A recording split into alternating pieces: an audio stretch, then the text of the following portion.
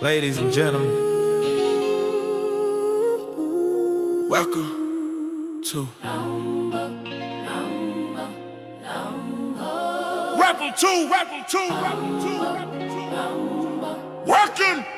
to Before the horse, we run it. Before the horse, we run it. Before the horse, we run it. SBC Nation, stand up! SBC Nation, stand up! Stand up! Yeah. Gavin X Mr. Walker in the ring. Two married men, yeah, we built for the stain. From the ghetto to growth, yeah, we changing the view. Trying to elevate the people, bringing truth to the youth. Yeah, we came from the bottom, but we aiming for better. Family man, real talk, yeah, we built to weather every storm, every lie, yeah, we cut through the fake. Trying to show our people how to move and create. Yeah, single by choices, yeah, we speaking the game. Yeah, truth over lies, yeah, we setting the flame. If it's real, we stamp it. If it's fake, we expose. Yeah, the message too strong, now the whole world knows. Yeah, yo, I hit the like, don't just watch, engage. Yeah, could he subscribe, join the movement, get paid? I cash app if you rock with the vibe. Yeah, super chats, let your voice come alive. Yeah, knock, chillin', but he watching it close. Boom. Keisha got opinions, yeah, she do the most. Yeah, we break it all down, yeah, we keep it legit. Yeah, real conversations, yeah, we standing on it. It's bigger than views, yeah, it's deeper than clout. We speak for the ones trying to figure it out. From the struggle to structure, yeah, we building a way. Trying to turn lost minds into leaders one day. We ride. Let's go! Before the Truth over lies, yeah, we ready to go. If you rockin' with the real, better sing this song. Yeah, feel the Regal Rumble, yeah, the name ring bells. Yeah, go before the horse, yeah, we giving them hell. Yeah. before the horse. Yeah, the Regal Rumble. Car before the horse. When the night ring bells. Car before the horse. Car before the horse production.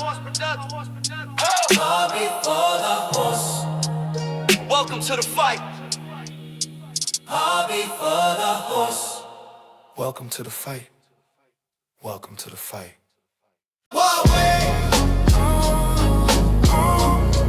To the Regal Rumble. To the Regal Rumble. Car before the horse production. Step in the ring. Step out the way.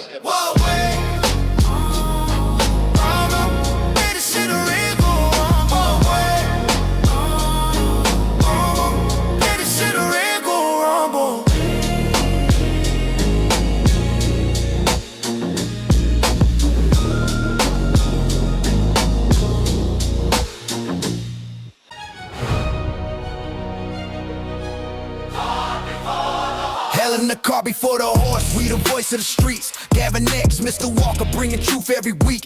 From the bottom we rose, now we preach what we know. Married men, real life, trying to help people grow. Hell in the car before the horse, yeah, the movement is real. If you feel what we say, better like, share, and build. Hit subscribe, don't hide, let the message expand. SBC Nation worldwide, yeah, we taking a stand.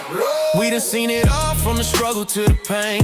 Trying to break them cycles, elevate the whole game. From the ghetto, but we thinkers, we ain't stuck in the past. Trying to show the next generation how to build something that lasts. Single by choices, yeah, we speaking on the truth. Truth over lies, yeah, we reaching for the youth. No gimmicks, no cap, just facts in the booth. Trying to wake them all up, yeah, we bringing the proof. I hit the cash out, Support the show. got super chat tab. Let it flow. Carry that light go. Don't be slow. We act subscribe now. Let's go. Nug in the cut, yeah, he peeping the scene. Bon Quisha talking loud, know exactly what I mean. We break it all down, yeah, we keep it a stack. Real conversations, yeah, we never hold back. Yeah, two married men still standing on cold, trying to guide our people off that self-destruction. The road is bigger than content, yeah, it's deeper than views. It's a mission for the culture, we got something to prove. Before the horse, we the voice of the streets.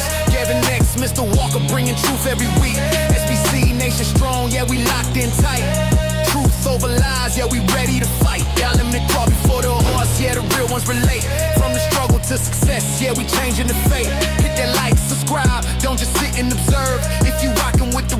then support what you heard. Car before the horse. Car before the horse. Oh, car, thought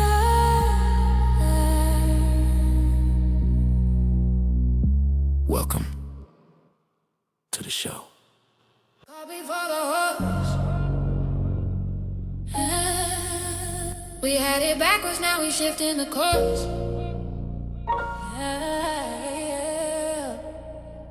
Yeah, Car before the horse production. we live. Welcome to Car before the horse production. We live.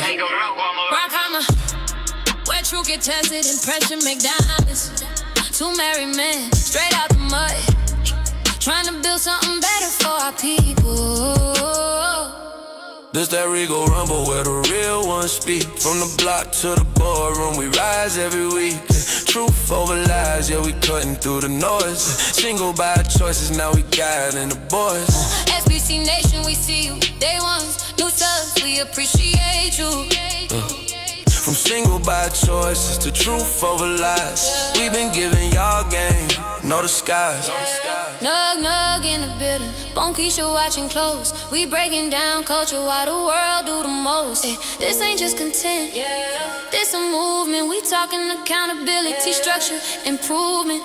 Yeah, this ain't just content, this a movement. We talking accountability, structure, improvement. Yeah, we shaking the scene, married men with a vision. Yeah, we building a team. From the struggle to success, yeah, we changing the view. If it's truth over lies, then it's rocking with you. Hit that like button, subscribe to the channel, good. Cash app lit and super chats running with. If you rocking with the message, then support the show.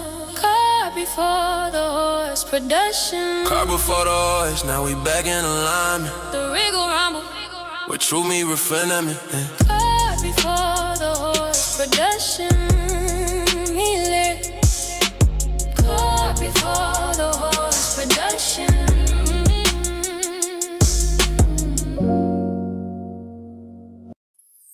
Yeah.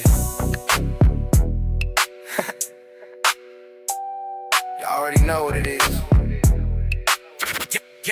Yeah, we back in the building, let's go. Yeah. Where the Regal Rumble at? Yeah, we back in the building, let's go. Yeah. Where the Regal Rumble at? Yeah, we back in the building, let's go. Where the Regal Rumble at? Real ones talking.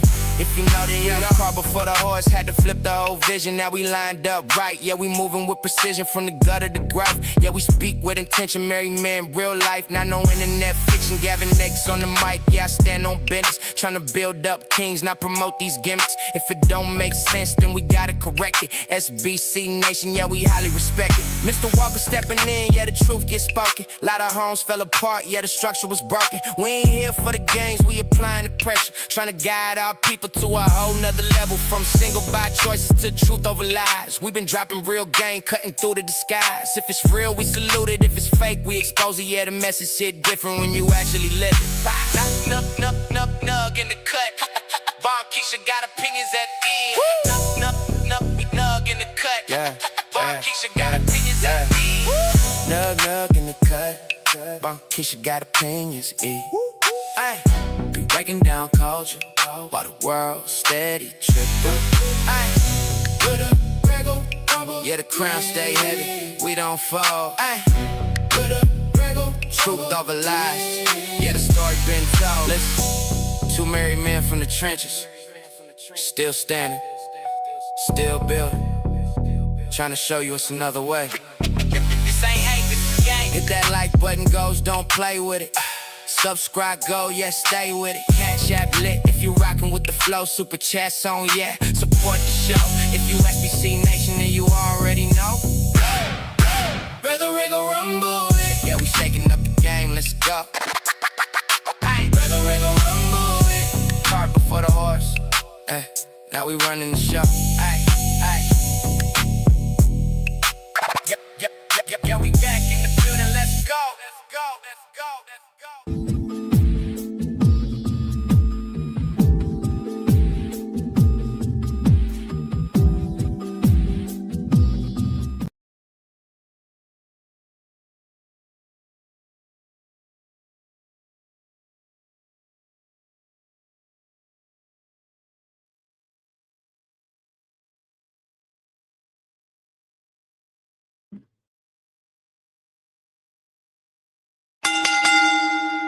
Let's get ready to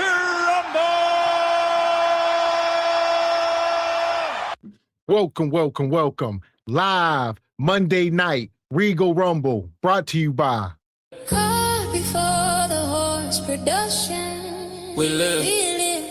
Welcome to. Car before the horse production. How you feeling tonight, Mr. Walker? Yes, sir.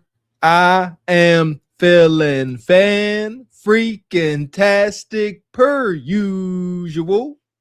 Good evening, ladies and gentlemen, El Nug Nugs and Le Bonquishas. Welcome to Cart Before the Horse Regal Rumble, in affiliation with the Bougie Negro Podcast, and also, as all you Negroes know, in association with Ain't No Fun Once the Rabbits Got the Gun Entertainment. What's going on with you this fine Regal Rumble Monday? Okay. Welcome in.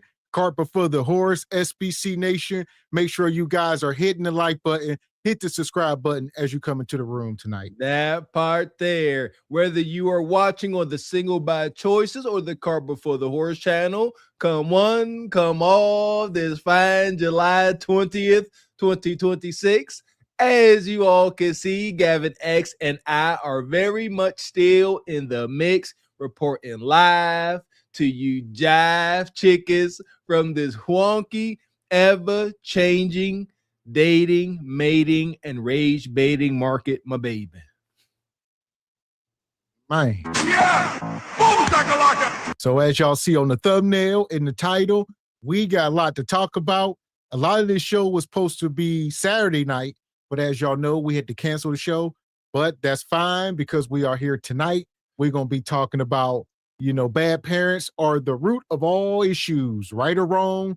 We're talking about fixing the house. It starts in the home. Speaking of starting in the home, shout out to last night's show. Listen here, we had struggle streamer single mama T up here trying to fix her home. We had the brother Trey out there working in the streets. We had Bonquisha up here dining and dashing, and we had Sister Tasha Kemp here cooking up a storm. Shout out to Replay Gang. Make sure you go and check it out if you missed it.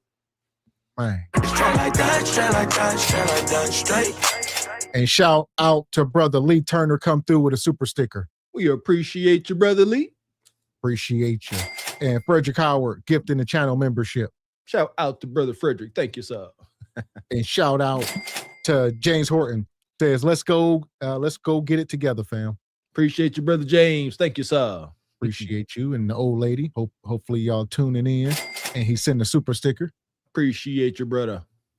And shout out to Lee Turner with the super sticker. Appreciate you, brother Lee.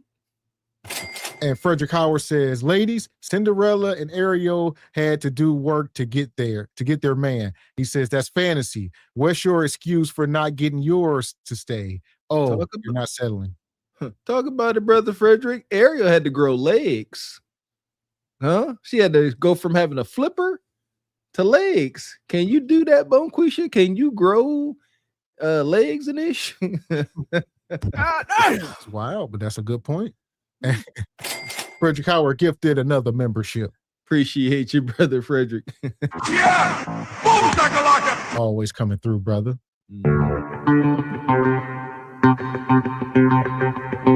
And shout out to Harbor Lights with the 20 ball. Says, Mr. Walker, last night broadcast, you said the Mexican female looked like the xenomorph alien Prometheus physical disposition. He says, y'all two are needed on these social media streets. Shout out to brother Harbor Lights. I said something along those lines. All right, allegedly. Shout out to the brother. Man, rough crowd. Money. And shout out to Ryan Page with the 10 ball. Says, enjoy the replay game from last night. Y'all keep doing your thing. Appreciate your Ryan Page. Shout out to Replay Gang. Yeah! Boom shakalaka! Yeah, if you missed last night's show over at the Single by Choice channel, make sure you check it out after tonight's show. If you missed it, it was a classic. It was just as wild as that thumbnail. Just as hot and wild. Man. But tonight, like I said, we're going to be talking about fixing the home. And it's a lot, as y'all know, going on. So last night, y'all was talking about the woman in Memphis. We're going to make our way there, amongst other things. Listen here, this is our special tub. For those of you that don't know, that's why we came up here to YouTube. We realized that the problem going on with the kids, all of these wild deletions, now we got the teen takeovers. Two crack babies realize, you know what? This all starts at home. All of this madness starts with irresponsible, selfish, narcissistic, bonquisha, nug. Starts in the home. That's where we gonna start cleaning up, or at least start burning it down. Man. So, and tonight we're gonna start off, we're gonna slow walk it. So we're gonna start off in the home, because some of these homes, there is a mom and a dad, quote unquote, maybe married, but that don't mean nothing. So at what cost are we sacrificing the babies? We're gonna ask the $1 million mommy. $1 million mommy with a 2-cent gut. All right, now, to be honest, today, I don't want to feed nobody, so we're going to do it quick, and we're going to keep it under $40. Y'all know this is like day 6 or 7 of me meal budgeting and staying within the $40 range for my family of 7. So, since I said we're going to do burgers, I think I see a good... I mean, she just up here. This is somebody's mother. She got 5 kids. You know, we talk about this. Is there no shame? Should the kids be embarrassed? Mama ain't got no bra on, her gut out. I mean, that wig, shout out to Trey. I mean, but she running up the bag and the kids are well taken care of, quote unquote. Don't need for nothing. Should they be embarrassed? Should they? That ain't got nothing to do with they just is by default. You ain't got to announce it. The embarrassment just comes along with the freaking package. This is her content. We talked last night about these struggle streamers. What's their content? What's their genre? What is hers? Hers is overexposure of her grotesque figure. I'm not being mean. That's her. She done said it. She's like, if her having her gut out got her babies out the hood living good like everybody should, then she all right with it. So here we go. Take it, throw away shame for profit. Deal for some burgers. These Philly Gourmet backyard grillers, I'm gonna grab 2 packs of those, and that's gonna be around $24. So let's get those. I'm irritated at the names of these products. Now, I'm not gonna lie. They may be like a $50 day, and I'm not gonna fight it because I don't even feel like cooking. So I'm gonna just do what I gotta do to get out of here and go feed them kids at home. So let's do it. Okay, so now I have grabbed 2 packs of what this is, thick bacon hickory sweet. It is $3.99, and like I said, I know I'm over budget today, but not by much. And this is why I love when Dixie down. They got the ballpark 2 for $5. So they gonna help grab 2 of those, one with the seeds and one without. Okay. What happened? Man, come on now. You can't be too picky. Now they give you 2 packs for $5. How picky you gonna be? You may need 4 packs of these though. You gonna need 4 packs of these. Yeah. They're 2 for $5, so you're gonna spend $10. Hell! Are y'all taking nutritional advice from this woman? Look at her.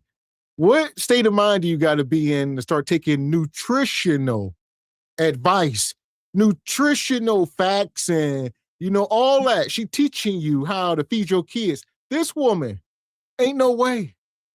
Oh, she we're doctor now when you need him. Only thing she reaching for is high calorics and high sodiums. All that everything got an S. High calorics, high sodiums, high sugars, high starches, all that. Reaching on the bottom shelf for the white bread. That's a good sale 4 for 10, 2 for 5. Is it really? It don't seem like that good of a deal to me. 2 packs of empty calories for $5. 2 for 10. You got a $40 budget. That's 25% of your budget. Whatever. It's only 8. There's 8 total here. We got 2 packs of these, which is 12. You have nowhere near enough bread. Come on now. The math got a math. All right. Okay, so now, we don't have condiments. Oh, yeah, child, we way over budget. So just shop with me today, y'all. Come on. If you want to be a content creator, you have to hop on the trends. If you are not familiar with Quiet on the Creek, it is a trending sound that Saucy Santana made, okay? If you want to go viral, right now is the best time to hop on this trend. It's going crazy over on the TikTok. But what you do, you go put in the sound, Saucy Santana, Quiet on the Creek, find whichever flow you want to implement that sound in your video, then you bring it over to your other platforms, okay? That's called viral strategy. You have to keep up with the trends. If you want to know more, July 25th, I am holding a social media masterclass. I bet you are. Hell! Y'all all holding master classes. She said, do the Saucy Santana challenge. Another one? How does Ninja keep y'all in the headlock with this? Saucy. Go online, jump up and down, tag whatever, viral. This is how you stay in the algorithm. At what cost? How does this end? You thinking too much. And that's why I keep you thinking too much. You're thinking too far ahead. This is living in the moment. This is not being able to see past an hour from the present time. It don't matter. You heard it. She said it. She laid it out quite flat. You got to stay viral. You got to stay with the viral trends. Stay on your daggone phone. She just gave out the tiki-taki marching orders. Stay doom scrolling on your phone so you can keep track with the viral trends. As soon as you see it, you can jump up and you can come up on camera, start buffooning around and jiggling and gyrating. There you go. At what cost? Pride, shame, dignity, all the above. Just keep rattling off all the good things you need. That's what you're gonna pay.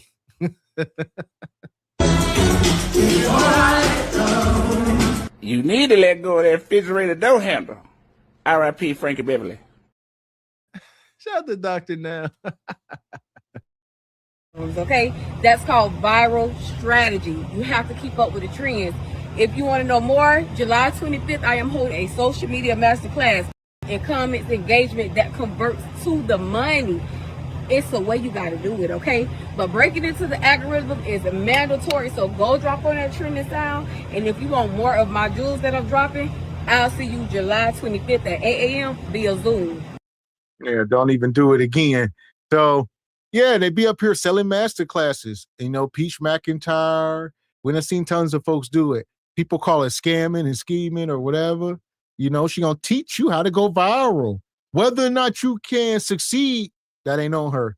She gonna teach you, you know, and give you the tools and the necessary resources and knowledge. Now, if you can't apply that, that ain't on her if you don't go viral.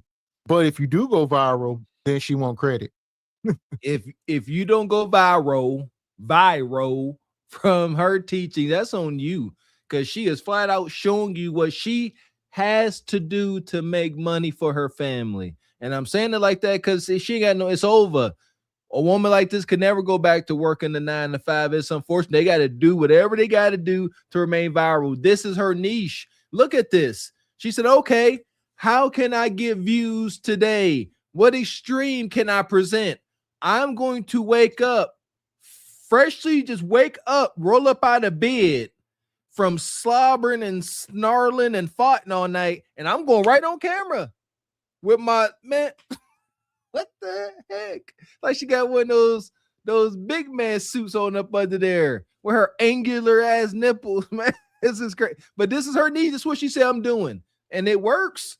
She gonna get probably hundreds of thousands of views because folks love watching a big bulbous train wreck. All right, so I have some TikTok shop goodies for y'all. Some waist trainers that I promised y'all that I will let y'all know the ones that I'm using and my favorite ones. But before I get into that, I want to address something. So if you have been following me, then you know I got kicked off the ride at Busch Gardens. Why? Because I was too big. My kids had to witness that. Blew my whole entire summer, okay? I felt low down to the floor, okay? So that was a really emotional moment for me, but it was also a wake-up call. The wake-up call was not for me to be skinny because I love who I am. I am confident in my skin. But the wake-up call was for me to be a healthier me and to lose some weight so that I can do everything that I want to do with my kids and nothing hinders that. My weight was hindering me, okay? I said all that to say this. I'm looking at my comments and I see a lot of people saying I must be on the shot. I must be taking some type of supplement. And I'm not. I'm not doing anything that is not organic. I wake up every day with a plan. I don't overeat. And that's all I'm doing. So to see y'all in the comments saying I'm doing... You a lie. And the truth ain't in you. So here we go. She claims that she lost 25 pounds over the last, we don't know, but she was at the amusement park and she was too big for the roller coaster. They could not strap her in. And her kids had to witness mommy have to get her bigger head off the roller coaster. And she felt shame. That was enough shame to even get her to try to change her ways. But we know she probably got Ozempa, Wegovy. You know, she clearly said she's not working out and she ain't eating too healthy. You know, she ain't changed too much. She eating less, maybe smaller portions. I don't know. That's a heck of a wake-up call, and I love that for her. She went to the amusement park. Shout out to Pittsburgh, folks, man. I could not imagine going to old Kennywood and you go with your folks or family. Can you imagine? I go with my kids and I can't get on the ride. They say, oh, Mr. Walker, you too big. You got to go wait outside the line. You too big for this ride. You might get hurt. You see that? This ain't the airlines. They don't have to accommodate you. This is a safety concern. You get on this ride with your big self. When they go to flipping and the twirling upside down, you liable to fall down like a big old gravy drop. Just so you can't even get on this ride. That should embarrass you and shame you enough to make a permanent change. But did it? Nah, because she comfortable in her skin. Don't be comfortable in your skin and change. Doing that, I'm doing this, I'm not, and I just wanted to address that. And anybody that is going through something like myself or feel like they want to lose some weight, it is not hard. It just takes a little bit of discipline. My weight was never an issue to me until it hindered me from doing what I wanted to do with my kids. And so with that, I had to learn a little bit of discipline. And that's all I did. And 90% of weight loss is what you eat. And I learned that. I don't do a lot of exercising. My routine is not shifting in some crazy kind of way. And I remain disciplined. That is it. That's all. So y'all in the comments saying that I'm on some type of supplement, I'm taking the B12 shot. I don't know what any of that is. But like I said, if you are a plus size woman like me and you want to lose some weight, girl, all you need is discipline and a meal prep, okay? And my 30-day meal prep, I got you covered. Y'all always know I'm gonna bundle something up and offer it to you. Once I see that it works for me, it can work for you too. Y'all know where the link's at on her. And now look at her back outside. So she gonna say, I don't know what B12, Ozempa, I don't know what that stuff is. Man, you a lie. And the truth ain't in you. No way. I'm sure every time you go to the doctors, they recommend some of this stuff. Hey, we got this. They roll it out on a whole cart. Just shiny, Wegovy, B12, Ozempa. We got all this. And Bonquisha say, I don't know what that is. Look at this figure. Look at that. I'm comfortable in my skin. We ain't. That's the damn problem. You comfortable in your skin. We're not comfortable with your skin. We quite uncomfortable. It's like it's got to be some kind of phobia. Is there a phobia of large fleshy orifices? Is that a phobia? Because I think I got it. Her belly, but I'm telling you, it's so big and flexible. Her husband or boyfriend, her baby daddy, was taking a picture. He was behind her. And he had his arms around her and he took both his hands like this inside her belly button. See that? And he spreaded it like that. It's pink in there. It's wild. With each other, I was compensated, and guess what? I still get commission for my sales. They did it the right way. All right, what, right? Nope. No, you don't. Her poor baby daddy. Right. I think it's the bottom too.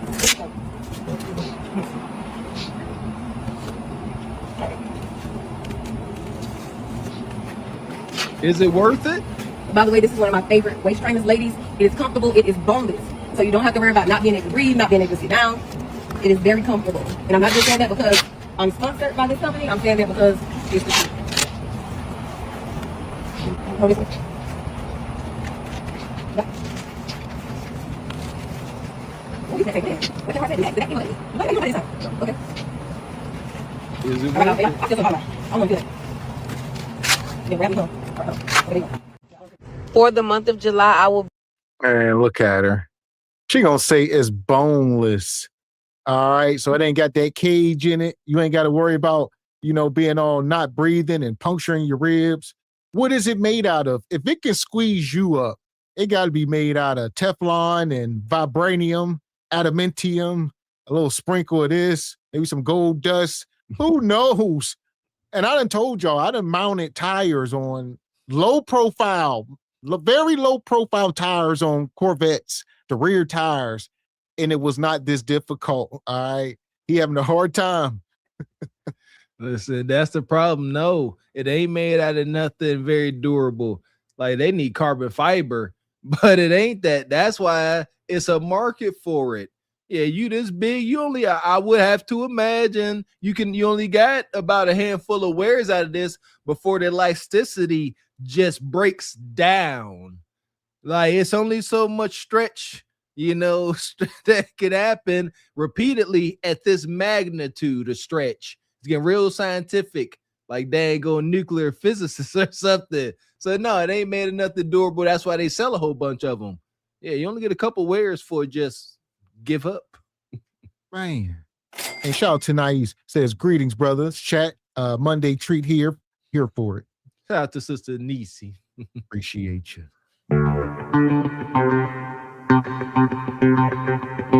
And shout out to Ryan Page, come through gifting 5 channel memberships. We appreciate you, Ryan Page, and everybody that got your no-cost membership. Y'all thank them as well. Yeah! We appreciate you with the 5 single by choice memberships. And Kratos says the 25th, not on my birthday. Shout out to SBC family, Mr. Walker, Mr. X, salute. Shout out to Kratos, your birthday on the 25th. Okay, happy early birthday, early. There you go. Yeah, she says she's doing some type of class. What's that, in 5 days? Yeah, we ain't here to promote her though, but that's her words. Absolutely not. And Postman, been a member 29 months, says salute SBC Nation and a dynamic duo. Shout out to our brother Postman over at Mailbox Sports. Make sure y'all go check him out and subscribe for your latest sports updates, especially for the Bears. Appreciate you, brother. Yeah! Boom, shakalaka! And Sean Miller says the steel pick don't even see her waist because of her tummy. Fact. She might actually be skinny under that egregious apron. Might be. And Ryan says if that waist trainer failed, he's done. It's going to explode like a daggone tire strut assembly. Shout out to the mechanics out there. Bah! Man, that thing gonna come back on him like a slingshot or some elastic, one of them elastic workout bands just come pop. Ooh, the welt. Ooh, get concussed messing around. Nonetheless, all right, we're gonna take $1 Million Mommy, and I believe that is her husband. She's a married woman, so this is a family, if you will, but I don't think this is ideal for the children. Her kids are better off than most kids, unfortunately, financially, because of the finances. Solely financially, and that's considering where they come from, which was the roach riddled projects. But nevertheless, for all the single brothers out there having a hard time, just think, would you rather be single or would you rather be this ninja? Something to think about. So with that, we're going to put them in the sub for tonight. Mm-hmm. The passengers of the doomed Titanic sub spent their last moments in total darkness looking for bioluminescent creatures out of the small window and listening to their favorite music. The new details of the 5 passengers' final moments have been revealed by the wife and mum of the father-son duo. Wade in the water, wade in the water, diamond wade in the water. Something's gonna trouble the water. You better wade in the water. Yeah, man. No, sir, no, ma'am. It's not worth social media, gravitas, and fame. Is not worth all that pride and dignity. Absolutely not. That's so nasty. A grown woman with kids come up here just about nude. She about naked. Wicked work. So here we are. We talking about bad parents are the root of all issues. We got to fix the home, and we got Bonquisha and Nug Nug in their natural habitat. This ought to be fun. Stop. You a stupid ass girl. Stupid ass girl. Stupid. I know this motherfucker ain't got one motherfucking meal.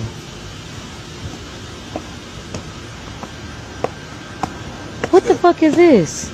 Here, I brought some food for my son. Nigga, you know I got 4 motherfucking kids. Bro, you bought one Happy Meal? I have 1 kid by you, so I brought 1. But I got 4 kids, and you bought nuggets, man, nigga? I'm not about to argue with 6 you, bro. nuggets, what I'm gonna give them, a nugget a piece? Bro, you hit me up, you said that my son was hungry, so I went and grabbed him some food and I brought it to you. So you mad because I brought my son something to eat? Good.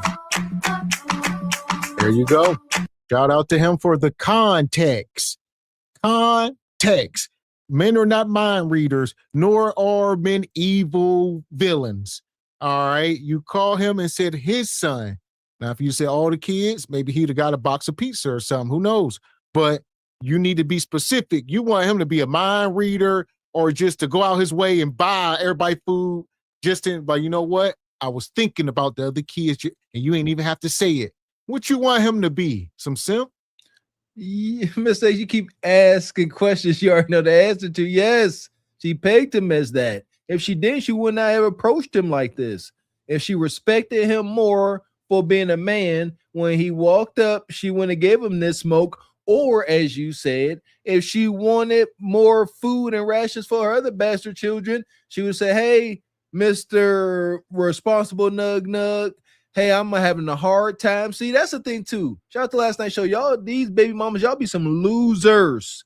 Think about this. She's sitting at home with her kids. And the baby mommy, I want chicken nuggets, I want fries. And she like, I ain't got it. Let me call your daddy, who I irresponsibly made you with, see what he out here doing, and see if he can bring you something to eat. That's pathetic on the mom's, front. Things should be planned. Like, we don't talk about that enough. There should never be no last minute call for, hey, bring your kid, your daughter, your son some food. Plan ahead. But I'm asking too much. I'm not about to argue with 6 you, bro. nuggets, what I'm gonna give him, a nugget a piece? Bro, you hit me up, you said that my son was hungry, so I went and grabbed him some food and I brought it to you. So you mad because I brought my son something to eat? And not your other kids? Those are not my kids. Motherfucker, but you know I got 4 kids, so I'm gonna take one motherfucking meal to my 4 kids. Okay, so this is what you're gonna do. I'm gonna take one meal to my 4 fucking kids. You need to call your other baby daddies and then do that. I take care of my son. That's who we. But you know I gotta take this in there to my kids. Hey, listen. Hey, stop. You a stupid ass girl. Stupid ass girl. Hell. So if all my kids can't eat, my kid ain't, she ain't taking that food in the house. So she'll just pour it all out, throw it all on the ground. Y'all need to take this stuff to court. Clearly she's not fit. Clearly. I mean, mentally unstable and unfit. The kids are starving according to her words. So take this stuff to court, get custody, Yeah, I mean, granted, I know it might be an uphill battle and all of that, but I would say some of y'all got enough evidence. It can be a slam dunk. Narcissistic loser. There is not a same mom on earth that's going to throw her children's food on the ground, especially with the claim that she can't get none herself. Now, what she about to go tell little Nug upstairs? He looking outside the window. These are apartments. Each apartment has forward and rear facing windows, and they looking. When he pulled up, bumping some old drill music, they heard him, and they looking. And little Nug up there watched his Chicky McNuggets get thrown all on the ground, his drink and his fries. Now, what mama gonna say? What mommy gonna say? Oh, don't worry about that. Shut up, I beat you. I get some more. I'm gonna go get y'all a tombstone pizza. I'm gonna take one meal to my 4 fucking kids. You need to call your other baby daddies. I take care of my son. That's hey, stop. You a stupid ass girl. Stupid ass girl. Stupid ass. One motherfucking meal, and you know I got 4 motherfucking kids. You know good and fuck well I got 4 kids. I'm not finna take one. I'm not finna take one fucking meal to my 4 kids. Fuck that meal.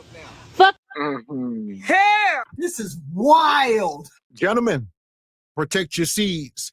Even in this moment, y'all know where we stand. It's hard to paint him as a victim. You slept with this woman. What number baby daddy was you? Seems like you may have been the last baby daddy. You bringing Happy Meals. So you probably was the 4th baby daddy.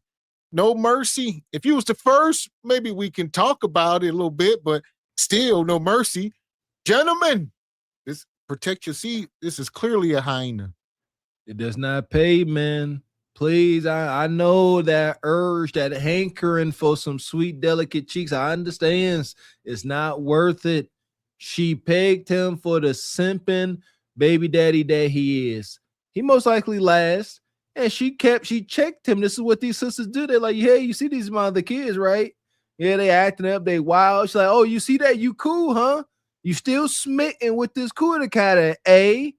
All right, you in this column. This is what's gonna come down the pike. Stop being so thirsty for feminine attention. I don't know how else to put it. This is how you get here. Because he for sure wasn't using his common sense. He was using his little head, not his big head. Man. And shout out to Deep Thoughts on Life. Says the visceral fat in the belly is most toxic. Yes, it is. Yes, it is. Shout out to you. And shout out to Sister Janelle said he should have just picked his son up. Yeah, good luck. My kid hungry. I'm just going to come get him and take him. My kid ain't coming out the house. Y'all know she got complete control. So Bonquisha ain't going to let you off the hook so easy. Yes, the only right move was for him to bring an abundance of food there for everybody, even her, the baby daddies. It's egregious. All right, and James Horton, this is definitely triggering for me. Shaking my head. Ooh, man, I know it's triggering for a lot of brothers, man, because this is really real. And Sean Miller also says, Nug just have him come to the car to eat. Sounds good. Y'all think Nug has any aspect of control, even 1%? Y'all think he can dictate any amount of this situation, y'all? Wow. Nug can only do as she says or nothing at all. I keep telling, the only other thing he could have done that she would have been okay with, an abundance of food, like maybe a week's worth and cash. That's it. Talking about, hey, I'm gonna come get my son. He can eat in the car. Yeah, while the other kids watch and get on her nerves. Mommy, why he eating in the Hellcat with his daddy? What about us, mommy? She'll never let it happen. Ain't happening. And Project Leroy with the fireball says, this man Lamont don't watch his own kid. He probably sold his grandma wig to buy that Happy Meal and got built to ask for it. Y'all got to see him. What? Selling wigs? Shout out to Project Leroy. What y'all talking about? Man. God, okay. Yeah, get that money. Money. Gotta get that money. Oh, money. And I'm going to get it. And it won't stop, and it don't stop, and it won't stop. You know what I'm talking about? Shout out to our brother Harbor Lights with the 50 ball sponsoring the show. says Gavin X and Mr. Walker, this was emerging in my Gen X era, 80s, early 90s. I'm 51, and it's time to cut the cord on Bonquisha and Nug Nug. That's it, brother. Don't we know it? This should be a dying era. We are doing our best to make sure that it is. Salute to you, OG. Appreciate you, brother. Hit that like button. Subscribe. Don't front, cash out. Support the show. Super chat. Let it flow. SBC Nation, we see y'all. Call the photo. Stand tall. Salute to the brother Harbor Lights. Good to see you. Appreciate your support, man. Yeah! Boom, definitely appreciate you, brother. Always coming through. And shout out, Brian Page come back. Says, only thing we have passed is Little Caesars Pizza and 2 liters. That's it. Some Little Caesars, some crazy bread, quasi bread. You know what I mean? That would have done it. But the little 6-piece cheeky nugget, a small fry. Yeah. She raging mad. Man, this is crazy. To my 4 kids, fuck that meal. Fuck that meal. And fuck you. Bye. One motherfucking meal. Is he fucking cool? Nah, bitches, you cool? The fuck is you having all these kids by different niggas and then you expect the next nigga to go handle the next nigga responsibility?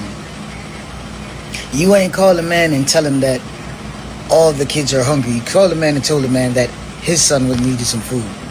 And you mad that he only brought his son some food. Because I'm pretty sure if you'd have said that to him ahead of time, y'all wouldn't have made it to this point. Y'all would have been arguing on the phone or either brought the food to the kids. Well, shout out to the modern woman. She's simply going to say, you know what I meant. When I told you my son was hungry, you knew what I meant. All right, Jay, you're supposed to be a mind reader. Don't y'all understand? So you misinterpret, whether she misspoke or whatever, you were supposed to correct her wrongs and just bring all the food. Absolutely not. Once again, hyena, bitter, Bonquisha could have avoided all this. He went to the McDonald's. If she would have acted like she had something and said, hey, and been courteous, here I am being crazy, acting like folks can have some sense at home training. However, if she would have called and said, hey, would you mind, your son hungry? And by the way, I got all these other bastard children. You going to McDonald's? Would you mind spending extra little 2s and fews, getting an extra little burger? I don't know what the little double, little single, little cheesy burger and a little fry ain't gonna cost too much extra. Maybe put a little extra $7 on them. He could have did that, but you didn't say. And Nug Nug ain't reading nobody's mind. And there we go. And another thing, there's a limit on it. Like you said, you got 3, 4 other kids. We know you're gonna be eating on the food. No, like I said, if you had 1 kid, maybe men got to draw a line. You can't just have a whole village of kids and put this on that man's back. Like you said, if the kid had 1 other sibling, he can maybe make it smack. So you know what? I ain't gonna leave the other one out. But 4, 5 kids, like, what you want any man to do? There you go. Listen here. Every time I see this madness, I get a little flashback. Y'all don't know what it's like, being that step kid and watching the children of your mom's boyfriend sitting there busting down, and you don't get any. If you might get some remnants, man, oh man, it's a terrible situation. Bitches is despicable. The money now. What you doing? Yeah, pussy. Yeah. Yeah. What's up? What you want to do? You got it, bro. Yeah, what up? Where my 30? I'm out here barefoot. I'm out here in Apopka, Florida. This nigga want to play. Should I go inside your house and ask your people? Watch. Yeah. Yeah. Just got in my car. I have the video on my phone. That's a damn man. You need to go. Yeah. Listen. He ordered from my service since he got a pay bitch. That's what it is. Hey, bro. You was a man. So can I have $100? I ain't know you was a damn man. Get your ass. Yes, he did. You asked to see my dick. You did. Huh.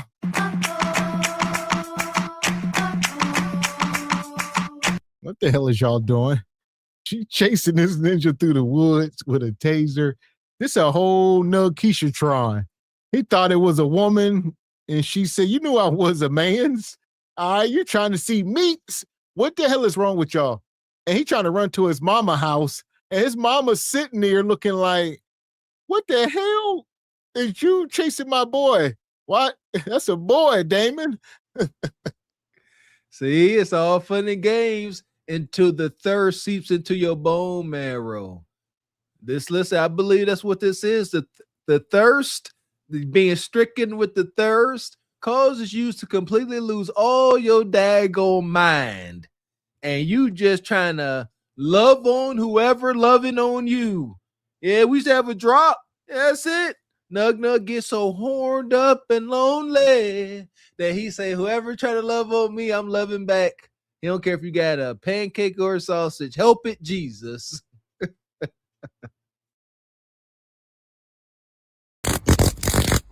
Yo, pussy. Yeah. Yeah. What's up? What you want to do? You got it, bro. Yeah, what up? Where am I 30? I'm out here barefoot. I'm out here in Apopka, Florida. This nigga want to play. Should I go inside your house and ask your people? Watch. Yeah. Yeah. Just got in my car. I have the video on my phone. That's a damn man. You need to go. Yeah. Listen. He ordered for my services. He got to pay, bitch. That's what it is. Hey, bro. You was a man. So can I have $100? I ain't know you was a damn man. Get your ass. Yes, he did. You asked to see my dick. You did. Stuttering. You did. So are you gonna pay me is he gonna pay me my money? Oh my God. What's going on? I don't know what's Zip zap. Hey, go. Oh my God. What is going on? This is wild. You cute. Ain't I did a show? Oh, man. Thank you. Now, what if I told you I was a man?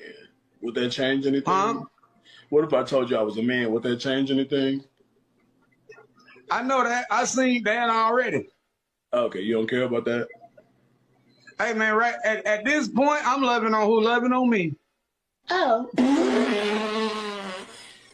Stop it. Get some help. So, yeah, like y'all said, this young ninja, she said he ordered my services and he got to pay up. I don't know what you was doing in the back seat. I don't know what you thought you was doing. You got to be so stricken with some thirst running to your bone marrow. Like, it's unfortunate. There is no other explanation. It's down to the nucleus. It's you infected like the damn T virus. Y'all see that little drop, man? Even a transformer laughing at him. They realize how thirsty you got to be to carry on with they make-believe wicked fairy tale madness they got going on. She said, he said, "Oh, so you cool with this?" And then laughed at him. So, "Oh, you thirsty. You a sucker. A horned up sucker." Man. And shout out Air Force Reek says, "Greetings, Mr. Walker, Gavin X. Hey, yo, what the hell? What is this right here, man? Absolute madness. Please enjoy." And Deep Thoughts on Life with the Fireball says, "These got to be Pookie's complaining about bum Keishas." He says, "The way these bum Keishas show up is very repulsive." He says, "The proper dudes got to be gone away." Yes, ain't no proper dudes dealing with this. These is matches made in modern day Hades. And shout out to brother Sean Miller. He says, "Damn, Mr. X, Mr. Walker, this ish came out of nowhere. We was just looking at Mickey D's and BM, and then y'all switch it to Wong Fu. I wasn't ready." You got to stay ready so you ain't got to get ready, Sean Miller. Keep your head on the swivel over here. That's it. So lessons, pay attention, protect the babies. This is more of it. Look at mom. Mom, like, what is my son out here doing? Why my son running in the house being chased by this man dressed like a woman? What the hell is going on? It's too late. Yeah, it's too late. I don't even know how mom processed this. She like, what just happened? My son went outside talking about going for a walk. He come back with a transmission and getting trying to get tased in the face. What's going on in the world of dating? So with that, everybody to the pit. Expeditiously. Madness. Fuck is you talking about? This is Sparta! You got to know when to hold 'em, know when to fold 'em, know when to walk away, know when to hide. You gotta count your blessings. You're sitting at the table. You hear me? Ooh, child, things will get brighter. It ain't worth it. Listen here, you know the message over here. We say down with the incel culture. However, there's lines like you ain't gotta. Don't go reaching for anything. Please don't go reaching for anything. It ain't worth it. Only pancakes, man. That's what pancakes. No sausage. Yeah, I would say at this point, if you end up in one of these compromised situations, you want it to be there. Just come out the damn closet or whatever. Like, there's no way, oh, I didn't know, this and that. It got to be 0.0000001% of them that maybe can fool you. 1 out of a million. Quit acting like y'all just walk. Y'all can tell. These be dudes. Y'all, oh, I didn't know. You in the back seat with a whole ninja, man. Quit playing. Voice deep. Got the energy. The energy you can feel but can't see. Got to be thick. You know what's going on. Come on, man. You a man. You know what we talk about. Can't you smell it? Smell like a man. Y'all wilding. Nonetheless, all right, we're going to keep it moving. We are talking about bad parents are the root of all issues, and we going out to the streets now. Shout out to the brother, truth be told, he got this pregnant sister out in this infamous parking lot in front of his car. And shout out to Cleveland, Mo Cracky Adventures.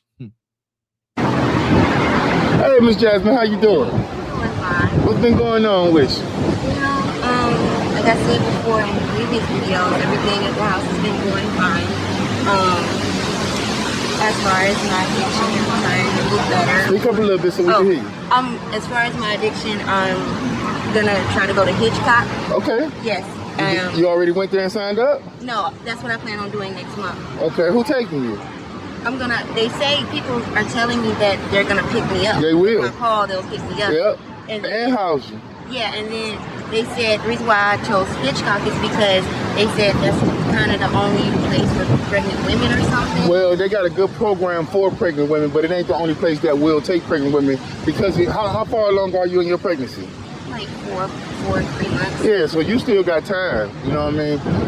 Hell. 4 months. She looked every bit of 9 months. I thought she was ready to blow.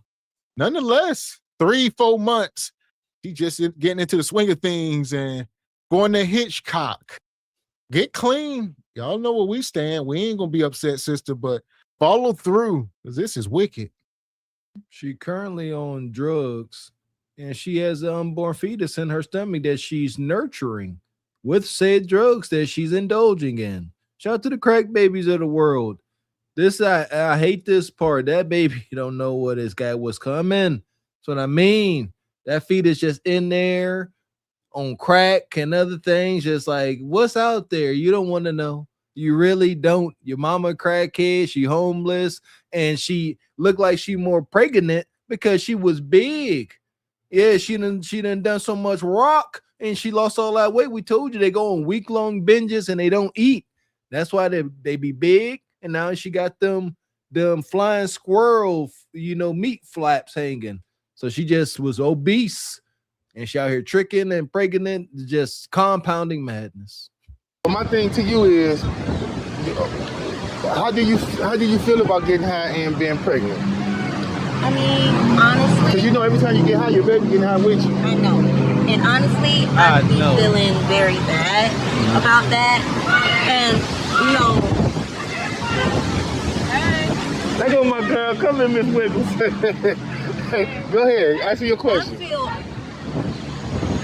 I feel bad about it. To sum it up, I don't mean to be selfish or anything, I have an addiction.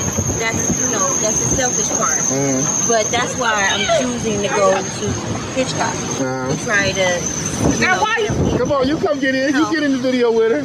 I got you, and I do one with you by yourself. I got you with you. Hold on, I'm trying to hear what she's saying, though, because I keep cutting her off every time. Now say that again, Miss Jasmine, because I don't want to make it look like I'm not interested in what you're saying. I'm off. A lot going on. That what you say?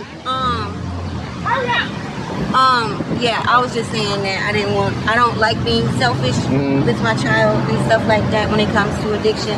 So to solutionize those things, I just decided to go to rehab. Okay. Now, you do know you are being a little selfish though, right?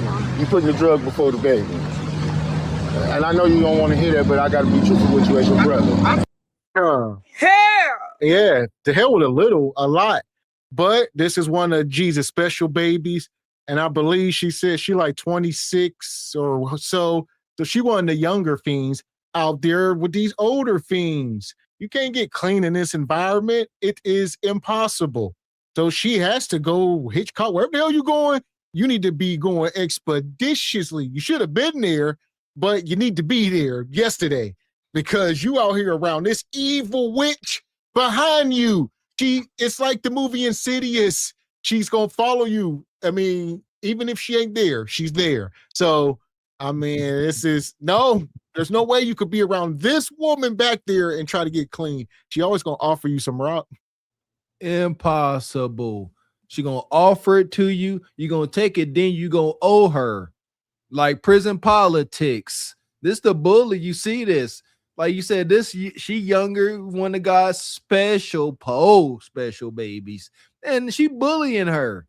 She already trying to do her interview. She keep walking past. She done told her to hurry up. Yeah, y'all don't get it. She bullying her. That's why she's standing back there. She's like, hurry up. This my money.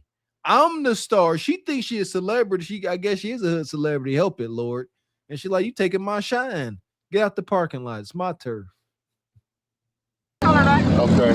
And at the same token, you ain't the only one that done that. Okay, let me say that. Because habits. Because there's other people out there doing it too. Is it addiction? Well, you see, that's why I fuck with you, Ashley, because you keep it 100. See? That's what this dude just said. He said, girl, I knew you. I seen you on YouTube. I was off my friend's house. It was the first thing that brought it up. He said, when I go get my debit card, I got you. And a lot of your reviews are positive. Yes, it is. Look, but let me tell you something. Don't let that make you feel bad because you made a mistake. Look how many mistakes you made and you grew from. You can grow from this. Come on, brother Truth. Only thing that grew was her damn belly from a damn baby. Papa Molly, I'm sweating. Woo! Pop the baby up in me. You feel me? I mean, this is darkness. That same car just been there with that bumper. I mean, that fence falling over. It's just scenery. And then that evil woman. This parking lot needs to be burned down. And they need to build something near. Maybe a church or something. Or just a park. There you go. Don't build out a land structure. The land is cursed. It needs to be cleansed. Golly. I would not build another land structure. Be like daggone house of the damned. It's just too much wicked energy. Look at that demon in the background, y'all. Folks that grew up fairly normal don't get it. She just won't be quiet. She constantly ear hustling. Anything the interviewer says to this poor baby in the red, she might as well be speaking to her too, because she gonna answer as she is. Mayhem, animosity, pending violence for those of you that can't sense it in the air. Okay? Because all you got to do is just start making the right decisions. I understand addiction. I've been addicted to X pills before. X pills got every motherfucking thing in it. That's what made me put them motherfuckers down. You feel me? Got everything in it. So I can't look down on you. Okay? Just because I'm holding this camera, they don't make me better. I used to be an addict to that shit too. You feel what I'm saying? So what I'm trying to explain to you is this. If you really want it, ask God to help you and you will really receive it. Because God wants that for you. He wants you to be able to get through this. Okay? But do you really want it for you? Because it's one thing to say it and it's another thing to do it, Miss Jasmine. Yes.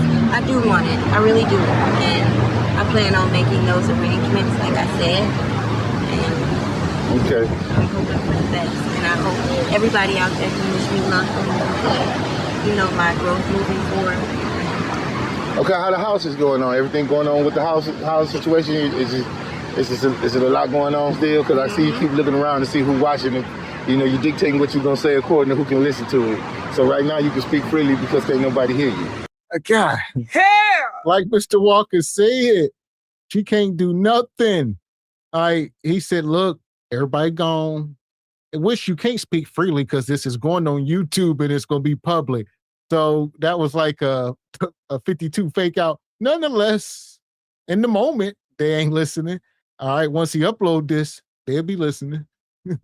See, I told you, because he's aware. Salute to the brother for understanding cracky politics. He like, I understand. He understand the animosity that more demonic one had going on. He like, hey, she gone now. She out of earshot. You can say what you want. She ain't gonna steal your rocks and go upside your head and bully you all through the night. Y'all don't get it. Living in the hood when you just hear random yells and screeches off in the distance, those be raging crackheads up all night. That's what it is. Like when you're out in the wilderness and you hear the howl of coyotes and wolves and things in the hood, you hear the howls and moans of crackheads. Man. And shout out to Devil's Games. Says, bring back the Jerry Springer show. You don't bring it back. Bring something new, improved, more wicked. And Air Force Reek says, I have a serious question because I've never been. How bad is Cleveland? Anybody in the chat from or living in Cleveland? I think you seen Air Force Reek, huh? What little data do you have so far? Well, people have been in the chat. I know somebody said this is like East Cleveland. They said this is his own animal. So I'll be seeing the comments when we upload the videos and they'd be like, this ain't the whole Cleveland. It's only a certain part. And I think every major city has areas like this, whether they're bigger or smaller, and depending on where you at. But you can find hoods even in Iowa and Nebraska and all that. I know for sure. I drove on the outskirts of East Cleveland. I seen it. I seen the darkness down those side streets. I dared not drive down there, but I seen it. I could smell it. Man. But nonetheless, yeah, this the worst of it. And Deep Thought says, hello, this is a public health crisis. And has been for quite a while, OG. Man. And shout out to Sean Miller. Says, homie, so content in those condemned apartments, he gonna get every C-head to do an interview for his content, and the regular in the back want her 25 to get high. Yeah, now you getting it, Sean. She a regular and she want top price. Whenever this is done, she's going to ask Red Get Up Here how much he paid her. I'm telling you, she bullying, man. Air Force Reek says, Mr. Walker has a great analysis. Appreciate you, Air Force Reek.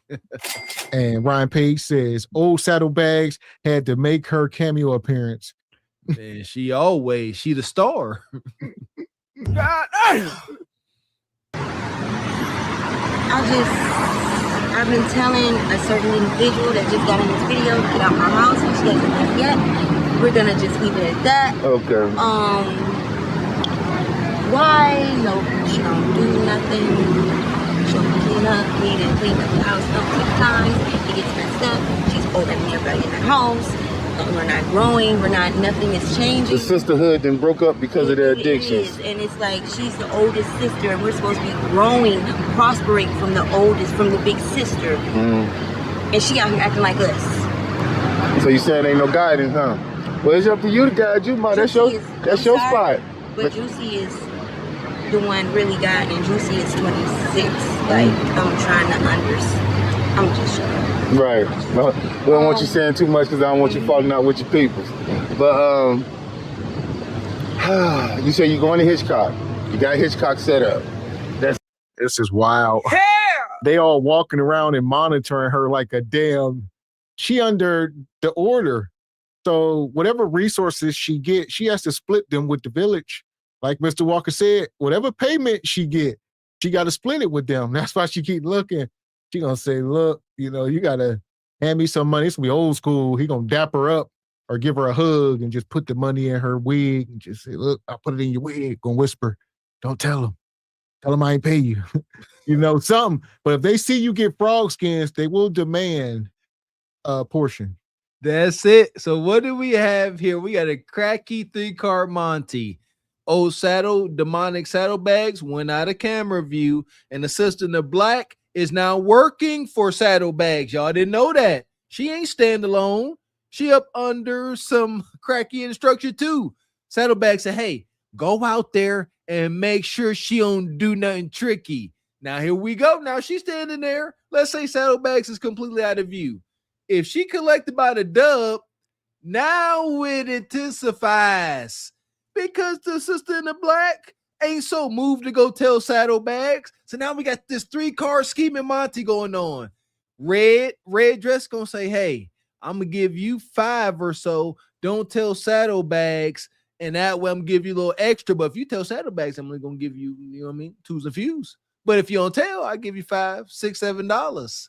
And there we go. And what's that gonna cause? Fighting, fussing, and cussing all through the night. Something you really want to do? Yes. Are you gonna put your all into it? Because I'm gonna see you win, Miss Jasmine. I can look at you and tell you got a good spirit about yourself. You're just going through some hardship. You're being tested. If you come through these tests, boy, you're gonna come out that curse and be all in your blessings, baby. It's the devil, and really and truly, with everything going on, like I feel like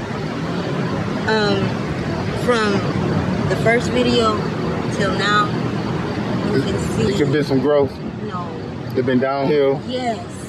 Like I was happier and smiling on my first video. I watch my videos. Yeah. I was happy. But now I'm just. Is it too much stress around you? It is. And that's another reason why I'm excited. Are people trying to fight you? And other people. Yeah. Okay, well you gotta put yourself in a safe environment, baby, because you gotta protect that baby. It ain't about you now, it's about that baby.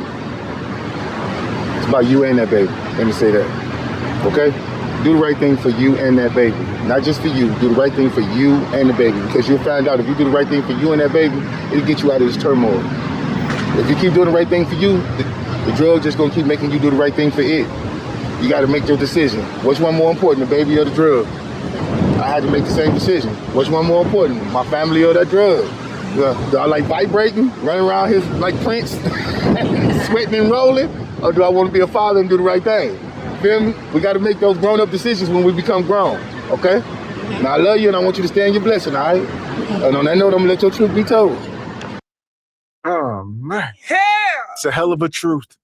And like you said, that old crackhead, she keeps sinking back farther. Then she peeking over the car back there. You know, they doing espionage. They have like crack drones flying around. All right. If he drones made out of old Steel Reserve cans, just flying around doing espionage. Crack cats. If you see a cat walking around, it's probably bugged. So they listening.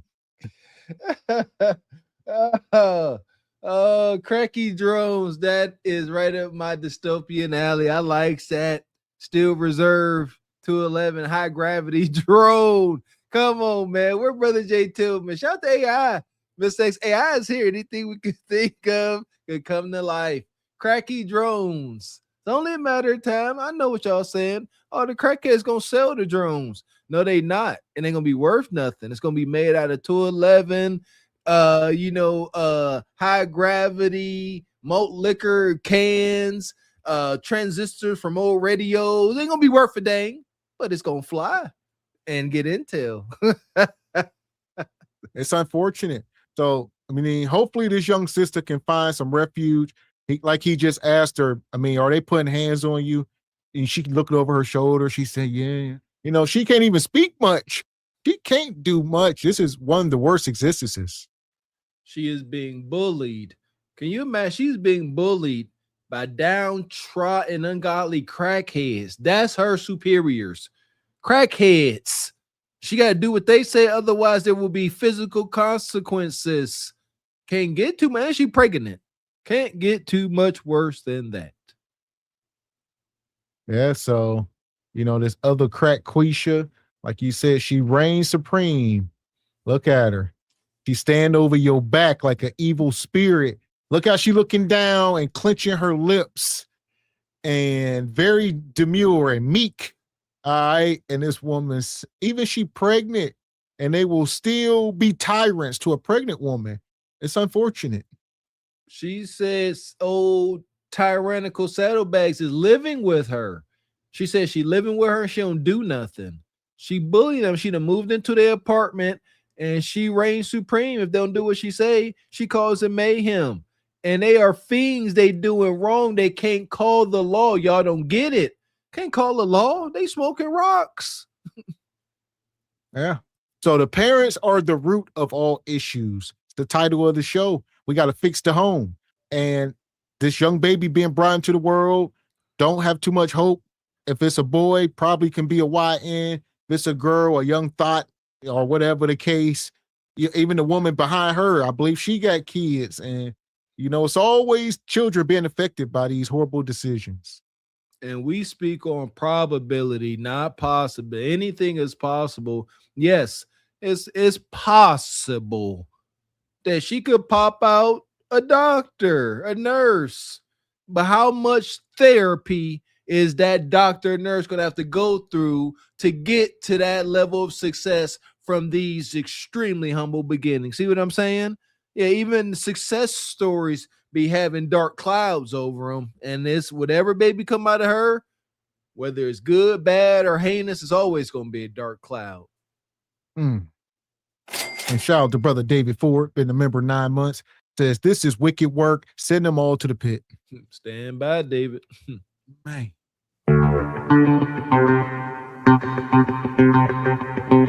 And shout out to our brother Petty Sama, come through gifting the channel 10 memberships. We appreciate you, Petty Sama, always coming through like you do with that 10 ball. Thank you, sir. Come on, just bring it. I need you to stand up while y'all not moving. Come on. Don't make me push. Don't make me push. Thank you, sir. There go money. She's touching you. Where they get that money? Where they get that money? I can see money from a long way. Elder Gregory Kelly, That's right. Come on. $100. Everybody get something in your hand. Come on and put it right here. Elder Petty Sama, 10 memberships. Yeah! Boom, shakalaka! And Black Silver Chair says, Gavin X Mr. Walker, I am interested in your cracky tales. Oh, so many cracky tales, Black Silver Chair. So many. Stay tuned one day. Stay tuned. And Sean Miller says, think about this double standard. This lady can be a bona fide C-head and still go get housing and live for free with the EBT card if she sobers up. 100%. Keep living at no cost. I got aunties that made this. This was their lifetime decision. Living in halfway houses permanently. There you go, being propped up by the system. And like you said, if this was a man, we cannot afford to make these missteps and put that pipe to our lips. It can be decades of suffering. And then maybe in your older age, you can end up in a church or something, but ain't nobody gonna save you. All right. And ain't no systems and stuff out there for a man. And it shouldn't be, granted, it is what it is. It's the burden. Don't end up here. It's a sick system. And it appears that they reward you for bad decisions and sickness. Because boom, you wind up in these halfway houses from being on drugs, and then you get better off of that. But then they always have sickness that come along with it. Hep, liver diseases. And now, since they unwell, now they're like, you know what? We just gonna take care of you until you croak. It's wild, man. So there you go. Like I said, this woman here is with child. That's why they're showing her sympathy. But as you see, most of these women are just out there. There ain't enough beds. So only the priority, you got to be with baby, and on rock, and we can do something for you. My gosh. But until then, there is salvation in this pit. Madness. Fuck is you talking about? This is Sparta! You got to know when to hold 'em, know when to fold 'em, know when to walk away, know when to hide. You gotta count your blessings. You're sitting at the table. You hear me? Ooh, child, things get brighter. Shout out to Tupac with that hit song, Brenda's Got a Baby. Brenda's got a baby. Man. And speaking of that, we're going to go over to this sister here, Ask a Girl podcast, and she about to cook these sisters. Cook them up, sister. Salute to this wholesome sister. These mothers are always looking for a get-rich scheme. They are looking for any sad story that they can tell, to try to come up. They're watching every creator. If she can do it, I can do it. If I can tell my story about how I ain't got no money for my kids, I can't feed my kids, I can't do this, I can't do that, I'm going to do it. That's what I'm going to do. And it's unfortunate, but that's just the get-rich scheme that everybody is playing upon. You got people who are donating thousands of dollars for a rescue dog. You got people who's donating $50,000 for a woman to be able to leave a man who's allegedly abusing her, taking advantage of her, all the things. Whatever it is, whatever they can find a way to get support, they're going to do it. And I'm going to share this video for y'all. It is, at this point, I don't mean to laugh, but at this point, they are going to the extreme of storytelling. Here's a clip. Let's come back and talk about it. Giving birth to my 5th child. Due to the health issues that I have in my heart and my high blood pressure, there's only so much they can do. So it is expected that I will not make it delivering my 5th child. It's really hard to make this video. I have 4 other kids.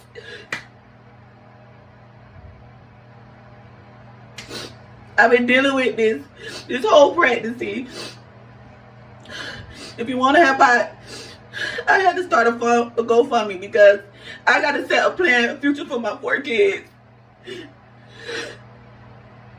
It's in my bio. What? Okay. Yeah, this is wild.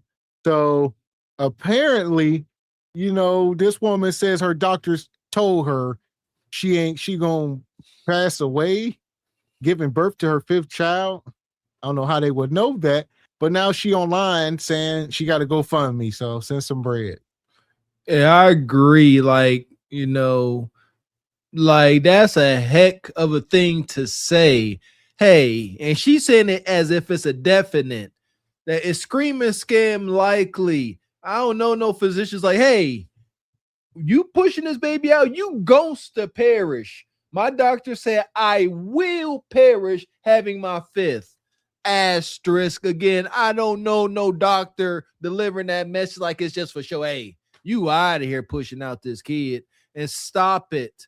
Stop. So many of you moms love saying it. I'll perish for my kids. Yeah, I'll perish for mine. Will you live for your children? She's following through. She about to perish for her kids. But will you eat better? Will you take care of your health? Will you be accountable for your kids? Try that. There's nothing funny about someone potentially losing their lives, right? Pregnancy is a very, very, very, can be very dangerous when it comes to delivering a baby. You are really risking your life. And there are things that we know up front early in our pregnancy, and there's things that come up later in pregnancy that you don't know and you have to figure out. But to come on the internet and say that the doctors told you that you're going to 100% die when you give birth, it is diabolical. I mean, it's like you didn't, like there was no, like she got 4 kids. This is her 5th baby. And they told you like they know for sure you're going to die. It's July. They're going to let you go all the way through to September. Know you're going to die. Like, are we stupid or are we slow? Because there's no way. But the crazy part is I understand why you would come on here and tell that story, because there are people who out here who are in fact stupid and slow to believe this. And the GoFundMe she put up was for $20,000. Let's just calculate that. $20,000 to make sure your 5 kids are good. For how long? How long is $20,000 going to last? Listen, Good question, just a girl. In the hood, you'll be surprised. All right, they'll make that stretch probably 5-6 years. You'd be like, y'all still living off mama's that check we got for mama? Yep. Still buying Similacs and all that. So nonetheless, this is diabolical. I mean, was she lying? Is this real? Shout out to just a girl. She's saying the same thing I said. Our thoughts are the same. I don't know no doctor. Again, this far out, delivering such a condemning message. Doctors and attorneys speak the same. There's a high probability. There's a slight chance. That's how they talk. Nothing is 100%. Always maybes, likelies, probably, we'll see. We're not out the woods yet. That's how they talk.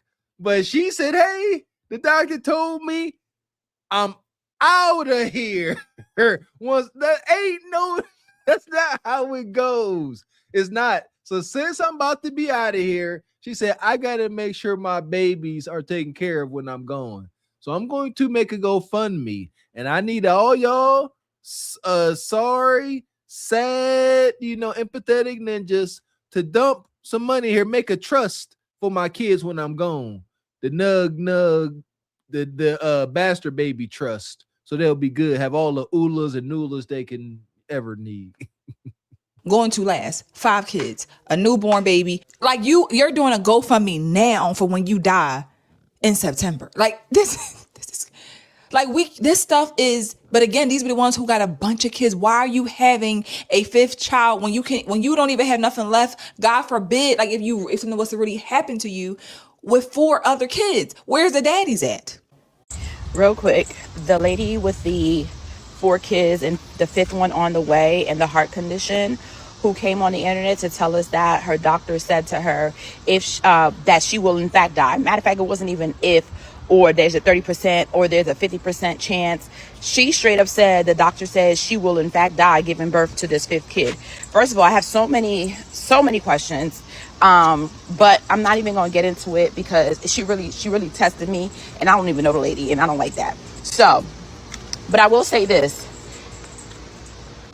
Wouldn't it, if you have 4 other kids that you have to tend to, and I'm assuming they're young kids, what is a GoFundMe of $20,000 or whatever it is going to do for your kids? They'll blow through that in 1 year. Whoever's going to take care of her, to take care of them kids, they're going to blow through that in 1 year. Not only that, don't you think that their mom, having their mom here, is much more important than having a child here? The Lord will not, if it's a matter of religion, Christianity, or whatever it is, the Lord will not despise you or hate you for wanting to prioritize your health over that child. Like, this is what I be trying to say. Like, some of you guys, y'all think that everybody's so stupid around you that y'all could say anything to us and that we'll just take it. Yeah. Listen, y'all have been for the most part. Granted, not all of y'all, but they've been running amok. So if people are waking up, we're glad, because Bonquisha just been a tyrant for the most part. Getting away with this. Y'all would have been sending money and she'd have still been alive, and she'd have did TikToks about how she finessed y'all. And listen, it's gonna happen if it already hasn't. More of these situations are going to arise as desperation continues to increase.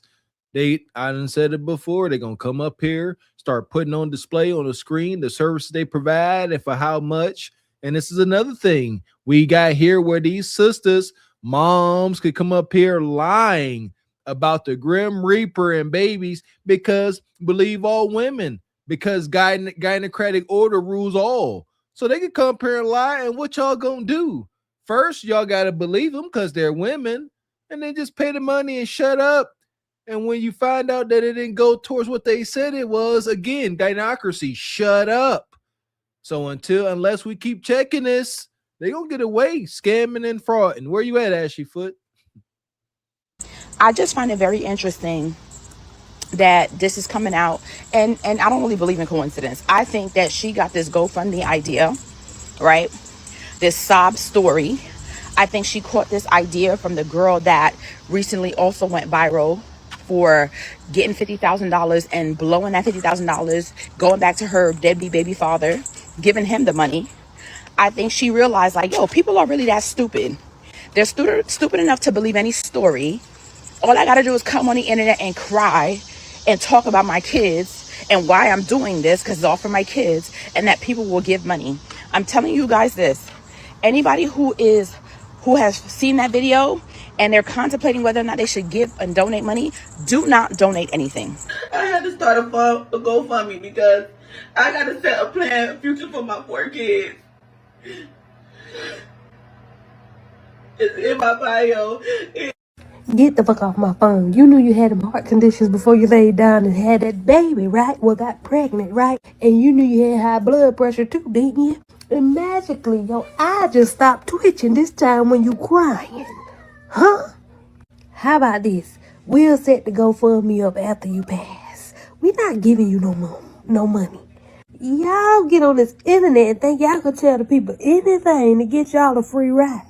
Well, it ain't happening, Captain. We'll see you on the other side. So listen, just know if you don't make it, we got the kids. We'll make sure that the GoFundMe gets set up, but we not giving you no money right now. No, ma'am. You tried it. Get off my phone. Like, there are people out here who are really struggling. And again, these are the ones who have 2, 3, 4, 5, 6 kids. They never stop having them and then expect the internet to do it and take care of their kids. And again, why would they not expect it when everybody is doing it? And there you go. And shout out to this sister. Like she said, at best, we'll set it up. Go ahead. If you pass away, we'll set it up after. You know, we got to make sure you're all the way up out of here and we'll take care of the babies. But you can't have access to this money while you're still on this side. You know what? Here we go. So let's do a little better. Shout out to contracts and words and things. So we're going to set it up now because the kids are going to need funds immediately, but it's a contingency. There you go. These funds will be paid out upon the final breath of their mother. If that final breath don't come, then these funds don't get released. For these funds were only collected because the mom was supposed to get up out of here. There you go. So there you go. So what type of anxiety is that? She's sitting there about to give birth. And she like, all right, how am I going to do this? If I don't pass away, I don't get the money. But if I do pass away, I still don't get the money because I'm passing it away. It's wicked. And shout out to Deep Thought. He says, Bum Keisha scam song of the summer. Yeah, so it is. It's two things. It's true.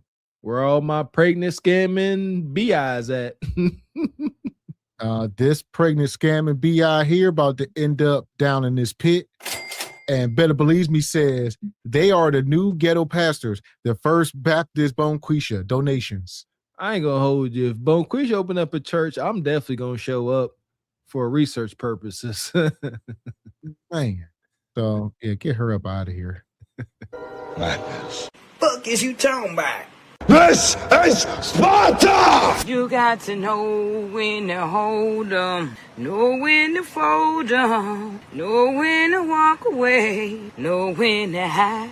You gotta count your blessings. You're sitting at the table. You hear me? Ooh, child, things will get brighter. No, they won't. Now with these sisters acting like that, come up on social media, tugging at good folks' heartstrings, talking about deletion and unprotected children. Wicked, wicked, wicked work. So here we are. We far from done tonight. We talking about Fix the Home. This next segment, we're going to be talking about deadbeat moms versus deadbeat fathers. And they over here at 8 at the table. There we go. Shout out to them. Men are not allowed to simply exist. Men are not allowed to simply exist, right? At the end of the day, men have to always be moving forward. If a man is standing still, the world looks at him as if he's failing. Oh, it's a bunch of failures out here then. And no, I'm serious. A lot of niggas standing still. I'm just speaking to how the world sees men, you know, and I don't think people who aren't experiencing this understand the level of pressure that is constantly on a man's back.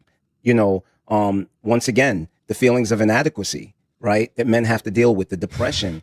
Question: how does that differ from what women deal with? I was about to say because I guess, and I'm only asking because I'm trying to, because you were very like specific about making this like hold on, a thing that is very specific to men. Totally understand. I have my father-in-law is like a suicide victim, so I get it. Pressure, taxes, whatever. I don't care. But anyway, what I'm saying is that like, how does that differ from women who bear the same burden? Meaning, women don't bear the same burden. Yes, we do. No, and I'm not talking about. Listen. Wait. Yeah, and we could get into it, but yes, we do. Yes, we do. We could get into it. Wait, let her finish, and then we'll respond. And when I say like women bearing the same burden, it's like a woman who is going to work every day. She's supporting her home. She's taking care of her children. Likely, very little or only state mandated amounts from the person that. Okay, you said enough. You are talking about self-inflicting wounds. We talked about this last night. Why do y'all want a pat on the back and all this extra for self-inflicting wounds? Like, no, we go through the same thing when we are single moms.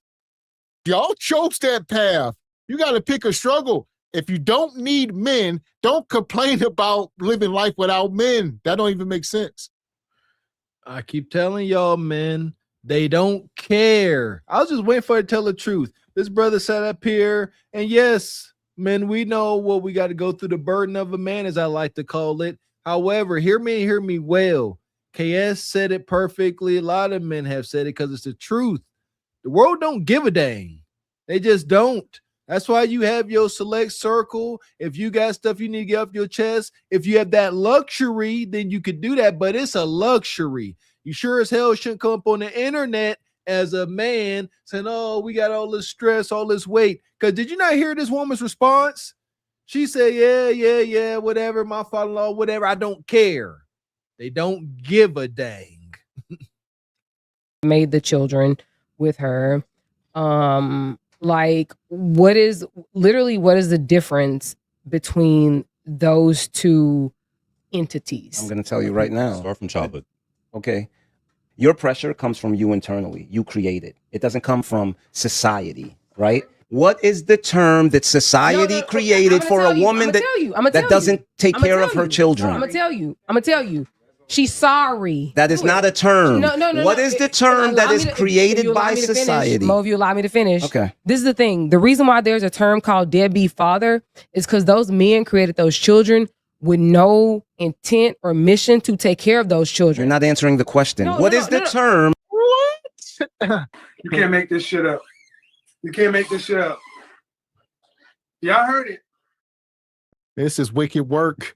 It's entitlement. Y'all fall. The women do it more than men.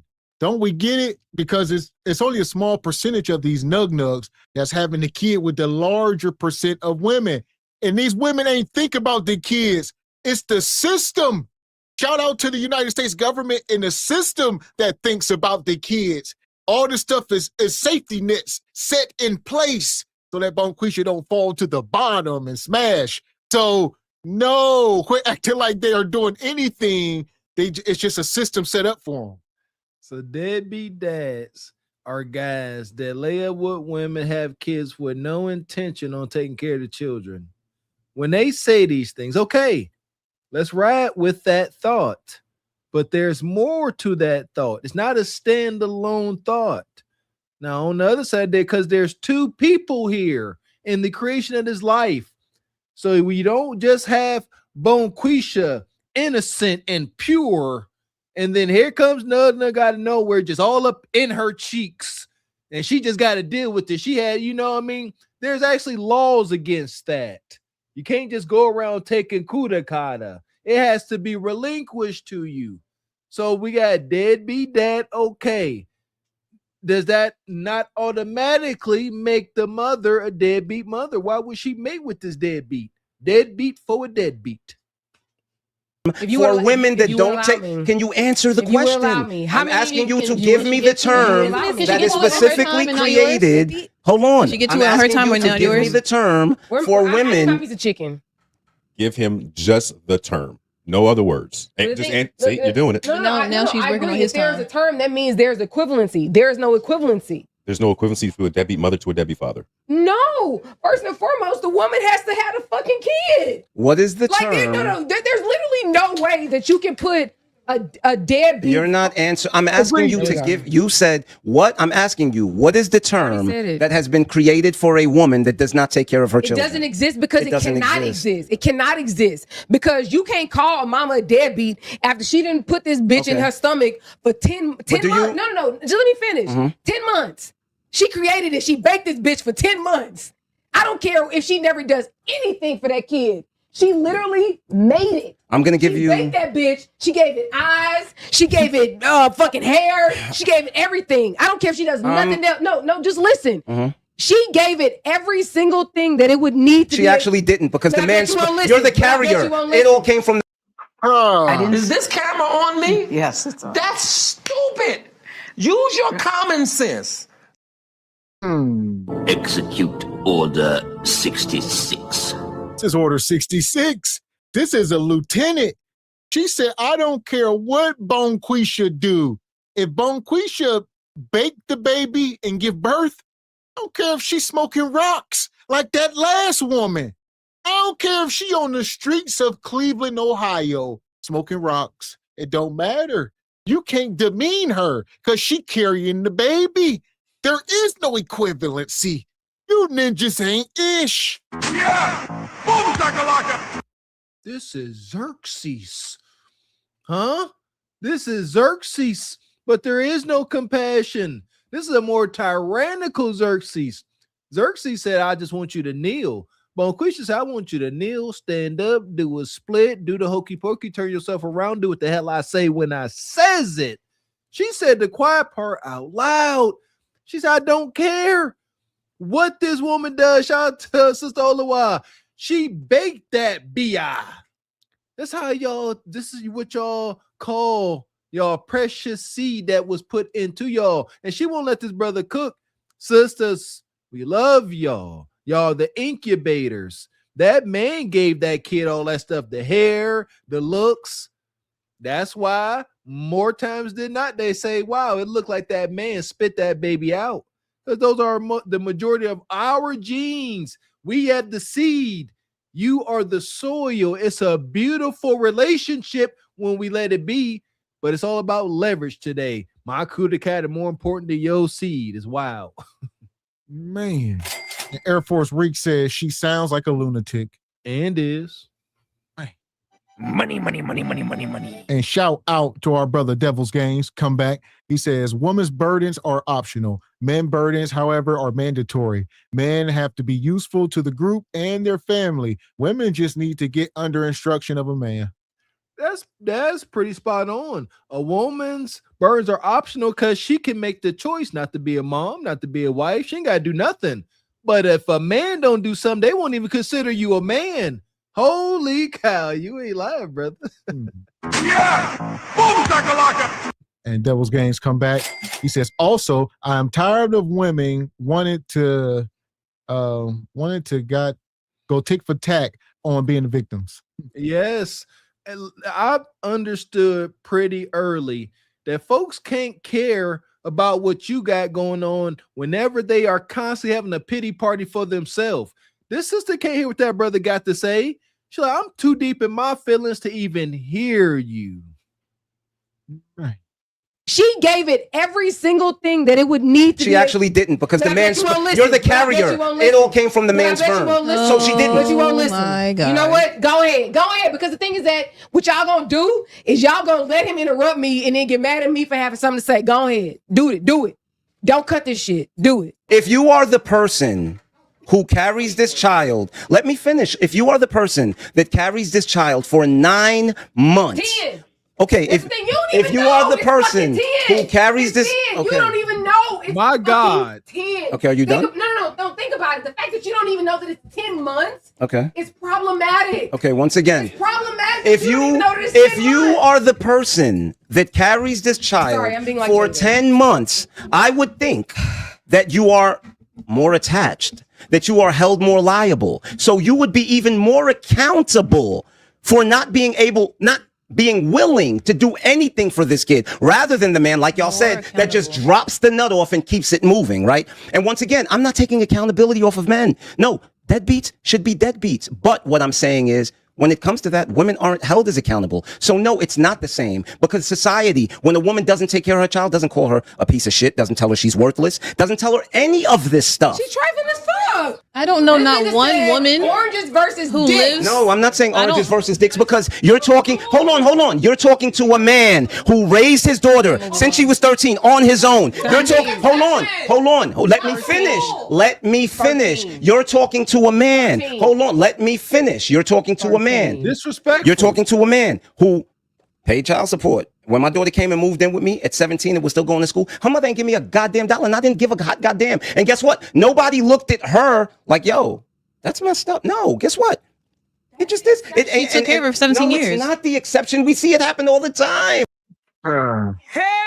Listen, these hyenas, they out for blood, brother. So don't let them. They rage bait you at this point. And she's sitting up here just cantankerous as can be. Mother C must go. And we know who is the main person that's the culprit behind this. Black queens forever, snow bunnies never. You know, people like Umar put a battery in their back, and they can just sit up here and say, all we got to do is give birth, or not even give birth. Hell, they can go to the chop shop and there's still glory and no shame. Yes, that's where we are. They just ain't said it just like that yet. I'm pretty sure these hyenas feel that way. You unborn fetus, you ought to feel fortunate and blessed the fact I let you swim around in my Casamigos riddled gut for a couple months before I had you extracted out in a major way. Yeah, don't matter, says this wild hyena.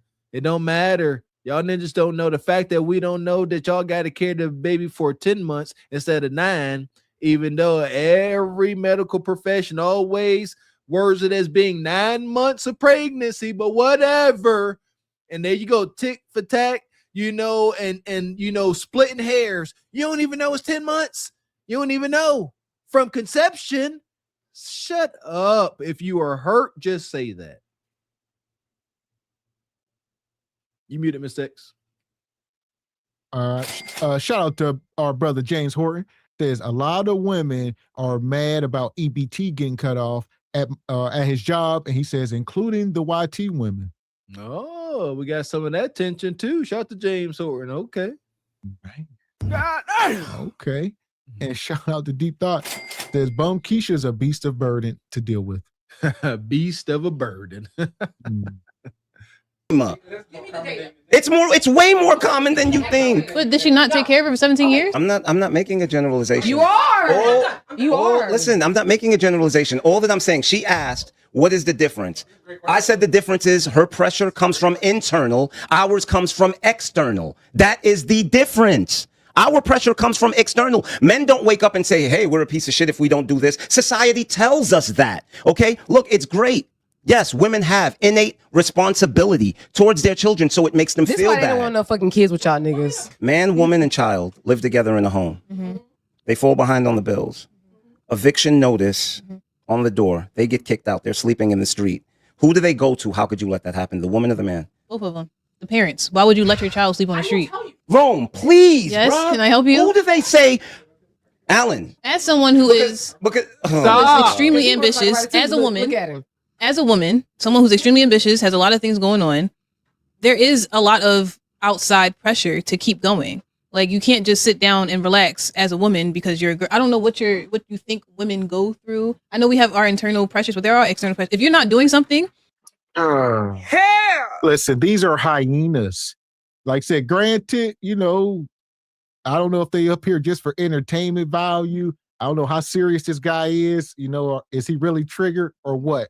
Or off camera, or they just going off, say, hey, good show. But nonetheless, I would say stop trying to convince them. We know the truth and right and wrong and all these things.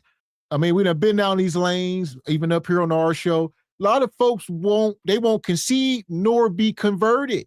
Like, these are hyenas that are staunch. These are the women that come from Eve and Lilith. We must understand they are disobedient by nature. It's unfortunate. Understand the hurt they are dealing with.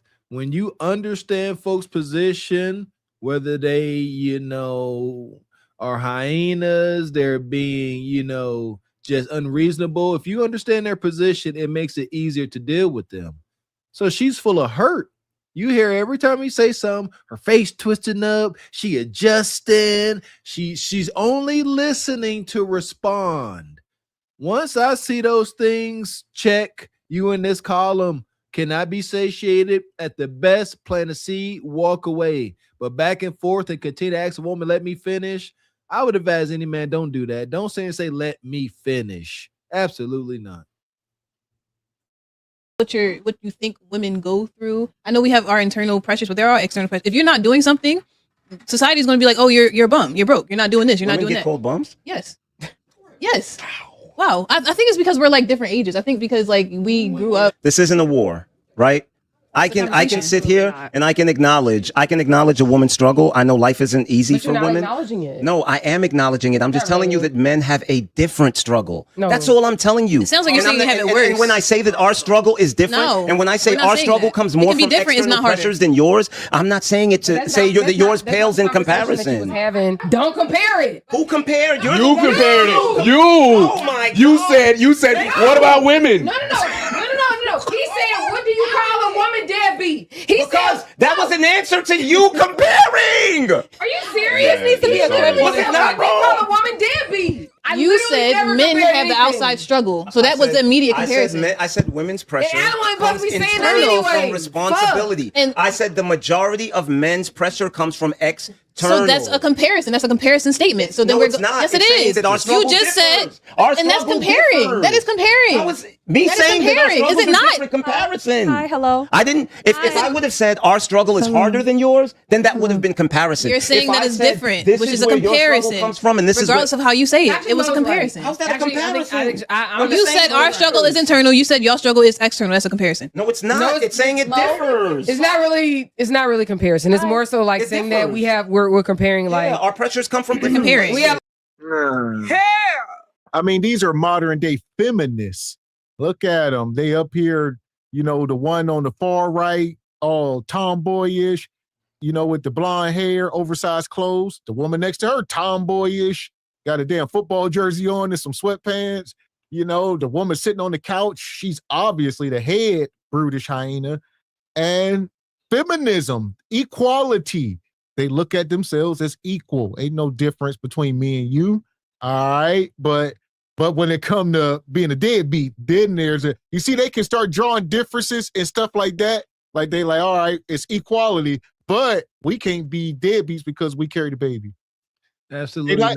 They weaponize stuff like being able to carry the baby, knowing men don't carry babies. So they try to weaponize it and make it more superior. Weaponize any sacrifice. The modern feminists don't agree with any form of sacrifice, especially superficial. It's like, oh, my body's getting ruined. It's the ultimate sacrifice. We can acknowledge, yes, it is actually, we will say it is a heck of a sacrifice. I ain't gonna sit here and say it ain't. But just because you women do go through a heck of a physical sacrifice, those babies deplete your nutrients, all that. That don't mean now that you got a little slave. Do as I say. Whatever I do needs to be freaking acceptable. And men, dealing with feminists like this, I've learned something up here in social media land. These women, these feminists, these are dang near dudes with their mentality. They want to go home after day's work and go hunch. So if you want to sit here and try to debate with them, have conversations, if these modern feminists don't look at you as a guy they wouldn't mind hunching, they ain't even going to consider listening to you. They like dudes. Just how dudes will be kind to a pretty woman, just to try to stay in her grace. Same thing with these hyenas. If they ain't smitten with you, they just gonna hurl insults at you. Be careful. And shout out to EV, says the governor of Glaze is happy to be here on a Monday. I am very happy to be here. And shout out to our brother Taylor Lifestyle, come through with a 10 ball. says, blessings, ladies and gentlemen. How many in the pit in the sub so far? Countless, brother Taylor. Shout out to the truck driving unks. And EV says, this is my friend is the need to be right. Okay. This is the need to be right message. Yes. Yes, it is. And when they won't believe your lies, yell and scream even louder. Unfortunately. And Black Unity come through, says, I took my son when he was 6 years old. He'll be 27 next month. The only thing I got from his mom was an apology 4 years ago. Wow. Shout out to brother Black Unity. A sorry ass apology, I'm sure. Weak. But salute to you, brother. Blessings to you and your son. Man. And Frederick Howard says, Gavin X, Lilith only carried this sick spirit. Yeah, Lilith, she alive and well. There we go. And Deep Thoughts on Life says, femininity has died as an aspiration for women. Yes, it has. They ain't even thinking about feminine. Today's hyena like this, they look at femininity as a weakness. When every feminine woman know that's her power. That's sick. Oranges and dicks. I'm just trying to bring this down. Can we just bring the mood down? Oh, hey. Hi. Hey, Hi, Amanda. hello. I love your shirt. Let's just recenter the Hello. energy here on this couch. Hey, Mo. Hello. Please come back. Oh my God. Please come back. They've been jumping me. Who's jumping you? I feel like we can leave this last segment I'm off fine, agreeing to disagree. Did we come to an agreement, or are we still disagreeing? Listen, I disagree with Alan. I'm in agreement. I think women, yes, have a very tough struggle. I just think that men's struggle is different, and I think it comes from a different source. I think a lot of women's struggle, and I think it's commendable to them because it's out of the responsibility and the accountability that they feel to their children. So I think the majority of their struggle comes from internal, but I do believe that the majority of men's struggle Them niggas is is out here. external. That's the difference. And I think that's commendable. I think that's commendable because to a degree, what I'm saying is that maybe men, although yes, there is an internal responsibility, but a lot of men are operating the way they are kind of because they're forced, because society holds them liable, holds them accountable the second they slip, you know? Why don't they hold them accountable for like taking care of their kids? I'm just curious. The second they slip. The second. Well, let's stop and talk about it. Does she want to keep doing this? We go, because they do. And these women come up here. Why don't they hold them accountable for their kids? First of all, anytime a woman start asking that going forward, ask them, what should it look like, Bonquisha? Should we bring the courtyard and the guillotine back out, tar and feather? What is your desired outcome? What do you want? Tell us. Yeah, she don't know. They don't know what they want, right? They don't know what they don't know, and they don't know what they want. Shout out to the sisters need a man to tell them what they want. They don't have the answers, Sway. Their perspective, especially that one with the blonde hair with her feet up, which is a whole nother deal. They're too hurt to know what they want. What they want is what that brother was trying to get. They want understanding and sympathy for what they're going through. Until you can acknowledge what they're going through, they don't care about nothing else. They want to see it all burn down. So here we go. I'm going to pull this image up real quick. Bonquisha, I hope you watching, Bonquisha. She say, why don't you tell these men there's no consequences for these deadbeat men? Well, we're going to bring up just one illustration. This just happened today. Our brother Le'Veon Bell from the Pittsburgh Steelers, breaking news. He was arrested in Stark County, Ohio on Sunday or yesterday for failure to pay over $50,000 in child support fees. He will remain in jail. All right. Bell's attorney says his client is struggling to make child support payments because he's no longer on an NFL salary. All right. Bell's child is living in Michigan, which is why the Michigan Attorney General has the case, yada, yada, yada. So let's just start there. All right. No consequences, but there are. You can't get away with being a deadbeat on this soil. No, here we go. So what worse consequence than losing your freedom? But Bonquisha doesn't see that as a consequence. Do we see why? All right, you got locked up, you went to jail, but what does that do for her?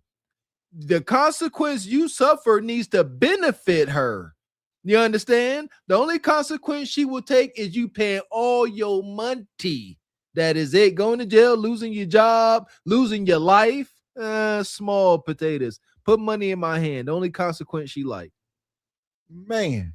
So it says Bale, who currently lives in California, was in Canton, Ohio over the weekend for an autograph signing, and he was arrested at the event.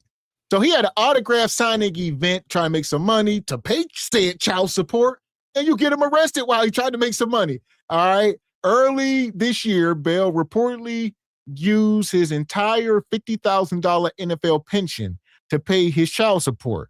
All right. And intends to explain this to the judge. So he already done pulled out on his pension. Oh, brother. So Bale, he's only 34 years old, I believe. So, you know, he could let that sit for longer, but, you know, Bale 34, it's his mugshot here. All right, young brother, he already forfeiting his pension towards child support. I mean, he down in a bad way. We don't feel sorry for the brother. We can't. As a man, hear me well. A man feels sorry for you that ain't your comrade, that ain't your friend. Don't feel sorry for nobody.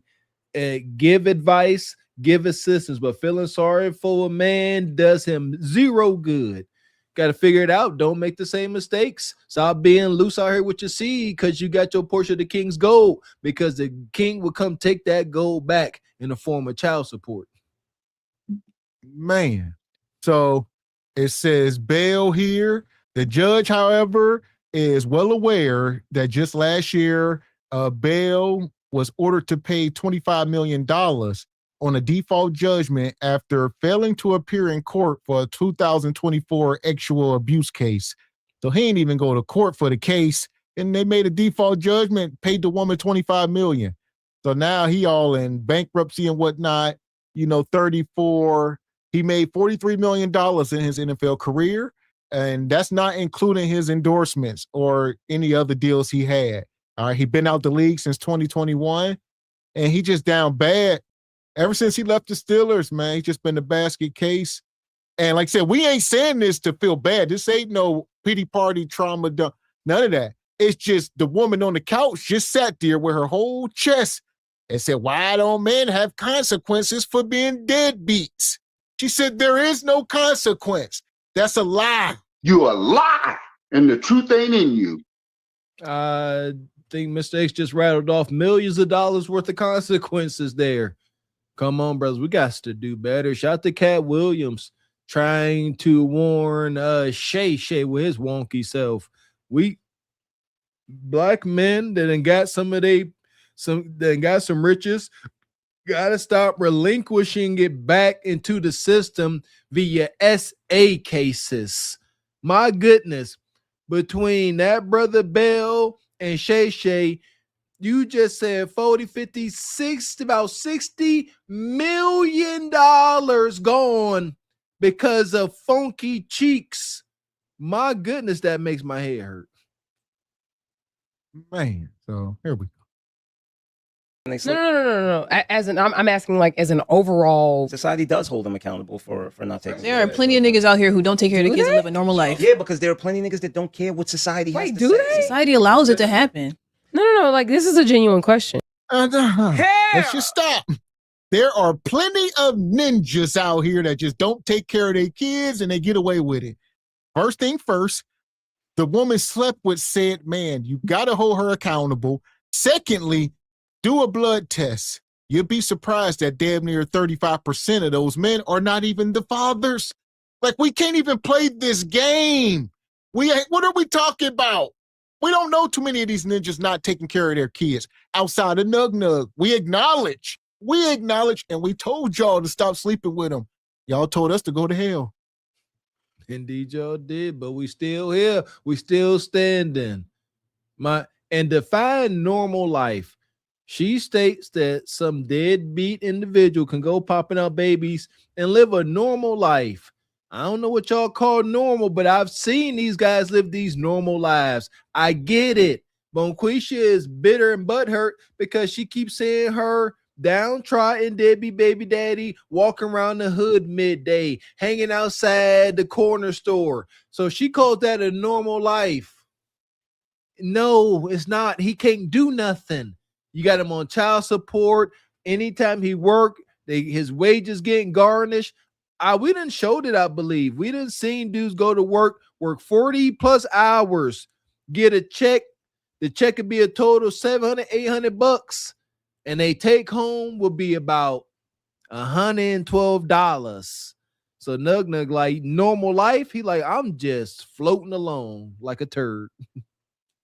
I mean, no, I say I didn't realize that society holds men accountable for when they don't take care of their children. No, society definitely does. I mean, let's look. I mean, I can just give you one thing, which is basically if a man doesn't take care of his kids, he doesn't pay child support, he goes to jail. If a woman can't take care of her kids, they give her shelter, they give her aid. I mean, yeah, men can do the same thing if they're a single father. No, but with no child. What? So Yeah.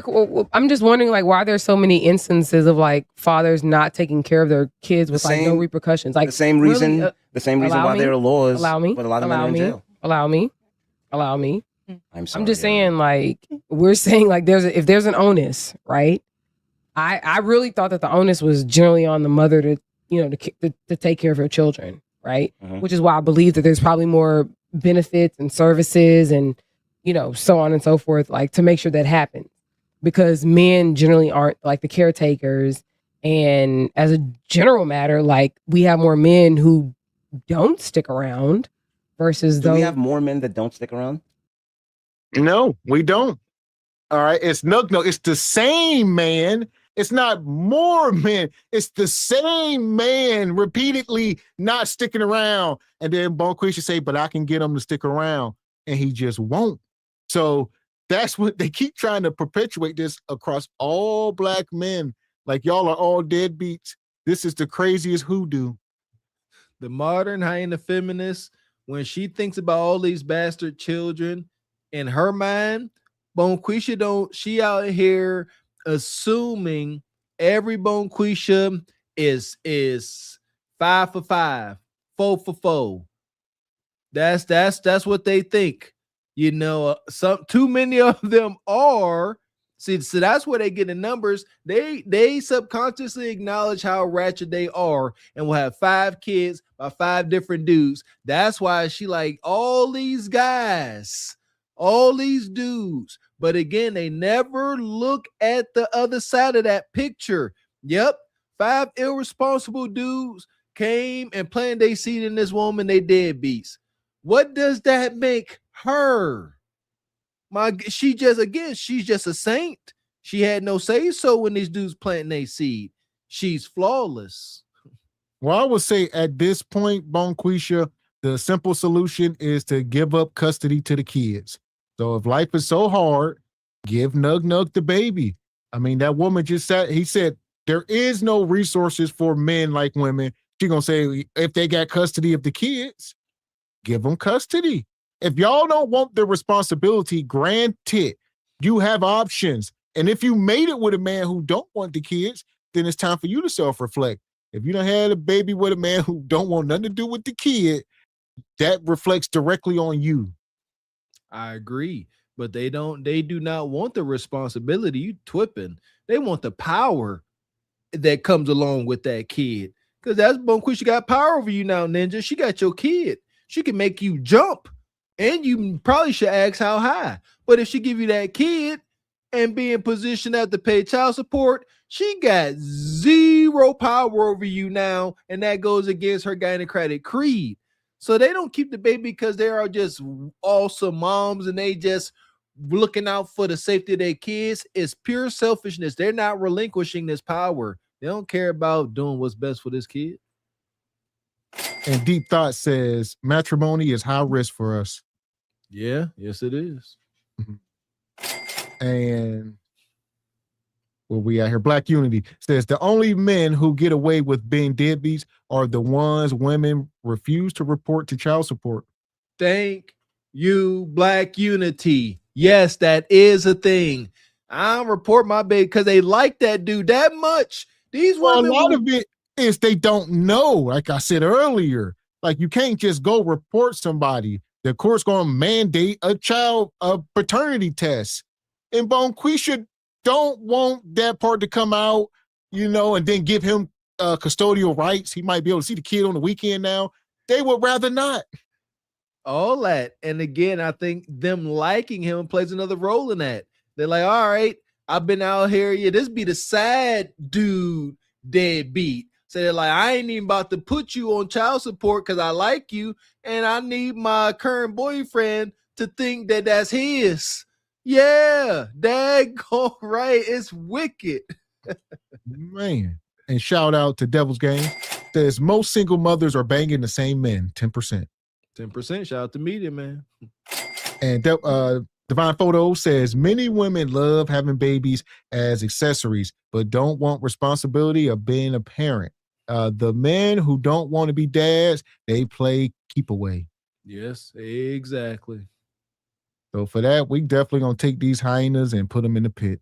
That was terrible. Madness. Fuck is you talking about? This is Sparta! You got to know when to hold 'em, know when to fold 'em, know when to walk away, know when to hide. You gotta count your blessings. You're sitting at the table. You hear me? Ooh, child, things will get brighter. There you go. Somebody said in the chat, the children are their leverage. They would not relinquish leverage at all. That's the only reason why they got them. Daggone right. So here we go. We're talking about bad parents are the root of all issues. We're going over to this brother Isaiah. Hit the like button. Here we go.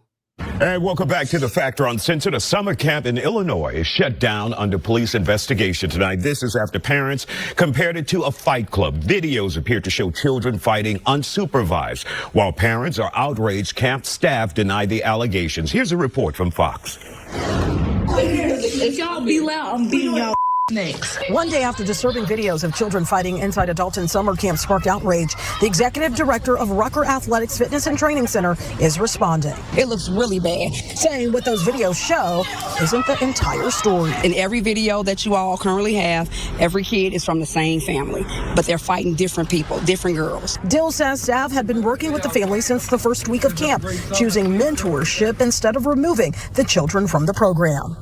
It's really easy to put them out. These kids have been put out before from different places. What I tried to do with my staff is provide intervention. She says 2 of the videos now circulating were recorded during the 2nd or 3rd week of camp, not this week, which is the 7th week, and that staff addressed those incidents at that time. But 3 of those videos happened in the 2nd or the 3rd week of camp. We're now in our 7th and a half week of camp. All of those issues have been resolved. Those camp leaders have been removed from the program, and some of them have been removed from that duty. But listen, I mean, I don't know how you intervene this. These kids are still in the hood. So even if they can't go back to the program, they still in the school district. They still live in the same projects. So don't stop. Then you got people that just can't come out the house and they be prisoners in the hood. They're like, my kids can't even go outside and play because they're going to jump on them.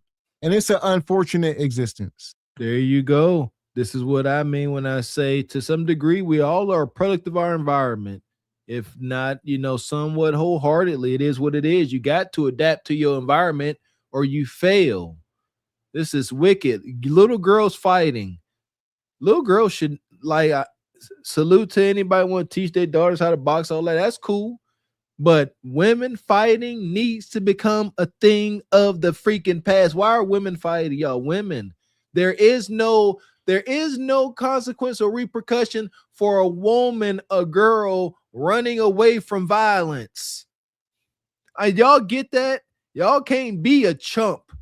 Y'all can't. You a girl. You allowed to run away from the madness. The same way she need to run away from that wig. That's crazy. Program, and some of them have been removed from that duty. But parent Angelette Taylor dismisses all of that, also saying she didn't even know those videos existed until her daughter was sent home this week for fighting in the bathroom. She says that's when the 7-year-old claimed she was being forced into it. And then somebody told me to fight her, and then I didn't want to fight her. Montelia says the teen campers attending the free camp were appointed to oversee the younger children. Mom, you don't understand. They got me fighting. They make me fight. My God. Oh, well, Tiffany Simple here to talk about it, along with Amber Duckworth-Bell and Dr. Dallas Blaylock. When you guys see this, and she said, hey, the first video was 4 weeks ago. That was 4 weeks ago. Things are better in our 7th week. I mean, the video clearly, her statement says accountability where? Like, absolutely zero accountability. And it's just disgusting continuing to see these types of behaviors. I feel like the community failed those kids, and I feel like the person who had a vision for that community center, they also failed those children as well. Yeah, I think so. Honestly, I work with a sports facility every day, especially through the summer, through their summer camps. An amazing sports facility with an amazing camp. Shout out Houston Squash Club. And the contrast when I saw this video was just like outrageous. Like there's some camps that are definitely out just to get some money. Those answers were BS. That was nothing to even say back. Like, especially as a parent, like that's crazy to hear. That's crazy to hear. If week 1 or 2, day 1. You know what I mean? It doesn't matter. And it sounds like they're understaffed. It sounds like, I mean, you're using kids to watch kids. I mean, nobody. Yeah. All right. I mean, be careful sending your kids to after school programs, but most of the parents that are sending their kids ain't the most responsible people. So it's, women like we've been illustrating lately. They just trying to get free daycare. Oh, I can run to the bar. I can go do a sneaky link. The kids at summer camp. So they don't too much care. The kids go there. A lot of them can be good kids, but product of the environment and peer pressure and all that. Like the girl said, they making me fight. Hell, they throwing me in the jungle. There you go. Listen, shout out to anybody ever been to a summer camp. I've been to one. I think it was called Camp Allegheny. There you go. Anybody ever went to Camp Allegheny as a kid? I was big, a little rough around the edges, but I was nonviolent. I stuck to myself. And same deal. You go there and you got to tussle and fight. It is what it is. Here, the guys' council ain't paying a good enough attention. It is what it is. And then we need to stop. We must start placing accountability where it goes so we can start fixing this. I'm tired of this vague statement. The community failed them. No. What? First, show me this daggone community, and you can't. So I'll show you their parents or parent. There ain't no fake mystical community that failed these kids. It starts at home. Go to the source. Where they mama at? All that. So it's just all bad. I don't think you can raise your kids in the hood nowadays and get a probable outcome. It's going to be rough. So it's just a double-edged sword. It's going to start in your house, but then if you live directly in the hood, good luck. I mean, you got to have 2 parents in there. Y'all got to have strong foundation. I mean, God got to be in the house, all that. And it's just all absent in these houses. So it's just it's like I said, so the community, quote unquote, is all the parents collectively not caring. And then all the kids suffer. And we're here. Nobody cares. The movement of F them kids was very successful. They ought to be proud. Nobody's watching those kids, obviously. Things were not broke up right away. These answers are crazy. They're crazy, yeah. I think it's definitely a vacancy of leadership. All around, and there's absolutely no accountability. But I also believe that one thing that we are not seeing is that these children are product of their environment, and so I believe children don't create cultures; they inherit them, right? And so they're seeing this somewhere, and they're being able to perpetuate this activity and this type of behavior. And then after the first incident, where was the supervision? Like when we send our kids somewhere, we don't expect perfection, but what we do expect is supervision. Yeah, and they know so these after kids. the first time, where was the supervision? The second and the third? Yeah, but they're talking like they know these kids. Like these kids are known as with the same family. It's the same thing. We've already worked with them. We're not kicking them out, but you're not watching them. Right. You're obviously not watching them. I would be devastated seeing that type of activity because you're entrusting, the care of your kids with you, what seems to be other adults who have a vested interest in these children. And then when you I think we ourselves got to take an invested interest. It's like, why are you sending your kids here? Are you sending them there to get rid of them for the day? Or why ain't you participating as the parent? Instead of just dropping them off, get involved. I want to be a counselor or whatever the case. I mean, unless obviously if you want them parents that are just dropping them off so you can run to the bar, that's the majority of the kids. Most responsible people ain't taking their kids to these camps in the hood. I mean, respectfully, they just ain't because we know better. But if they are, we probably gonna be participating as a counselor or something. There you go. Well, I done said it, and one day I shall live it. We got to bring back chaperoning. Adults got to work enough to free up some time and be in these kids' lives, help them out. I believe that's the only way. But these kids at these places causing all this trouble, they're doing it, like you said, because there is no nuclear family and there's no repercussions for them acting out. But if you got a bunch of kids that have the fear of God when it comes to their parents, they're not about to go out into the world at no camp and dishonor their family and get in real trouble. But little Nug and little baby Bonquisha know that they mama ain't gonna do nothing. So here we go. See this all you see is cell phones. That's traumatic to those kids who have to, relive this over and over and over again. But, for that director, do better. Right. And she seems surprised that it's being shut down, but I did a little research and it looks like that they reopened in January. I would be curious as to know why they have to reopen, because there were probably some other things that were concerning in the community with behaviors like this. Exactly. And one of the things you said, this is something they inherited, Dr. Blaylock. So how do you break the children off of that path, take them away from the journey that they're on, where they accept and it's life for them to just fight like that? Right. I believe the first thing is making sure they're in trusted environments. And sometimes those trusted environments even don't allow them to be in certain places with their own friends, right? Because these are kids fighting kids. So these aren't kids that are afraid of other adults. They're now kids fighting kids. And so you have to make sure that we're putting them in trusted environments. And sometimes that means, not allowing your kids to go to certain places. That means making sure you understand that when they get to those places that they're going to be safe. As parents, the one thing that we want to make sure that no matter where we send our children, whether it be church, whether it be school, whether it be a camp, that they're going to be safe. Absolutely. And so we want to put them in trusted environments so they know what a trusted environment looks like, smells like, sounds like. And so when they get there, they know danger alert. Absolutely. And so some of those phones could have been used phone call, Mom, it's time to come pick me up. Yeah. All right. I am completely disgusted, and it's very triggering because working in education in urban schools, urban communities, schools 99% Black, I've seen some horrendous fights between young girls. The things that I've witnessed, like them physically hurting each other, it's like, oh my God. Yeah. I mean, the girls are fighting more than the boys these days. Obviously, the boys got their own set of issues, picking up pew-pews and whatnot. They ain't trying to fight. I mean, nor should they be, but I mean, if it come to that, that's what it should be. I mean, other than what they are doing. But the girls fighting, like Mr. Walker said earlier, is crazy. But that's our culture right now, from the adults down.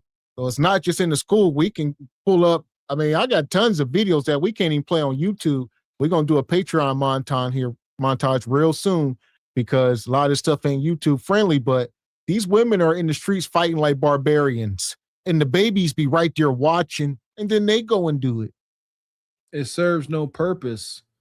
Women getting into physical confrontation builds nothing.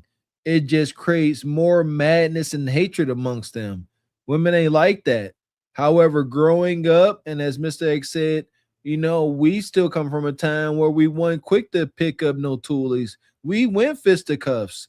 And I have observed and lived it myself that some of the strongest friendships come from two dudes fighting it out and realizing that neither one was a punk, and you say, okay, respect. And after you tussle, I've seen it where you shake hands and they cool. That can work amongst men, at least it used to, but women could never. Ain't everybody see those women lump each other up, then shake hands, but all right, I feel you. You ain't soft. I respect that. No, they gonna try to get you the next day and slice you up. That's what I done seen. Women turning blaze on each other. And Frederick Howard says, look at this rat head wig wearing interview. Yeah, well, I don't know which one you're talking about. It could be a couple of them, but the one sister here, he says, interview Dane women, what's up? Yeah. Man, that wig right there gets a 0, but that blonde one gets a -10. Yeah, I don't know. Both I can't trust nothing either one of them say it. Man. And shout out to our freedom fighting sister, Ebony Dean. She come through with 25 in the Cash App, sponsoring the show. She says, keep cooking, fellas.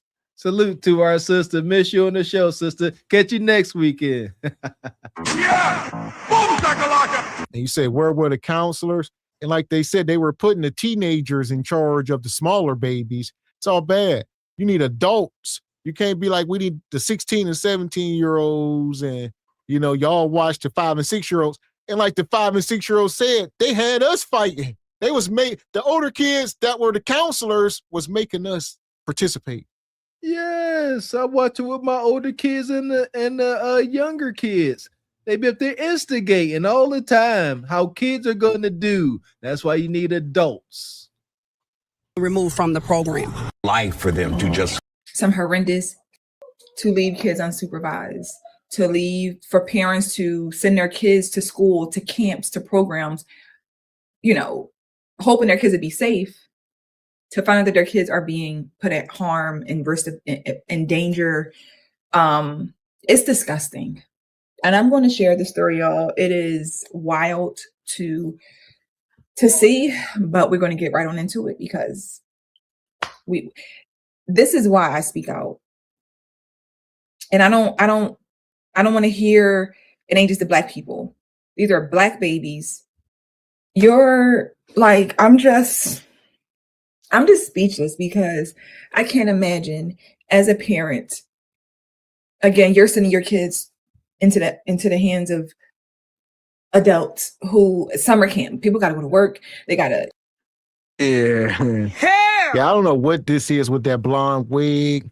We don't even know chromosome status. So y'all need to check that before you send your kids somewhere. Make sure ain't no damn Keishatrons running around. I ain't gonna hold you. Me and mines, we are going to turn around so quick. Dad come trying to greet us at the door at a day at the camp. Respectfully. But the fact that you chose to present this image to the world, I have to think you ain't using, your common sense. Again, respectfully, life be lifing, but my kids won't be a part of it. Do what they got to do, want their kids to be occupied, have a good time, be around other kids, socializing, doing all the things during their summer break. And to see those young girls, like a fight club being orchestrated by the other kids who are there, where is the adults? Where is the adults? 7 and 11 years old is her kids, but all the other children. This is when I talk about how our kids are influenced by what your kids do. Yeah. And this is why we say we can't have nothing. I mean, look at that building. They in control of this Ruckert Athletic Center. And who knows? Everybody keeps saying, where the adults at? Probably somewhere in the back rooms hunching. What do y'all mean? Y'all seen the judge inside the courthouse. There is no decorum. Who knows where those grown-ass women and those men were off in this big-ass building? Who knows? Yeah, no, you called it. Now using my adult brain and thinking back at these summer camps and things like this, these adults, everybody trying to do as little as possible to get by. They sitting there rolling little dice in the bag, little this, little that, for show right on. They did have a good time, not for a long time, for a short time. Salute to the folks out here, always with a party. That's what they doing, hunching and bull jiving.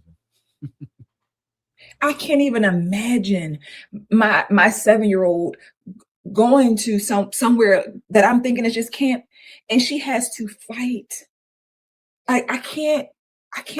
Like, our Black babies are set up for failure at such a young age. They do not care about our children, our own people. Our people. We always talk about how the white man want to hold us back. White men want to do. It's our people. Your own fellow Black woman, Black man does not want to see your kids win. From the kids that they are setting up to fight to the camp, the camp leaders, they be teenagers. Who this is hard. I had my 7-year-old with the 13 and 12-year-old and 11-year-old. Like, say, for instance, you 13, you 14. She said, okay, you a camp leader, you a camp leader. You responsible for this group, you responsible for that group. The ones that make the leaders. After watching the videos, Taylor went straight to Dalton Police. I said my child was abused, beaten up, and I want to make, and not just one child, 2 kids. When Fox Chicago arrived at the building near 149th and South Sibley Boulevard, a bright orange notice was taped to the door. The camp ordered closed by police. I'm glad they stepped up and did what they're supposed to do. Shut this summer camp down. Taylor said, I think beyond just shutting it down, every single adult, the owner, the president, whoever is in charge of the program, employee, because when you work with children, you're a mandated reporter. You are responsible. There is clear neglect. Each and every adult should be arrested and held responsible. Charged with child neglect, aiding and abetting child abuse, whatever. They need to not just shut it down. They all need to be held accountable. Every single one of those parents. Yeah. Hell! Ain't gonna happen. Why? Because these is Black queens in charge. Look at the babies out there. Now, if this was a bunch of ninjas, if this was me and Mr. Walker in charge, we'd be lock them up. But we got a bunch of Black queens forever and no accountability. They will not. Man, they would have had us strung up in the town square for all to see. Let the crows peck out our eyes, man. Yeah, stop. We got to put accountability where it goes, ladies and gentlemen. Do we not see what's happening? Or I got to stop. We should have put accountability where it goes, but it's over. That what is set in motion has to take place. So all of these happenings got to continue to happen for folks to, we've effed around, and now we're finding out. We cannot get past the finding out part. We're here. Man, so we're going to take all these counselors to the pit and keep it moving. Especially them wigs. Madness. Fuck is you talking about? This is Sparta! You got to know when to hold 'em, know when to fold 'em, know when to walk away, know when to hide. You gotta count your blessings. You're sitting at the table. You hear me? Ooh, child, things will get brighter. Can't take the kids nowhere, huh? Today's modern prosperity churches ain't worth a dang. The summer camps ain't worth a dang. They fighting. What the kids gonna do? Man, so here we go. We are talking about bad parents are the root of all issues. Fix the home, Bonquisha. Hit the like button. A woman has now been arrested in the deadly stabbing of Crystal Jordan, also known as Houston rapper Judy World. The incident happened on Saturday night on the city's south side along Bathsheba Lane. Houston police say Kayla Rogers has now been charged with manslaughter. She's accused of stabbing Jordan in the leg. Jillian Hartman spoke exclusively tonight with the rapper's mother and brother, who are now pushing for justice. Jillian. Yeah, Anthony, I can tell you it was a very emotional interview. Crystal Jordan's mother told me that she was there with Crystal's 10-year-old daughter when the stabbing occurred. And she said the suspect, Kayla Rogers, is the sister of Crystal's boyfriend, and described what she says happened that night. The night my daughter was stabbed, she went over there with good intentions to go get something for the guy that she was dating from the mom. She went over there to talk to the mom because she had him on the three-way on a jail call. The daughter came outside with a butcher knife. Intentionally, she said, I don't want this over here because I'm finna kill her because this is what I want to do.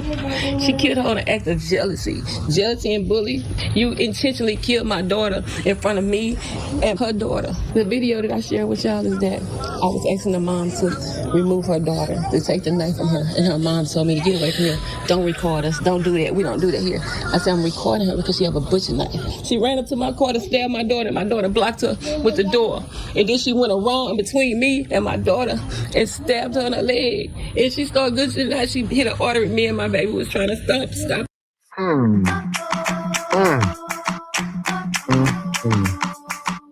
So this young rapper in Houston, Judy's sister, y'all heard it. I mean, She went to get some money from her boyfriend, and her boyfriend's sister looked like some unhinged woman on the right. All right, I don't know why y'all was messing with her. I don't know what happened, but lock her up for sure. For sure, right on. The trauma and badness, the ripple effect that this caused. Look at that poor baby. Via the grandma of that girl, she said they had to sit here and watch the sister Judy on the left leak out. Hit that artery. It was spraying like a geyser. That is so traumatic to a child. That stuff only supposed to be in movies and fiction. And she had to live that.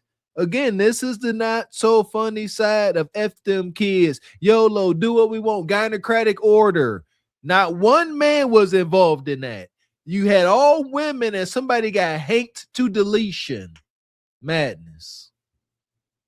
Yeah, this is wicked. It's just been a wild summer. And this is Houston, Texas, where this sister here also just got hanked down. As y'all can see, she got an Asian boyfriend, and I don't know, she what this say? Straight from the authorities. Her name is Jada. The other woman named Judy.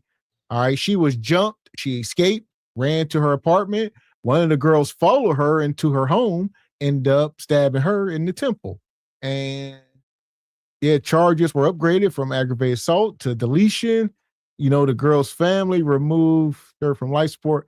So it's something going crazy in Houston right now. Got girls fighting. We just talked about it. And start young in the school and these programs. And they just in the streets, the women.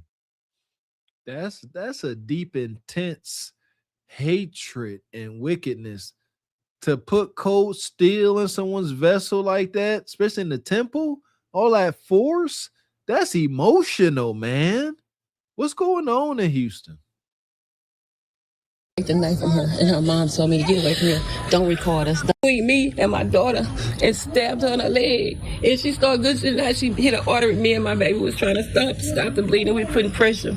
We putting pressure on it. We trying to stop my baby from bleeding. She took out my daughter from us. That's not right. You intentionally killed her. You did what you wanted to do, and you need justice for what you did. I can't put justice on you. All the system can put justice on you. They need to take care of her. And they not charging her with manslaughter. They better charge her with murder because she did this intentionally. It wasn't an accident.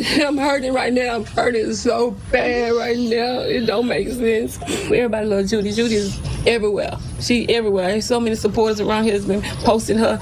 So much love has been showed to her. Listen, rest in peace to Judy. We're going to go on the limb and say Judy, she's a rapper. Judy, you know, like she said, was saying something. Why leave this woman alone? It's like y'all younger folks don't got no, you know, y'all can't sense danger or something. Y'all got to know who to leave the hell alone. Just look at this Kayla woman. Look at her eyes. She looked institutionalized and like Felice Johnson or something. And you a rapper chick, masculine. I'm sure you said something wild to her. Like I said, should she have did that? Absolutely not. But I'm just telling y'all how to stay safe. These ninja moments. We done talked about this before with these female entertainers, especially rappers out here. You know what they rap is about? I got this, you don't. I'm hunching your man. Ain't none of it wholesome, very low vibrational. It is a brewing ninja moment. So what do we got now? All it does is breed is jealousy and hatred towards the artist. That's what it does. So now you out here, you know, looking good, living good. You got old BMWs following you in your music videos. May the sister rest in peace. And these run down, downtrodden individuals see you and they jealous. And you done pulled up in front of her house, probably in something nice, showing off. It is very easy to show off and be braggadocious around folks that ain't got nothing. This is a warning to those out there, you sisters. Stay alive. Honor this sister's name by not making the same mistake. They couldn't stand her. This the hood. Look, they like, you got two-tone business. I hate this bee. She thinks she's somebody. You have came to me, gave me hugs, and gave me support, but guess what? It's not going to bring my daughter back. My sister, she was a really, really, really great person. That was like my best friend. We did everything together, like videos together. We did songs together. We did everything. Like, she called me every day, check up on me. We was a real tight family. And she was just for the community. Everybody in the community loved my sister. They love her. She was a very inspired person. She inspired people. She made great music. She was a great rapper. She's a great Houston labor actor. Playgirl Judy, that was her rapper name. She was great at what she did. She loved music. And she was actually had a good career when she was taking off. And she was really doing positive things in her life as a female rap artist. She really inspired the community that you could be anything in this life if you put your mind to it.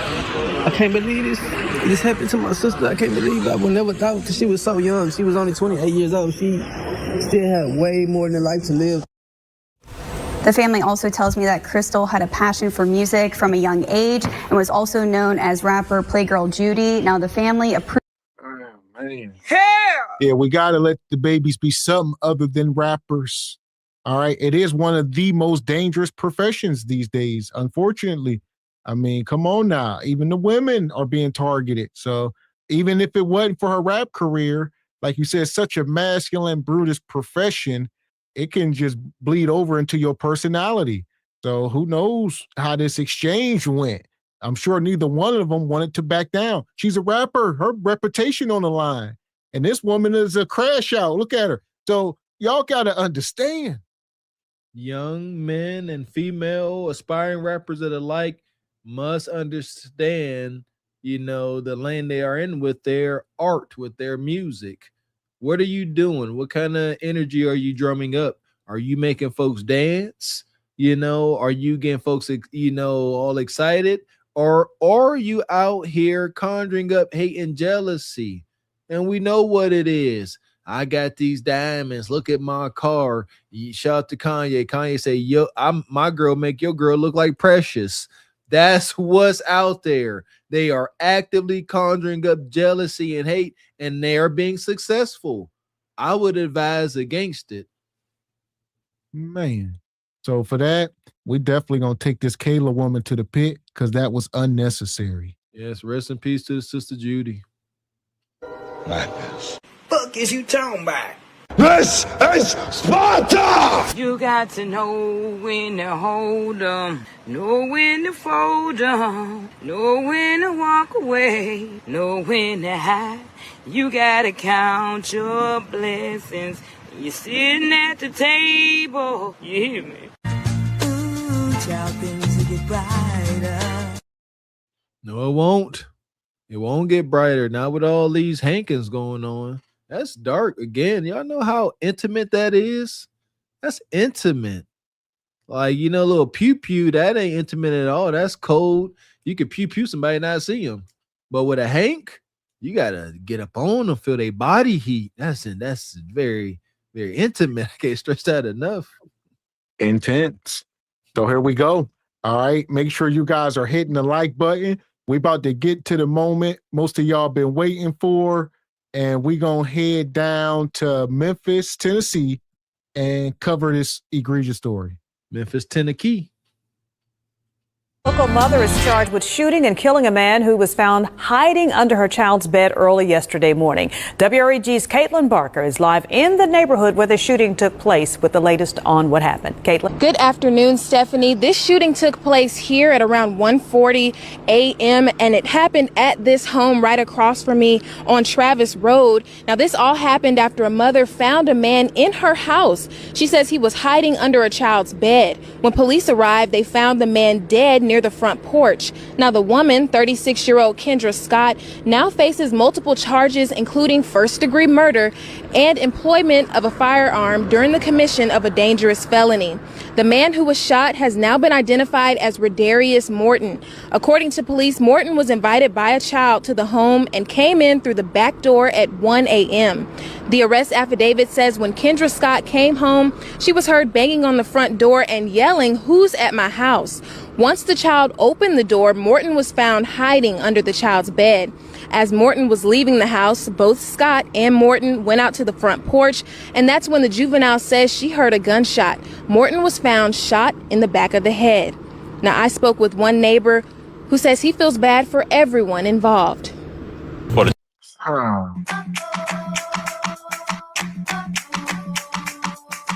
So here we go.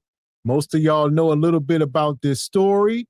All right. The mom, like they said, come home and found her daughter, underage daughter is presumed, like I said, we're about to mine through this, underage daughter and a young man in the house. And it's a lot here. So that's what we know so far. I need ages. Yeah. Now, first off, I see y'all in the chat. I don't know what's going on. I heard they said they are saying young girl and they're saying young man.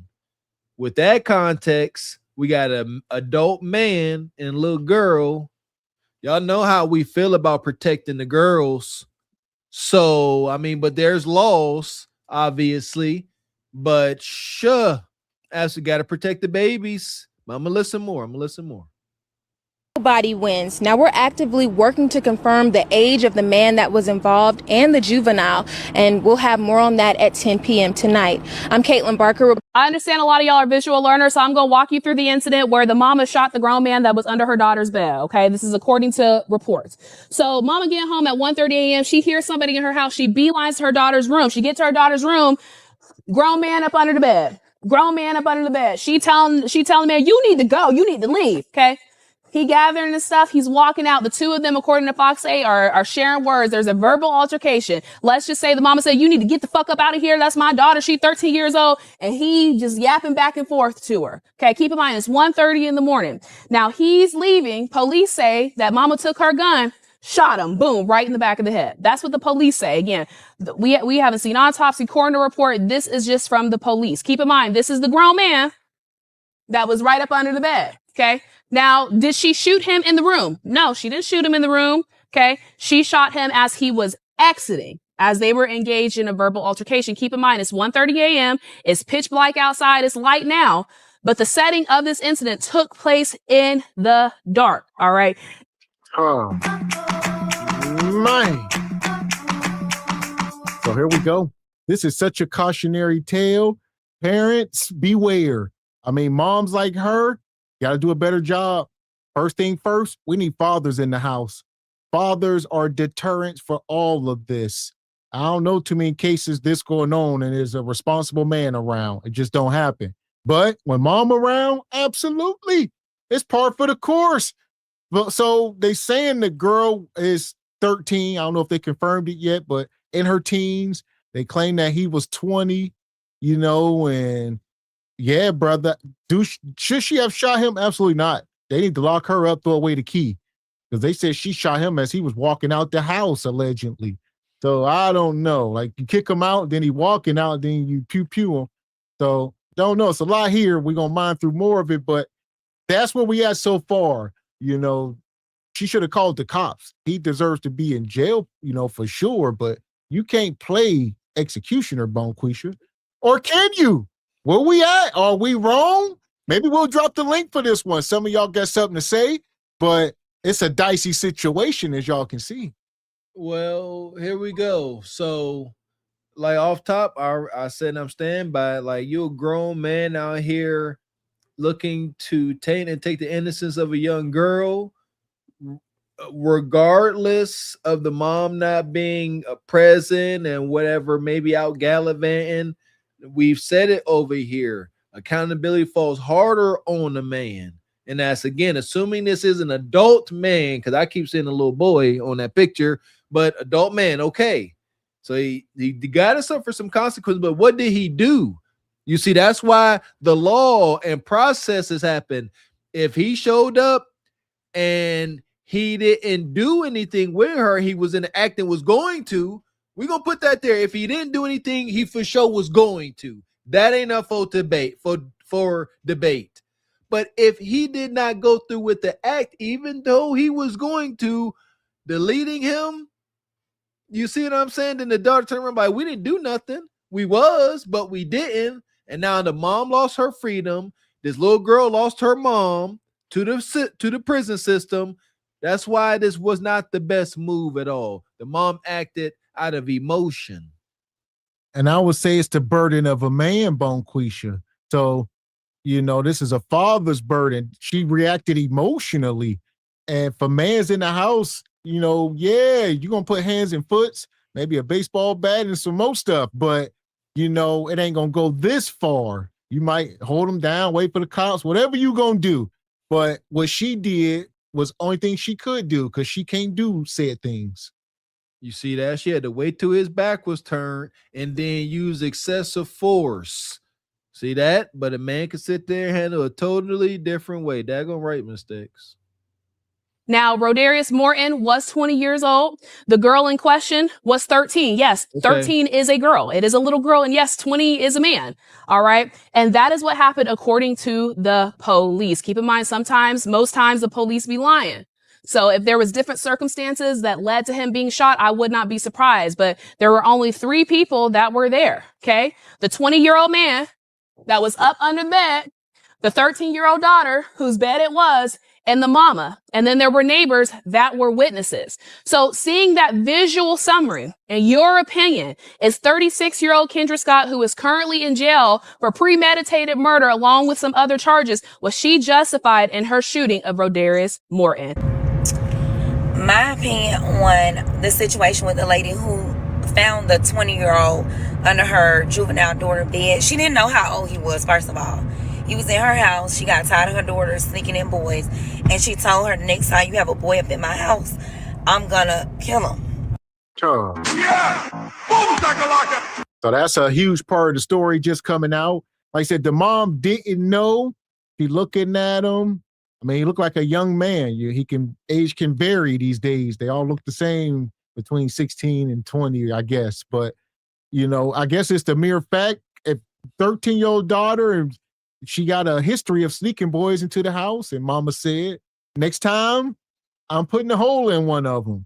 So, and like I said, that's the daughter's responsibility now, but it's a child. So now responsibility always going to be shifted to the adult. I mean, unless the kids 16, 17, 15, whatever. 13, I think that's still kind of young. So yeah, the mom going to suffer all the responsibility, which should be prison. And again, 13-year-old young babe, that's a baby, man. Out here dealing with undersized 20-year-old young men.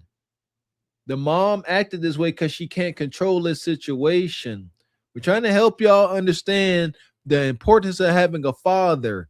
This dude knew he was wrong from the very moment he started pursuing this little girl. Make my stomach hurt. He knew he was wrong. And he starts scoping the scene.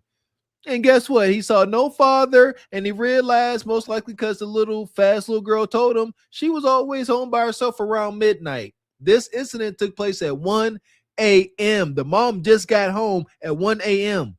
13-year-old daughter at home around midnight. Well, the mom come home because now she got, I guess it must have been like a Ring camera or something. So these kids are idiots. I mean, come on now, y'all can't, it's over. Them days of sneaking around is over. These cameras, everybody got cameras. Y'all know how they work. You can't do much. I mean, you can try to disarm it, but even then, why you doing that? So yeah, I guess the mom caught the Ring camera and she came home, like the woman said, busting the door and said, "Who in my house?" She did, yeah. She walked in the house. She came home because she knew somebody was there. I don't know if she was out at the bar.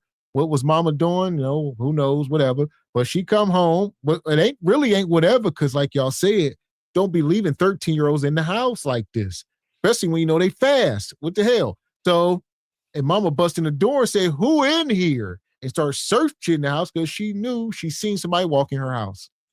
And she knew from what this woman said, her daughter was already fast. We're acknowledging that 13, and from what they're saying, yeah, little girls, I'm doing what I want. Rogue little mercenary. That is part for the course with these single mom households. These little girls and young boys get very rebellious because they don't respect their parent. They're like, "Mom, hush up. I know I ain't supposed to be doing it, but you out here moving wonky too." Wow. We got some super chat. Shout out to the brother Jay the Great. Good to see you, man. Said she sent Judy upstairs, never to return. Unfortunately, sent. Yeah. Appreciate you, brother Jay. Says that happened down the street from me. She goofy. Oh man, shout out to Jay. Be careful. Appreciate you, brother Jay the Great.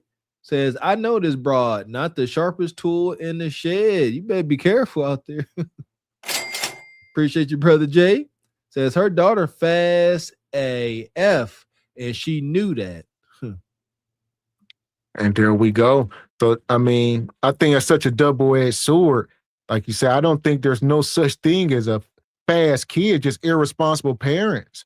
You know what I mean? Y'all allow these kids to be unsupervised in these single-parent houses. It's like making Frankenstein. So it's all this is self-inflicting. Very true. These kids don't develop these personalities and these habits just out of thin air. They observe. And it is from their environment. So come on, the babies get some, understanding. They are babies.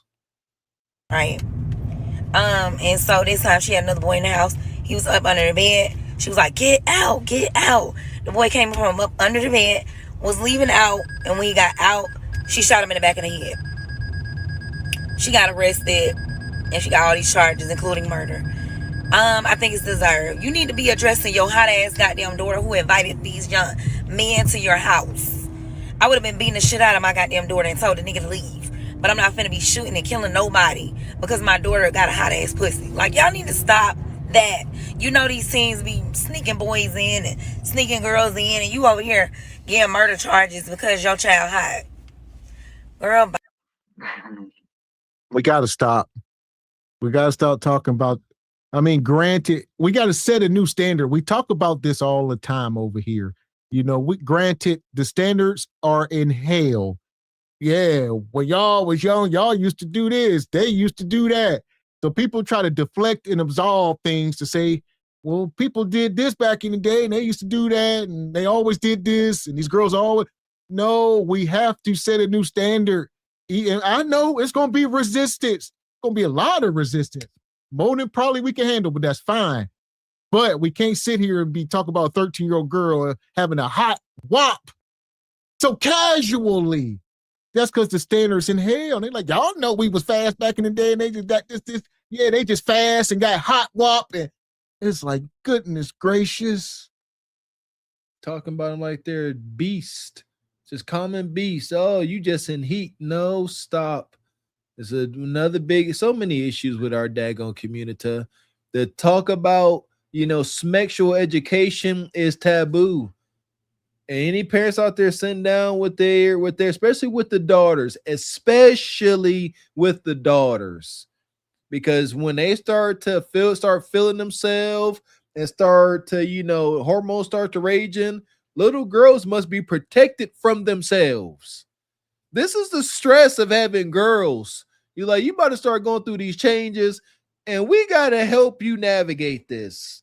Because especially if you're in a healthy environment, you got a young, feminine, soft little girl. Like, femininity is vulnerability. And you are around nug and poon hounds. Zero chance to make it out alive. Zero chance. There ain't no man around, just insidious 20-year-old poon hounds. May this pathetic brother rest in peace. He did it to himself. But now the mom in trouble and the little girl suffers even more. So even though this brother was acting in a heinous way, who really loses? Who loses the most? He lost his life, and his little girl done lost her mom to the system, most likely. And I would say at this point, being a single mom in the hood should be some type of crime. There's no way. There's no way these single moms, they should not be allowed to raise these kids without fathers around. Don't tell me about, the couple good products that come out of it. I'm speaking for the overwhelming majority. It's just nightmares, especially nowadays. They should not be able to raise kids on their own. It's blasphemy. I didn't seen too much. I remember being up in my grandma's up in the hood in the projects and watching across the street some single mom relinquishing her young, high school daughter off to some D-boy nug to have his way with her. Just it's got to stop, man. So many of these beautiful girls can go out here and take over the world, but they are being relinquished to the gutter muck of men, and it's driving me nuts. And it go both ways, because I'm sure this young man was raised by a single mom as well. And y'all can't do nothing for these boys. So he wasn't given no structure. So all he can be used now is as a cautionary tale for people like me to raise our sons up and say, look, this is absolutely unacceptable. You can't be 20 years old talking to anybody under the age of 18. All right. It's just that simple, regardless of how anybody feels or what they did back in the day. I don't care. The law says I'm here to protect you. I don't care about what anybody says. So that's just the facts. And clearly, here we are. Unfortunate. Nick. Mother shot and killed a 20-year-old man that was hiding under her juvenile daughter's bed. This case has sparked a ton of heated debate across social media. This happened on July 16th in Memphis, Tennessee at around 1:30 a.m. This is 36-year-old Kendra Scott, and according to her daughter, who is a juvenile, at around 1 a.m., she snuck in 20-year-old Rodarius Morton, and at around 1:30 a.m., her mother came home and was banging on the front door, yelling, "Who's in my house?" Daughter told police that she was scared because her mother had a GUN in her hand and told her in the past that if she caught another boy in her house, she was going to put a hole in him. Once the juvenile daughter finally lets her mother in the home, that's when she finds 20-year-old Rodarius Morton hiding under the bed. Rodarius gets out from under the bed, gathers his belongings that did not include a weapon, and he, the daughter, and the mother start walking towards the front door. As they're all three walking towards the front door, the mother is yelling at him to get out of her home, and as they make it out of the home, she shoots Rodarius in the back of the head. According to the police report, Kendra Scott told police, "I saw a dude under my daughter's bed and I did what I had to do." Now, this case has sparked a ton of heated debate across social media. Some people siding with the mother, saying that they would do the same thing, and others saying there was no reason for her to kill him. He was leaving the home. Daughter has only been identified as a juvenile, so I'll say this. I hope he ain't had no weapons on him. I mean, she's been arrested and charged, so I'm guessing they did their due diligence, but yeah, I mean, man, even a screwdriver, because they're going to try to build a case. I mean, like you said, they still got to go to court, and Bonquisha going to say she was feared. Like they say, it's dark in the house. Who knows what kind of picture they're going to try to paint, but she needs to be in prison. And now look at the daughter. Like Mr. Walk said, now you in prison. I'm sure your daughter now going to be talking to 30-year-old men, maybe 40-year-old men. Maybe she going to do whatever the hell she want to do now. Now there ain't no supervision. This made no sense. Thank you. That's what I've been saying this whole time.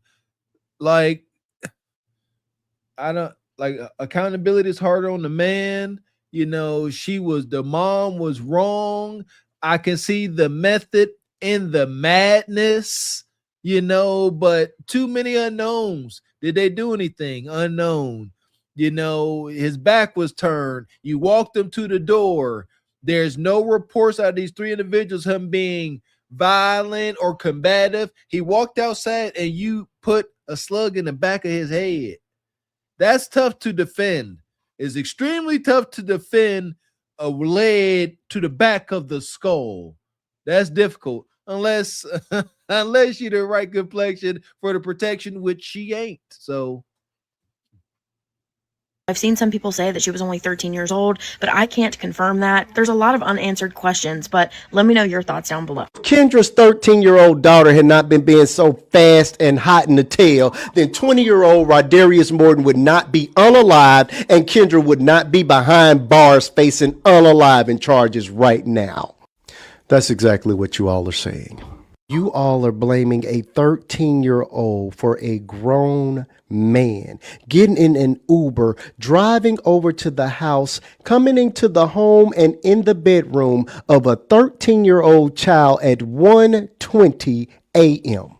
Not today and not on my page. The terms hot and fast are terms that are used to adultify little black girls. Terms like that. And there you go. So, two things here is, I said earlier about raising your kids in the hood. In 2026, that really ain't such a barrier. Because like he said, Nug can now hop in an Uber and $15 later, he be in your daughter's Kudakata. So that ain't much of a barrier anymore just to move, 30 minutes away or whatever the case. or it's always going to be hood near some suburb somewhere. So keep your kids off the internet, because I'm sure they meeting these guys on Instagram and different stuff. And all this stuff is compounding, right? So watch who your kid's hanging around, right? He might be a cousin of one of her friends that she do cheerleading with or something. You don't know. Oh, yeah, one time she's hanging out over her friend's house and she met him. This is the big cousin. Stuff like that. These are normal happenings. But the only true deterrent, because it ain't moving, I just told you, can't just move. You got to have a man in the house. A responsible father has to be present. It's the only nug deterrent. We've been saying that since we've been up here. So there it go. It's not just a nug deterrent. There are studies out that show the most heinous offenders out here acknowledge that they go after children only after they confirm there's no father around. Because now it's easy. Because understand something, some of these dudes so insidious and having their way, they going to go out there like, I'm going to get your daughter and a single mom. Be hunching on both of them. And I'll say this, I don't want all police to come in here. Y'all know we do probability over possibility. Don't come here and be like, oh, I know some woman that mama, daddy, they went to church 8 days a week and there was people jumping out the bed every night. Granted, it's not an absolute. But, I mean, like I said, possibilities, probabilities. And even in those instances, the dots connect. When those things happen, things ain't what they seem to be. Yeah, I don't care how long they go, how often they go to church, it's still a heinous household. And in this case, two things are true. Man, shout out to Mr. X. It grinds my gears that the internet, social media can't grasp that. In some instances, two things can be true. What are those two things? The young man was wrong, and he suffered the ultimate consequence. So was the mother for her actions. The little girl, too. Maybe three things are true. She was out here moving wonky, but she was a child. Some compassion has to be laid upon the children. Yeah, she was misguided, rogue, mercenary. We get it. Probably fast popping off at the mouth. We get it. However, 13 years old, like her actions, I'm going to say is not her fault, but it is her responsibility. She's 13. I'm sorry. I got babies. That's tough to put so much accountability on a 13-year-old little girl. I don't care how fast her mouth is, man. And there you go. So it's just wicked work. It really is. Shift the blame from the predator to the prey. Not today. Understand this, there would be no division in the comment section or in these response videos if that little girl had blue eyes and blonde hair. Everyone would agree that Rodarius Morton was a PDF that came in hot and bothered and left out cold. And the people would be fighting for the freedom of the mother that deleted him. Your mama told you if you ever bring somebody into her household, she'll put a you-know-what in his ASS. Then why would you do that? If you know what type of mama you got and you know she not playing, why even put somebody else's life in danger? I just don't understand. Have y'all seen the article of the 36-year-old mom who got arrested and she is facing first-degree unaliving charges, all because her daughter ended up bringing somebody into the home. She found the man up under the bed. She decided that she was going to pew him in the back of the head. She called police, let police know she did what she had to do. She always said, if you bring anybody in my house, I will you-know-what them. Police end up interviewing the daughter, asking the daughter what happened. The daughter said, my mama found him up under the bed, and she always let me know if I ever bring a man into this household, she would pew him. The mama basically said I did what I had to do, but my thing is, like, police found him in the front yard with a you-know-what wound to the back of the head. So now she's facing first-degree unaliving charges. But it's like, to me personally. And here we go. So it's three people involved. All right. And I mean, should the daughter be absolved of everything? What should her consequences be? Drop something in the chat. That is interesting to know, right? Because as we know, the young man paid the ultimate. Y'all see, he got the angel wings. So he got sent up to Jesus. The mama more than likely going to spend time in prison. Who knows how long? I mean, who knows? This can be manslaughter. Who knows what they're going to charge her, how this will go. You know, will she get one of them little 10 years, get out in 5? We don't know. But she going to go to jail for something? Maybe. Now, where's the daughter stand? Don't know. 13 years old. Obviously, she's the catalyst for all of this. Does she get to walk away and continue to be an agent of chaos? 100%. Yes. That's why I say it's difficult to place. I hear y'all in the chat. Y'all going off about this 13-year-old girl. Yes. I get it. I can picture her popping off at the mouth, twisting her neck, all of that. I get it. But look, as Miss X just described, she gets off. Young man deleted, gone, paid the ultimate price. There it is. Mom locked up, paying a price. Daughter, the child, what price she gonna pay? 0. She won't be deemed as an accomplice or anything like that. Nothing. She just gonna go about her life and probably go get some more meat. We acknowledging that. However, she's still a kid. 13 years old, cold world, boy. So, yeah, that's kind of my thoughts. Like I say, I think it's all going to trickle down to the moms. I think as parents, it's our responsibility. Our children are our responsibility. And their actions are to some degree, especially if we are failing them. Now, if you just some awesome parent and you can prove it and everybody know, right? And you people can vouch for you, which they probably can't for her.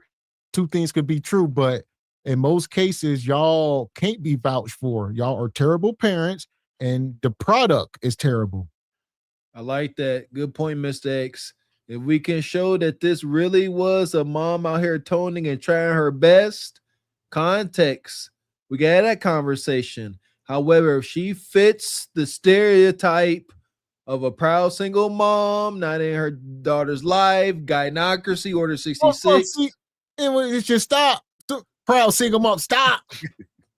That going against the whole equation. You can't do this by yourself. So for her, we can't even get past that point. No matter if you can do your best, do your absolute best, and it's still a failure. You see what I'm saying? So yes, it's a pending failure. Yeah, I agree. No matter how you do it, there's failures coming down the line. Shout out to any single mom out there that's made it happen, making it happen. They acknowledge it. It is not easy. I've heard women say that they said it. I had to relinquish my femininity to survive raising my 2, 3, 4 boys. It is what it is. Shout out to Brother Jay the Gray. Says old Kendra got knocked up 2 times by a nug. Shout out to Brother Jay come through with the intel this evening. Says her daughter lost her hearing because of her. Holy cow. Appreciate you, Brother Black Silver Chair. Says, while my 13-year-old daughter right now is waiting for Thursday to get her Nintendo Switch Splatoon game to get delivered after the release. Wow. That's what I'm saying. Shout out to the folks out there with babies. Like, this is how 13-year-old little girls supposed to be behaving. Playful, light, little angels, not out here being raised by single bonquishes out here thinking about hunching at 13. My God. Shout out to Brother Jay the Gray. Says, had her in the backseat of the car with speakers turned up. Wow. Shout out to the kids. Yeah, been there. That's crazy. Blew her eardrums out. That's wild. Goodness gracious. Shout out to B. Wyatt. Says she literally told the cops, I did what I had to do. She's cooked. Yeah, she wilding. You can't justify. The mom can't justify her actions. We need to get that understood. Like, it's a wild situation, but the mom cannot justify the steps she took. Well, that's why I asked, did he have a weapon or something? And shout out to B. Wyatt, said he was unarmed. That's the first thing, obviously she gets some kind of defense. That's what they're going to try. But if there's nothing there on that side, Bonquisha, you can't spin this. Because I said they're going to try to spin it, but you can't spin it. Not for you to use lethal force. No. And not in that way. If you'd have walked in there, that's what they hitting her with premeditated. That's heavy. Premeditated carry more time. She didn't walk in there with the toolie, see him under there, got started, like said it's dark. She said, come on out of there. They walked to the front porch and she executed him like walking the plank. This is tough. Like I said, it's at best, Bonquisha, I think she should have called the cops. This guy should have been arrested, thrown in jail, put on Megan's list, get the little red dot. We all should know about him for the rest of our lives. All that good stuff. Yeah, that should be. But yeah, I don't think, Bonquisha, you went a step too far, especially when they say you didn't even know how old he was. Let's not forget that caveat. So the mom, they only got this information after they found his ID in his pocket after he's deleted. So the mom had no clue how old the kid was. Her mom, the daughter told the police, my mom said, if I bring another boy in here, she would do this. So this has been something that's been going on. So there's more here. Hindsight's 2020. This mom should have walked in there with her phone like everybody else, filmed the ordeal, called the cops, and let justice have its way. Yeah, PDFs don't fare well behind bars. Justice will be served. But she went overboard, too emotional. And again, how do we know she's too emotional? Because she suffers and her daughter suffers even more. I know, you get so mad, you can't say what you are doing in this situation, but it's like, you can't really unalive him because your daughter obviously invited him over, which she said she did. But it's like kids will really put you in a predicament and just send you up the roof because you already know what your mama told you and you already know she owned it. Now she's facing life because you want to be disobedient. Why you couldn't meet him as somebody else? Girl, this is just crazy. Have y'all heard about this? Can we talk about it in the comments? So I see everybody talking about the story of Kendra Scott from Memphis, Tennessee that shot and killed the 20-year-old that she found hiding up under her daughter's bed. And I see so many parents and adults, I would have did the same thing. I would have did the same thing. And I haven't heard one person say, as a parent, why is my child sneaking grown men in the house? Everybody was wrong in this situation. Everybody was wrong. And there you go. Yeah. So let's start there. He hiding up under the bed. Why is he hiding? Is he hiding because he's scared, or he hiding because he know he's doing something wrong, or both? So you up under the bed. If I know I'm in the house with a grown woman, I'm not hiding up under a bed. I would suspect. I don't know. So you see what I'm saying? Where is that part? Yes, scared and wrong, both of them. Like, come on, like the mom come banging on the door, and you gonna hide up under the bed. It's wicked. I am on the record for saying this. I believe that young man had the most heinous things planned. Yes, we ain't gonna debate that. However, did he go through with them? It don't matter at this point because he's been deleted. But the mom overreacted. No confirmation on age. What if your little 13-year-old little girl's in here with a 13, 14-year-old little boy? Does that little boy deserve to be deleted? See what I'm saying? We are acknowledging this a grown man. Consequences is consequences. However, the ripple effect don't serve the overall picture. The mom did not come into the situation. Shout out to the fireman's creed. She did not come into this situation and make it better. She made it worse for everybody. The mom came to the situation, took life, lost her freedom, and traumatized her daughter. That's real. God was wrong. And then today we don't know. We got so many young girls that get online and lie about their age, but still and yet he knew he was wrong. He had to be snuck in that house. And then the daughter. Ain't no telling how many times she done did this, because if she did this, did it this time, she's done it before. And as a parent, I understand. You come home and all you find is a strange man up under your 13-year-old daughter's bed. See, me as a parent, I would have called the police because you going to jail, fella. And then I'm going to snatch my daughter because now I'm trying to figure out why in the hell are you sneaking grown men in the house? Because see, now Kendra goes to jail, right? So now who's going to protect the daughter now? Everybody loses in this situation. Everybody. That young man did not deserve to lose his life in that manner, regardless of the facts. I hate this. I hate this. Because see, now we live in a society where we're taught, we're being programmed, the only way to handle situations is to pick up a gun. Sad. But everybody lost. Well, let's talk about it. I don't know. Is it a double standard? I mean, there's been men on the record plenty of times that say, if I catch a ninja in the house with my daughter, I'm going to do X, Y, and Z. They done professed it. Maybe I don't know if they said maybe along the lines of what she did, right? Nobody said I'm going to pew you in the back of the head. So there's that. I guess that's the line over there. But there's men, maybe we have been guilty, not sure, but you know, if I catch a ninja in the house with my daughter, I'm going to do this. But like I said, that's the burden of a man to make a logical decision while issuing pain. We can do it logically. All right. And she reacted emotionally. And here we are. And as men, we must be proactive. That's why we carry the stress and the burden that we do. This is why we are the disciplinarians, because we want to avoid, to maintain our peace, we got to avoid these happenings at all costs. That's the burden of a man.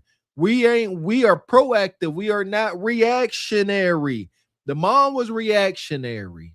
We ain't letting it happen. Every time I leave the house, hey, I'm leaving the house.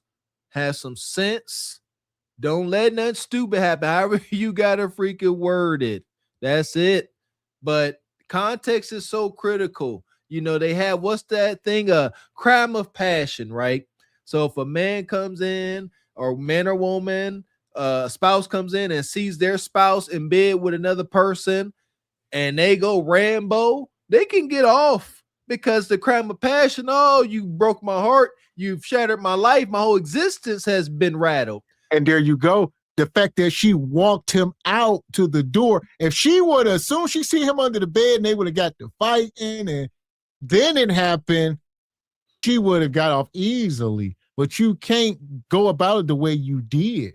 I mean, it's just that simple. As a man, that probably more likely would have happened. A man would have been squabbling. And if something would have happened, it would have been in self-defense at that moment. So, and I hear y'all, somebody say, you know, it don't matter what if he was 20. Not knowing the age is part of the context.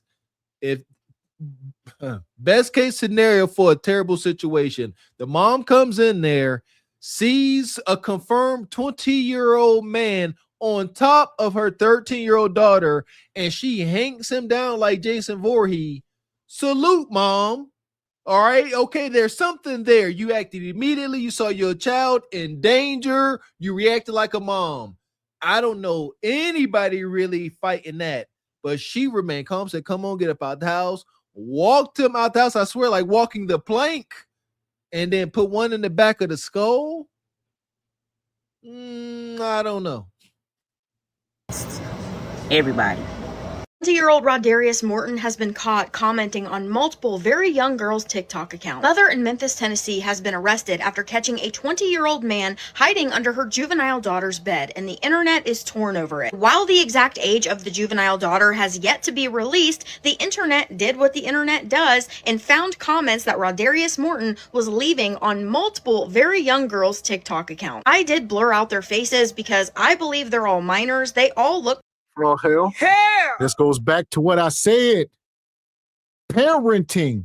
The title of tonight's show, ladies and gentlemen, we're talking about bad parenting is the root of all issues, right or wrong. We got to fix the house. So these kids should not have access to TikTok, Instagram, Facebook, to a UBTube, none of it. It is what it is. People say that's mean because all their friends are allowed on. I don't give a damn what your friends are allowed to do. This is my house. Your friends' parents don't pay no damn bills in here.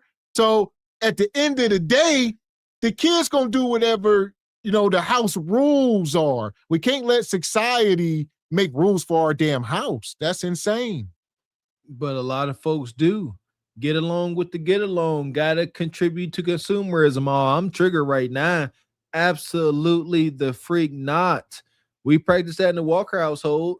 Our babies, our oldest kids, they don't have electronics, and they definitely of age where most kids do.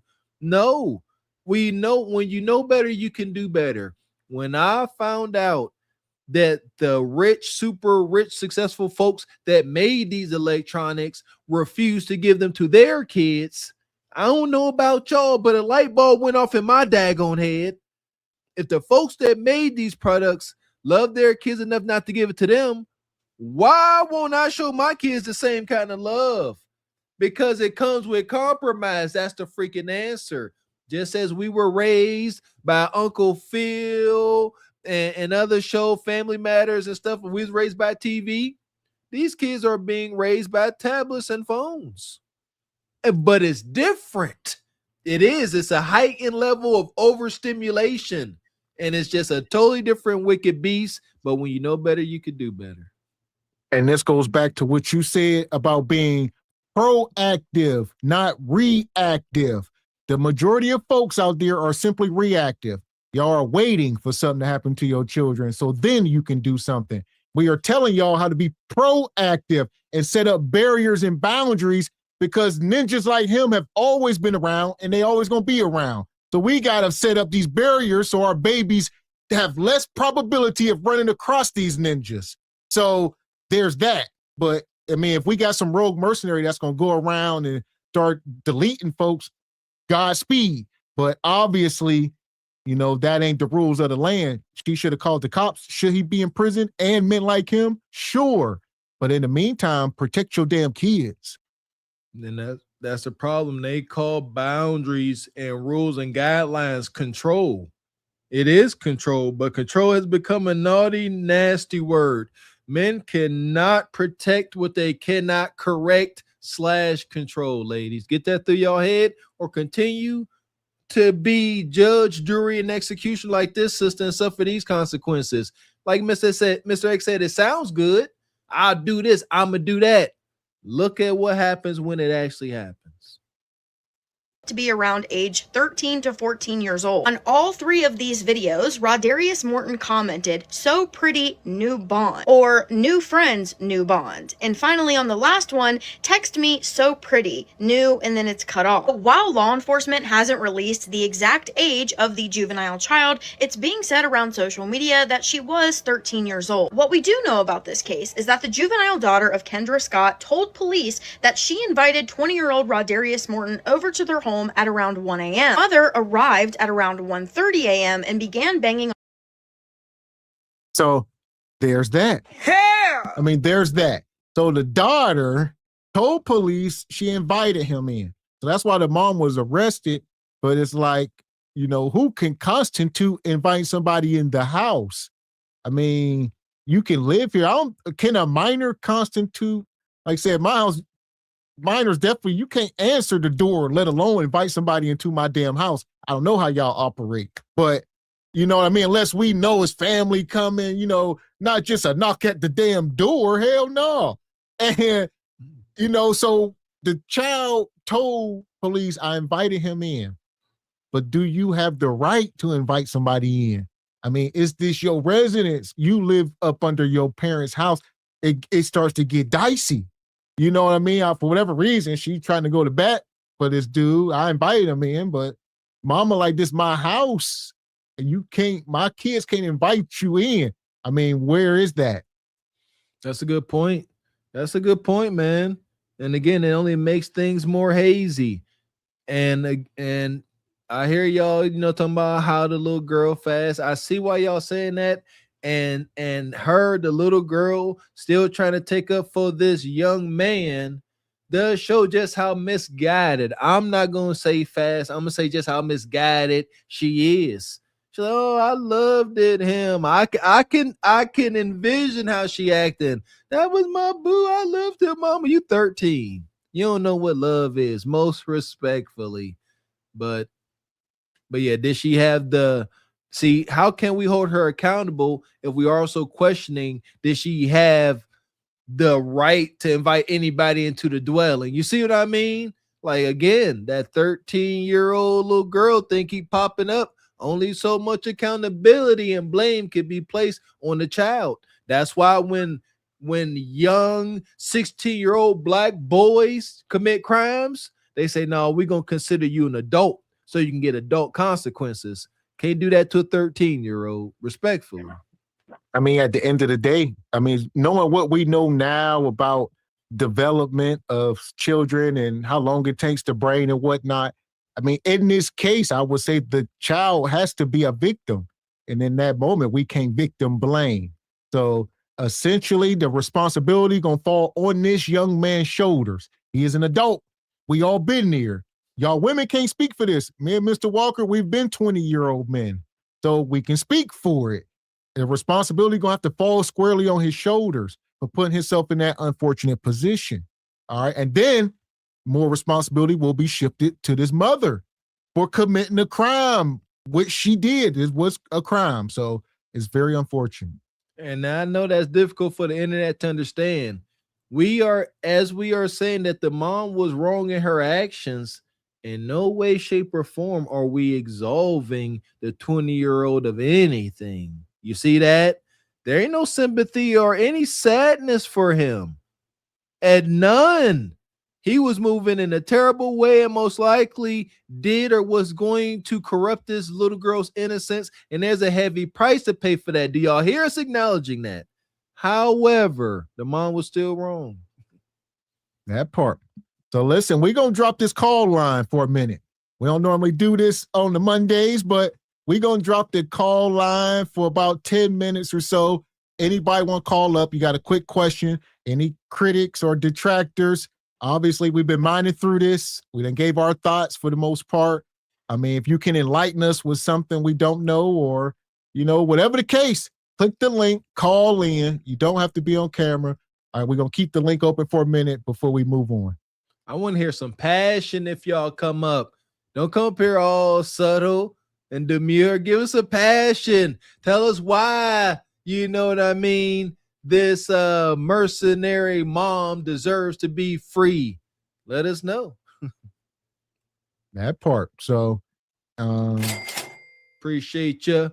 I'm gonna call you Supreme. Says this sounds like an R. Kelly music video. Not trapped in the closet, trapped under the bed, huh? God damn. All that. So, like I said, we're going to keep this link out here. Click the link if you want to call in for a minute. All right. We see some of y'all in the chat. There was some difference of opinion. So, like I said, this is a double-edged sword. I mean, like Mr. Walker said, this is crime of passion, heat of moments. But what she did was not a heat of moment. It was, she thought it out, walked him out the door. He was on the front porch. They found him outside. He was not even in the house anymore. There you go. Mr. 40, come on up. Says, if that 13-year-old had 30 bodies, my gosh, that 30 bodies, is the 20-year-old really to blame? Well, her actions don't absolve him. As men, we are, that's not being accountable as a man. We are men. Accountability is not kryptonite. We must always hold ourselves accountable. We can't say just because she's irresponsible, I can be irresponsible too. If she jump off a bridge, you're going to jump too. All of that cliche stuff start coming up. There you go. See, just try to play that out in your head. 20-year-old man, 13-year-old girl. And folks say, hey, man, why you messing with that girl? She 13. You a grown man. They say, oh, chill out, cuz she got 30 bodies. I'm hitting this. There you go. How does that sit in your spirit, huh? So here we are. All right, we see we got somebody backstage. Shout out to Lil Unk. Welcome up. Welcome up. Yeah, can y'all hear me? Yes, sir. How you doing? All right. So I do stand up from time to time, right? And I got this joke where I say, if I see a group of little white boys on my car and I'm late for work, right? We saying 13, right? That's the age range, right? I'm gonna be like, y'all need to get up off my car. I gotta go to work. But if I see a group of YNs, 14, 13, smoking a blunt on my car, I think I'm just gonna be late that day. So a lot of context goes into this. She over here inviting people to the house. She been doing it throughout the hood. Everybody knows she's doing it. So we got to add that into context now. Now, is she still a child? Yes, she's still a child. So that's not right. I mean, in my opinion, he's a predator. I mean, what do y'all think? Yes, the P, yes, 100%.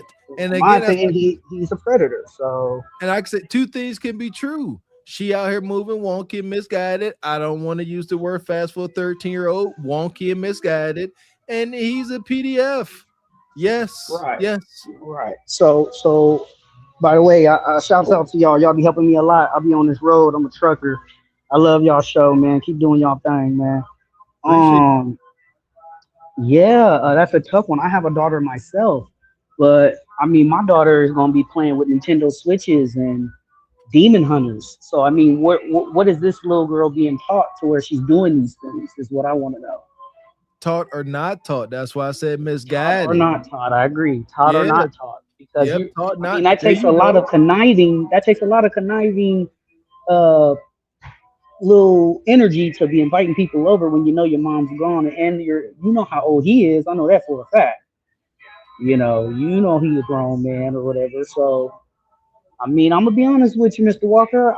My babysitter used to do it all the time. She was 14 inviting grown dudes over, and I'd be like, wait a minute, So, I mean, as black people, we all seen a young 14-year-old and 15-year-old and 13-year-old doing this. This ain't new. Definitely did. You know what? And anytime I seen it, once again, the parent or parents were not active or present in their kid's life. Maybe they lived there or didn't, but it was always an absence of physical presence where these things happen. But yeah, you said it earlier, Mr. Walker. No father. I can't imagine leaving my daughter at home at 1 a.m. by herself at 13. No. Somebody's watching her. So, I mean, like y'all said, y'all already hit it on the head. The parents, just like the show stated at the beginning of the show, it comes down to the parents, in my opinion, and I think she should be held to the highest standard. I think she walking down the plank. What you say, Mr. Walker? She was walking down the plank.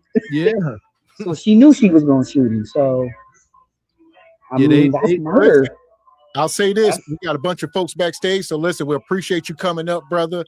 Definitely call in again. We'll do this more often. Keep doing y'all thing, man. I'm still watching. Yes, sir. Stay safe on the road. All right, brother. So listen, I see some of y'all are on camera, so we'll prioritize the people that are on camera here. So shout out to Mr. 40. Welcome up, brother. Welcome up, brother. Can you hear me okay? Yes, sir. Good to see you. Good to see you guys, man. I love the show. Love what you guys are doing. I just take from the standpoint, I just need a little more information because I got a lot of questions that I may or may not want the answers to, So you said in the chat, like if she had 30 bodies, would he be out of pocket?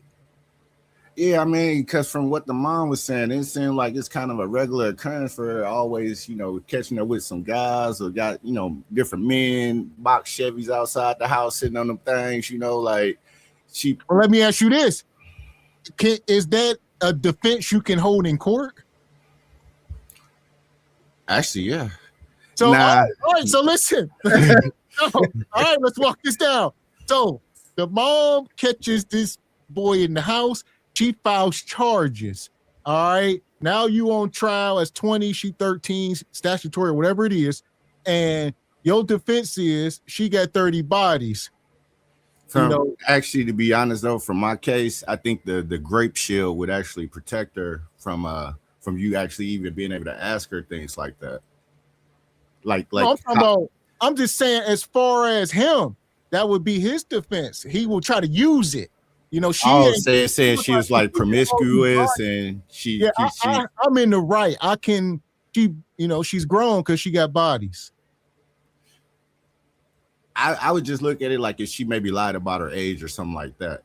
I mean, I would just try and play devil's advocate for my man because, again, the dude looked like me at 15. I wouldn't want to, lose my life over no cheeks at that age. And again, because some crazy mom kind of made an emotional decision. I mean, it ain't like she applied any type of logic to it. And it seems premeditated because people got stories that say, oh, if this happened again, I'm going to do this. So she kind of cooked in court for that.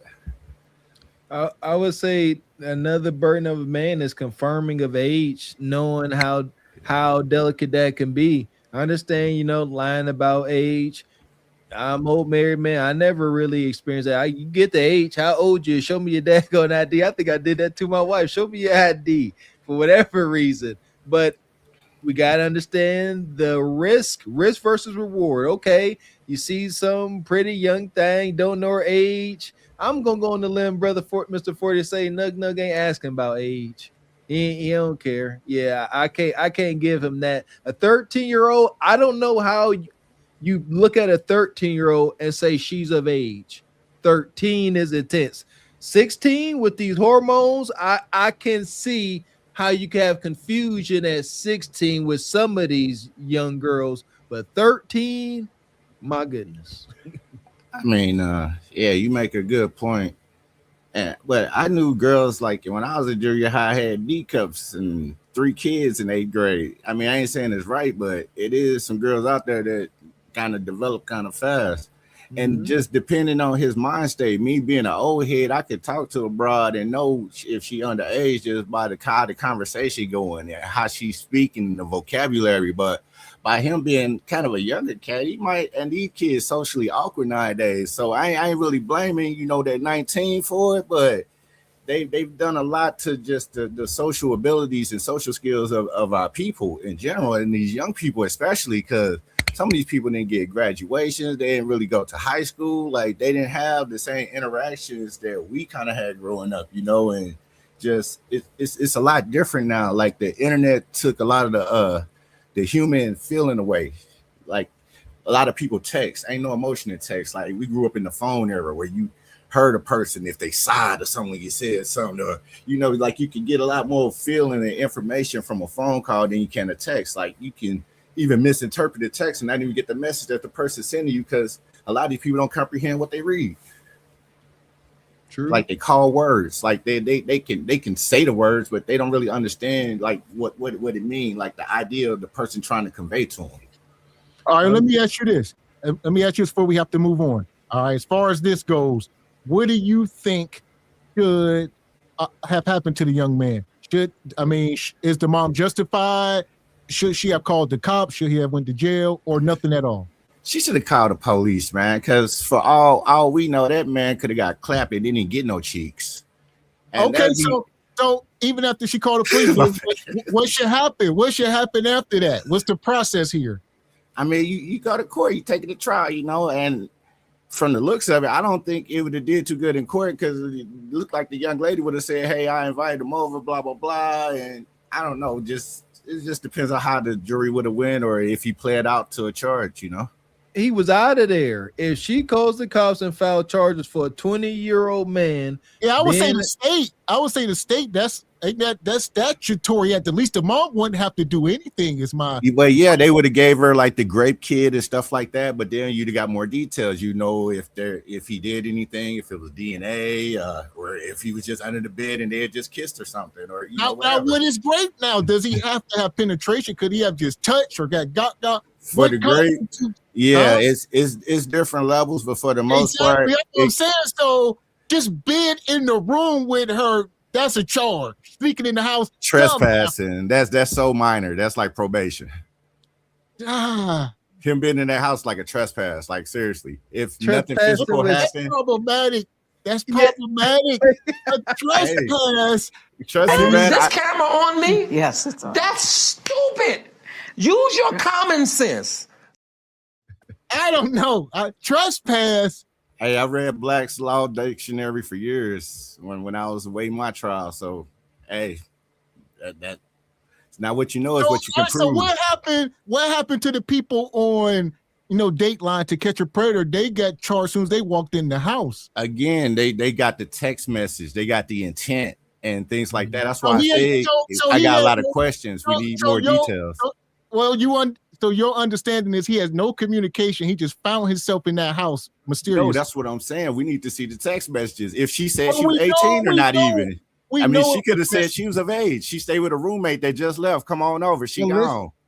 She be tripping when I get clapped in the house because I'm loud. So you got to come over while she at work. 13-year-olds lie. I'm just saying, I was 13 before it. I'm just saying, I know the type of that's stories people can come up with. That's understood. Here's the thing. If it seems, I don't know if I want to say too good to be true, but you show up. Okay, all the time you don't see her, you show up. Maybe her IG pictures is lying to you. She look older, but at some point you wind up in a bedroom with a 13-year-old girl. We grew up in the hood. We grew up around what they call fast girls. I can't stress enough. I get it. However, when you are in the presence of a 13-year-old girl, something is going to ring out that this is a little girl. Like, it's going to be her trying to be grown is going to come across as performative.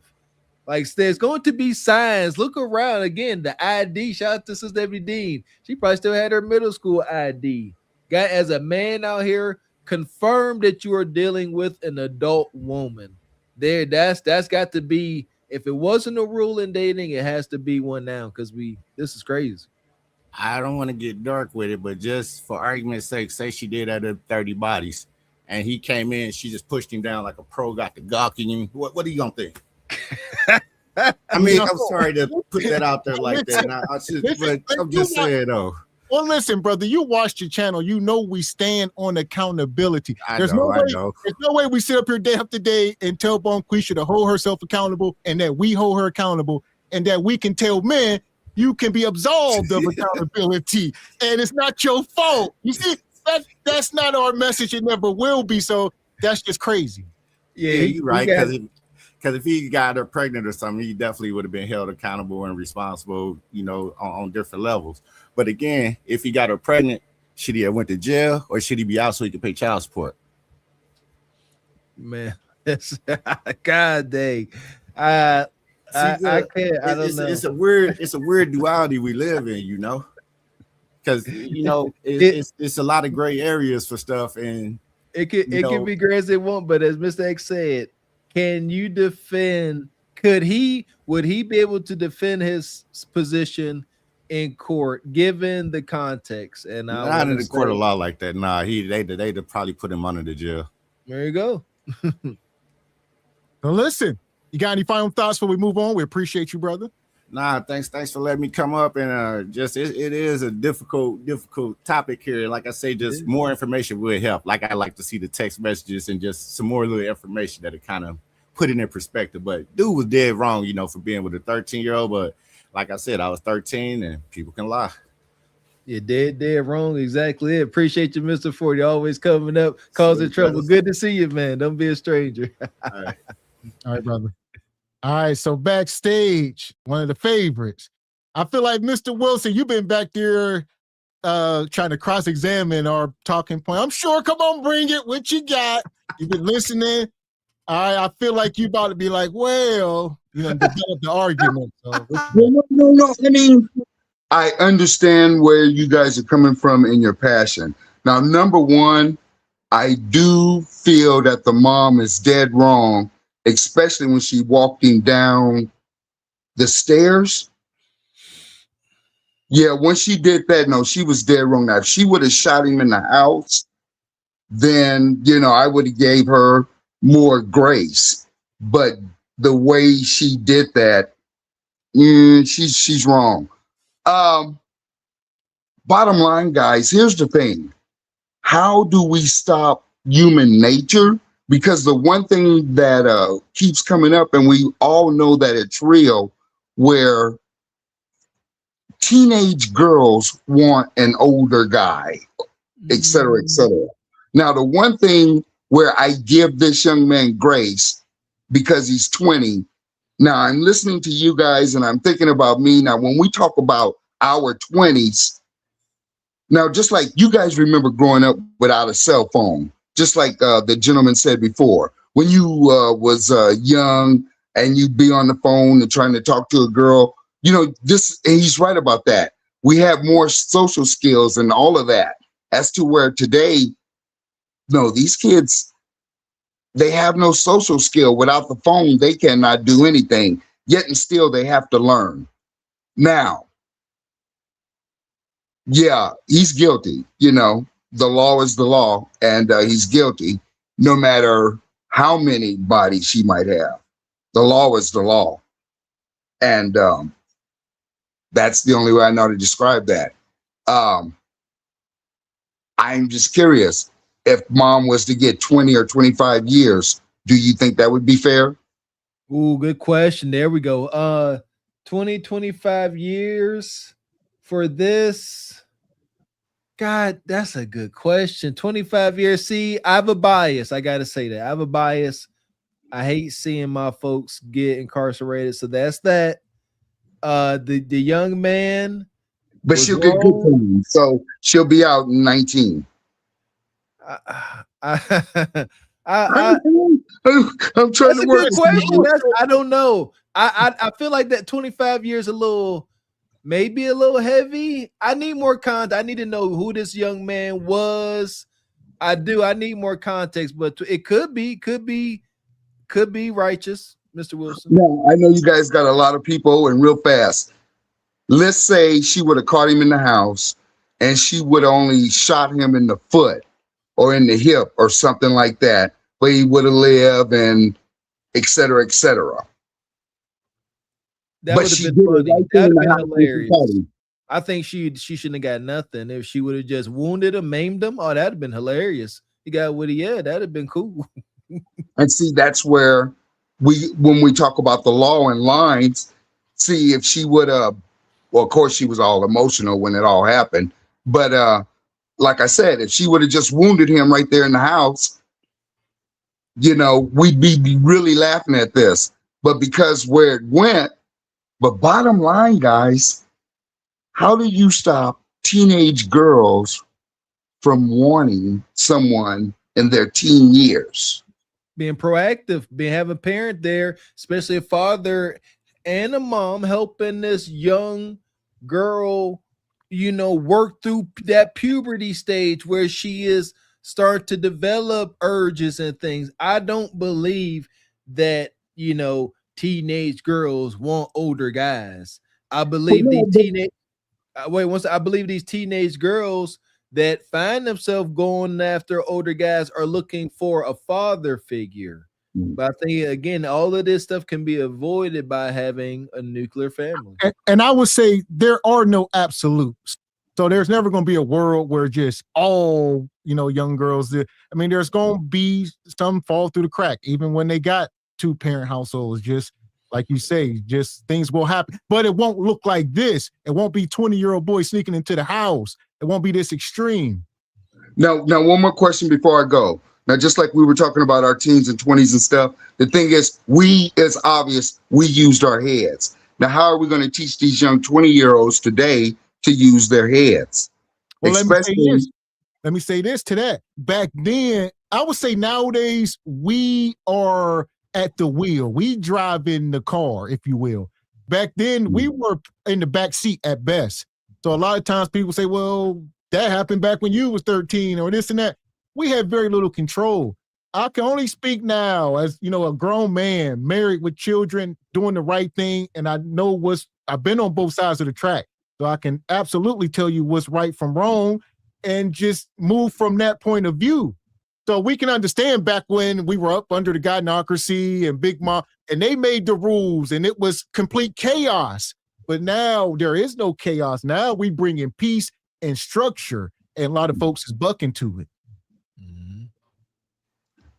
Hey guys, it was good seeing y'all again, and talk with you again soon. Appreciate you, OG. Always good to see you, man. Thank you, guys. Yes, sir. Appreciate you, brother. All right, I see it's more folks backstage. Mr. Taylor, we're gonna bring you up. Seem like you driving, brother. I don't know. It seems kind of dangerous, man. What's up, trucker man? How are you doing, guys? Yeah, just to piggyback off what you guys were saying, this girl, I think definitely she's missing of her father to some sense, to where she's acting out of pocket, dating older guys and whatnot. And the mom, she's also wrong in a way because she's not paying enough attention to her daughter.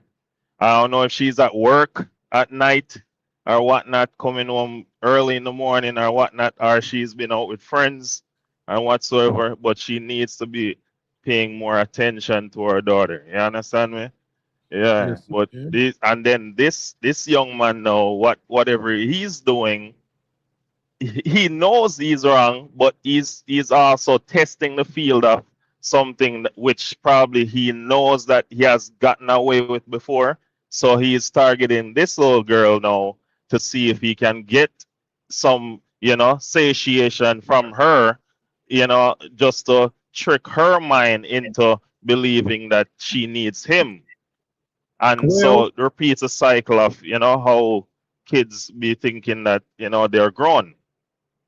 I'll say this. Yeah. I'll cut you off, but that's good you said that, because the woman on that video we were just listening to, he said that he was caught in numerous teenage girls in TikTok messages.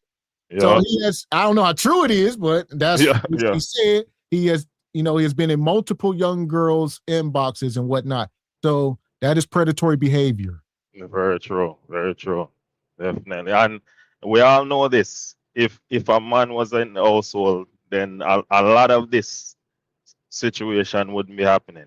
At least it would be curbed to some degree. Yes. Even if the young man showed up, try to sneak in or whatnot. You know us, man. We have like that spidey sense going on.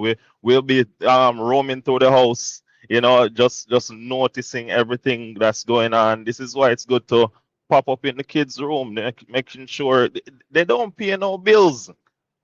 Where do we get this thing from to where kids are telling us adults or the parents that, hey, get out of my room. This is my room. This is my space and whatever, whatnot, because the system programmed us this way.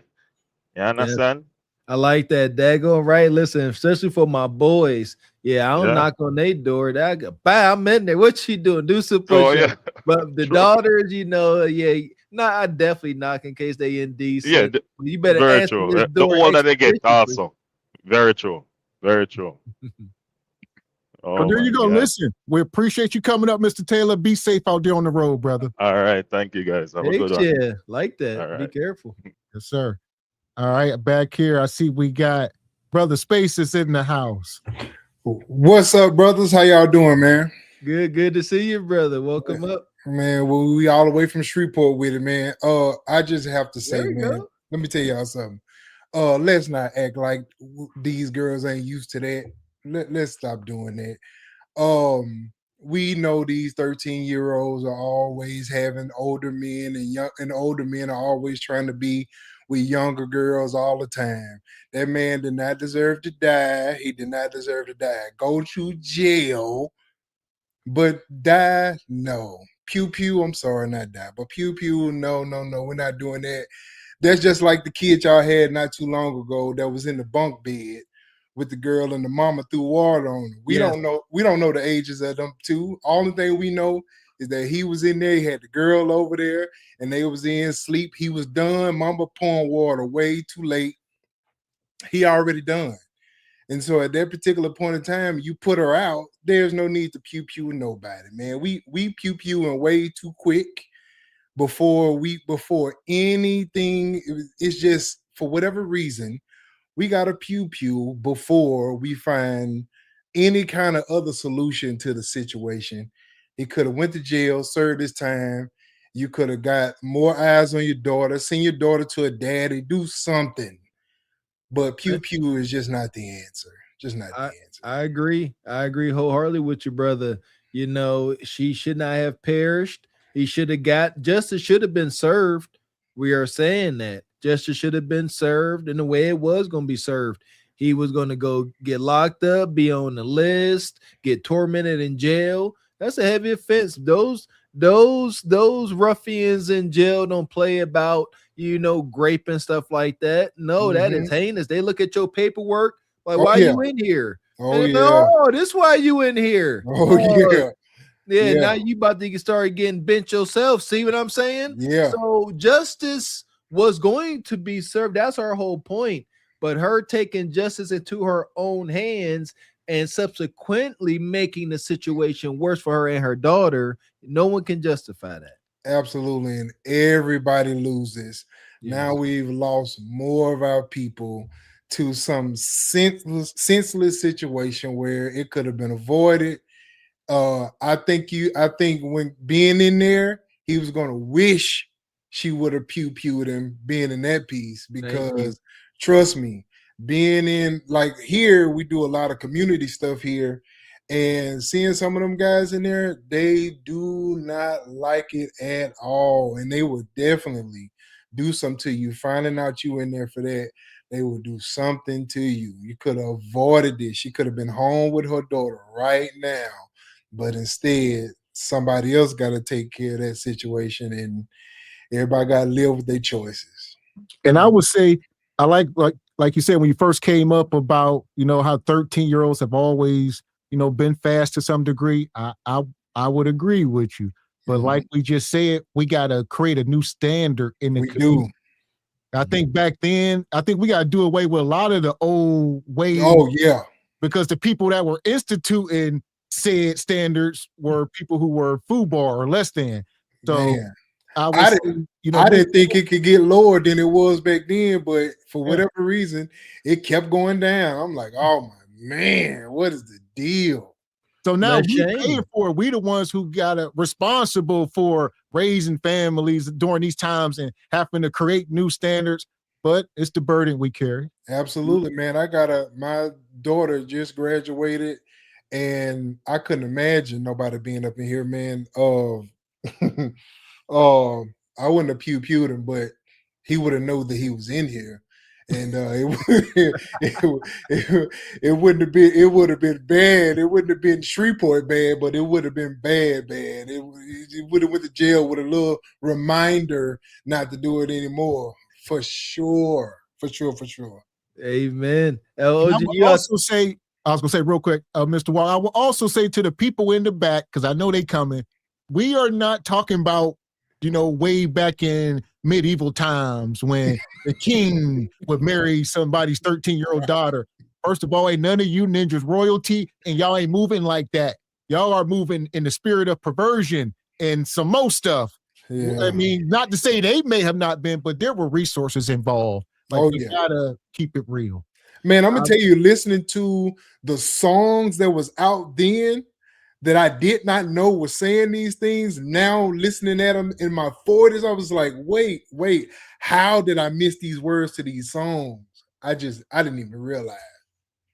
And it's getting worse. Like I said, the music, the energy has always been out there. Yeah, the spirit of perversion been around since Lucifer been around. I know. but things are getting worse, brother Spacek, because what has changed? What has went away? I'll say.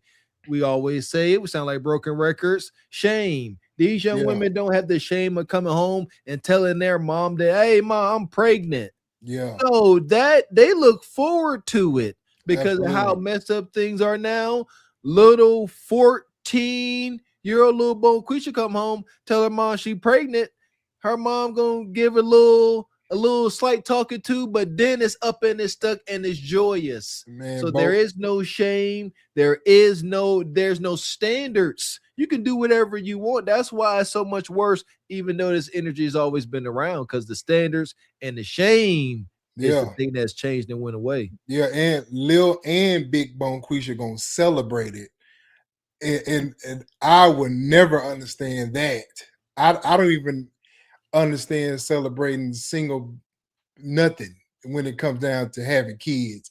So a 14-year-old, 13-year-old, I know a girl I went to high school with.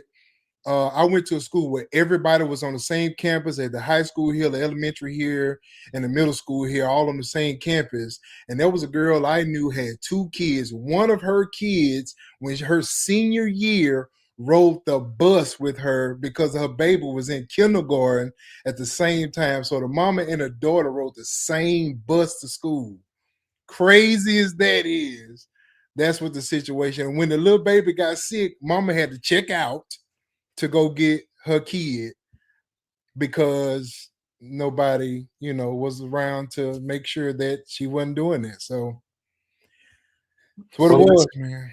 Dark. I'll say we appreciate you coming up, brother. Definitely dropping knowledge. Absolutely, man. Y'all keep doing what y'all doing. I love this show, man. Y'all keep going, bro. Appreciate you. Got love for you, brother, out there in Shreveport. That's where my folks is from. Hey, The Beaners. Gotta connect with you. We come out there. I ain't never been there. When you come visit, bro, we gotta connect, man. Yes, hey, shit, we'll do. I'm holding you to it. Absolutely, hold me to it, man. Well, listen, like I said, don't be a stranger. We're gonna definitely try dropping the link more often for y'all to come up. Absolutely. Appreciate you, brother. All right, man. So here we are, folks. All right, definitely was some good conversations tonight. Shout out to all the fellas coming up. You know, difference of opinions or not. I think we're getting somewhere with this conversation, and it's an unfortunate thing. It's complex. There's context that hasn't been disclosed yet, but everybody did well. Shout out to Mr. 40 Hours. Yeah, you explained yourself well, brother. Yeah, you did good. And that we need that.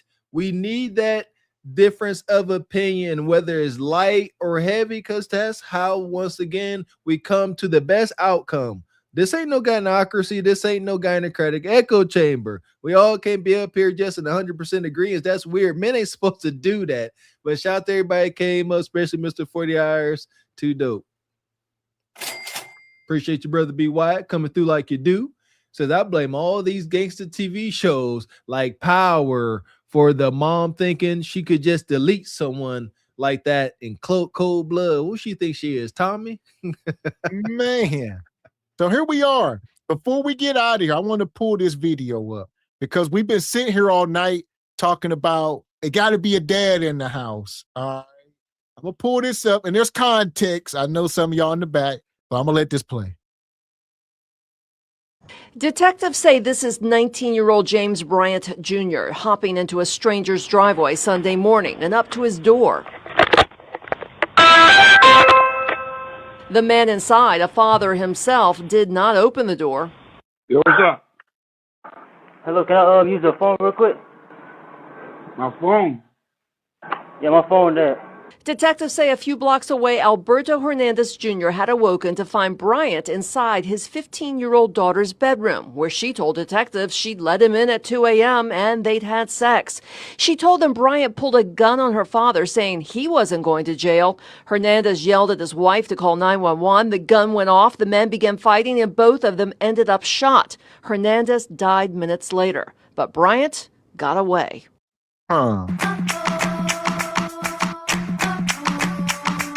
Yeah, that's Ninja here.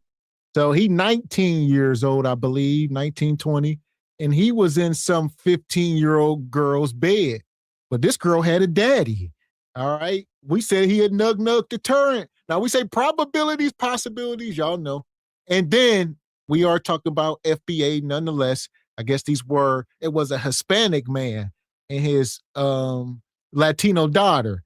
So he must have had him a little Maria, and Nug was in there, and Hector caught Nug, and Nug pulled that fire out on him. Pulled that fire out and said, I'm not going to jail, so you're going to let me up out this house. And Hector said, like we said, like Mr. Walker said, I'm about the Goldberg spear you. But he wasn't calculated enough. So like we said with the one guy, when somebody got to draw on you, you got to be most careful. So he had to draw on him. I guess the dad must have tried to rush him or whatever. They fighting and it's going off. Pop, pop, pop, pop. Everybody getting hit, even him. You see, he limping up the driveway. He cheddar bobbed himself, but he got the daddy. He like, look, he got the worst end of it. All right, and here we are. This is absolutely terrible. Dad show up, daughter fast again. They in there hunching. Dad show up just like the mom, trying to defend his daughter's honor that has since been relinquished. And worst case scenario, somebody lose their life. And this is why I truly believe men taking pride in your physical ability and your physical prowess helps with these situations. Let's rewind this. Little Papa Javier coming there. He most like a little sold off brother. I understand that small, I hate to say small man syndrome, but smaller stature situation where you got to prove yourself. But when you're a bigger dude, You know, like Mr. X said, you got the draw on me, you got it. But just know, you see me. If you didn't have that toolie on you, I would break you. And I catch you when I catch you. However, but if I feel like you just got me, you got the draw on me, I'm frail, you might see now I feel I'm more likely to act out irrational because insecurity, but I know I'm gonna catch you. You got you up the toolie on me. When I see you, I'm gonna see you.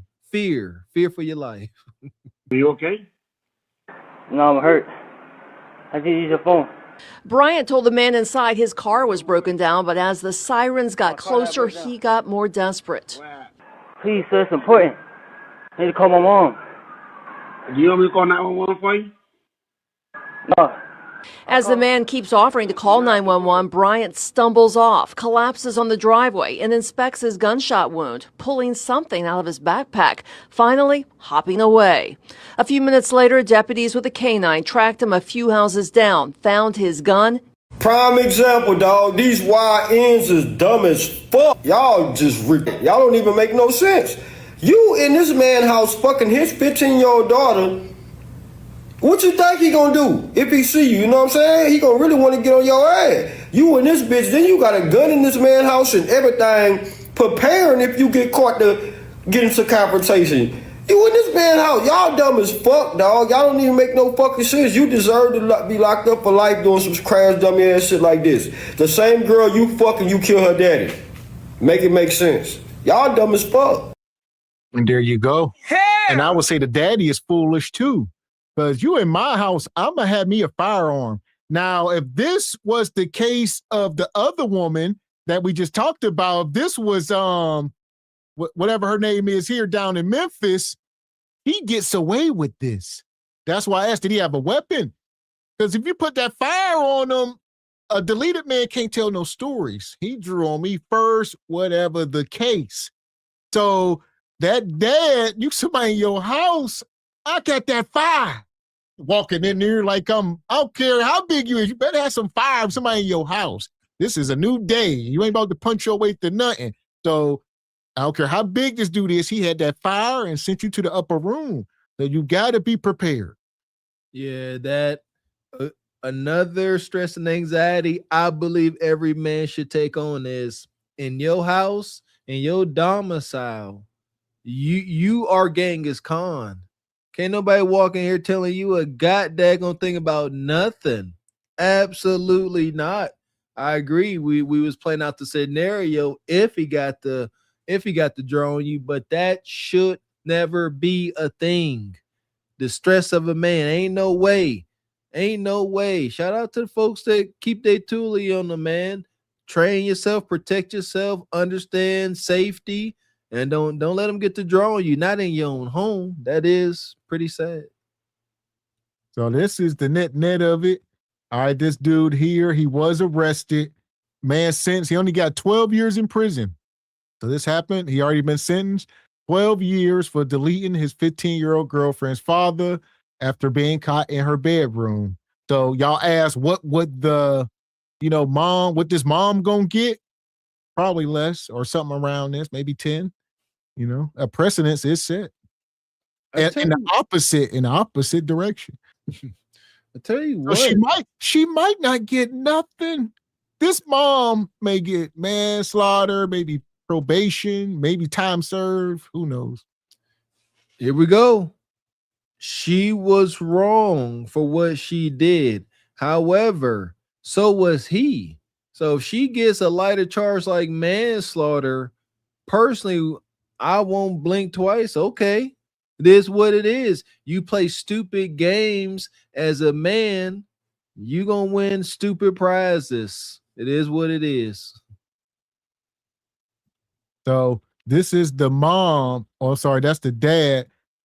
Or it's the mom, Kendra Scott. First degree deletion. She's been charged. Possession of firearm during dangerous felony. So we'll see if they decrease. I guess you can always decrease the charge. You can't increase them. So I don't know. We'll see if it goes down. That's heavy. First degree. And then the possession of a toolie during, man, that's heavy. The only thing ain't in there is premeditated. Is premeditated first degree? Close enough. Yeah. So that's her. And this is this young man. Like I say, he got 12 years for deleting him. This is the father. This is Hector, I believe, or whatever his name is. And his brother caught this young man in his daughter's bedroom. You know, rest in peace. Rest in peace to old Hector, man. My goodness. Gotta stay frosty, man. Don't be a victim. Don't be victimized. So yeah, Javier, Poe brother, you know, caught the young man in his house and gotta have a draw. And parenting, we talk about bad parents are the root of all issues. You know, your kid sneaking. One thing for a son, you know, to sneak a girl in and he still got to be held accountable. But for your daughter to be that bold, that's another level. Yes, it is. That's why you got to be proactive. These should not be things for the men out there. These are not stepping stones to, you know, your kids growing up. You meaning you have to endure these things. You have to make it through. Abso-freaking-lutely not. I don't believe it. I don't claim it. I rebuke it, actually, in the name of all things holy. I ain't dealing with that. We're going to walk out. We talking. We are going to be fathers and husbands. We're going to properly vet these women coming into, these men coming into our women's lives. That daggone right, to our daughters' lives. So here we go. Yeah, this is wild. This young man broke into the man's house, or not broke in, but, well, yeah, if I invite you in, you broke in. My kids cannot invite you into my damn house. Shout out to Cousin Walker. That ain't even a thing. So you broke in my house, hunched on his daughter, deleted him, got 12 years, and this is black man. So like I said, we'll see what this lady gets. We'll see if they decrease the charges or anything. And I think she should get locked up for, you know, what do you say, 2025?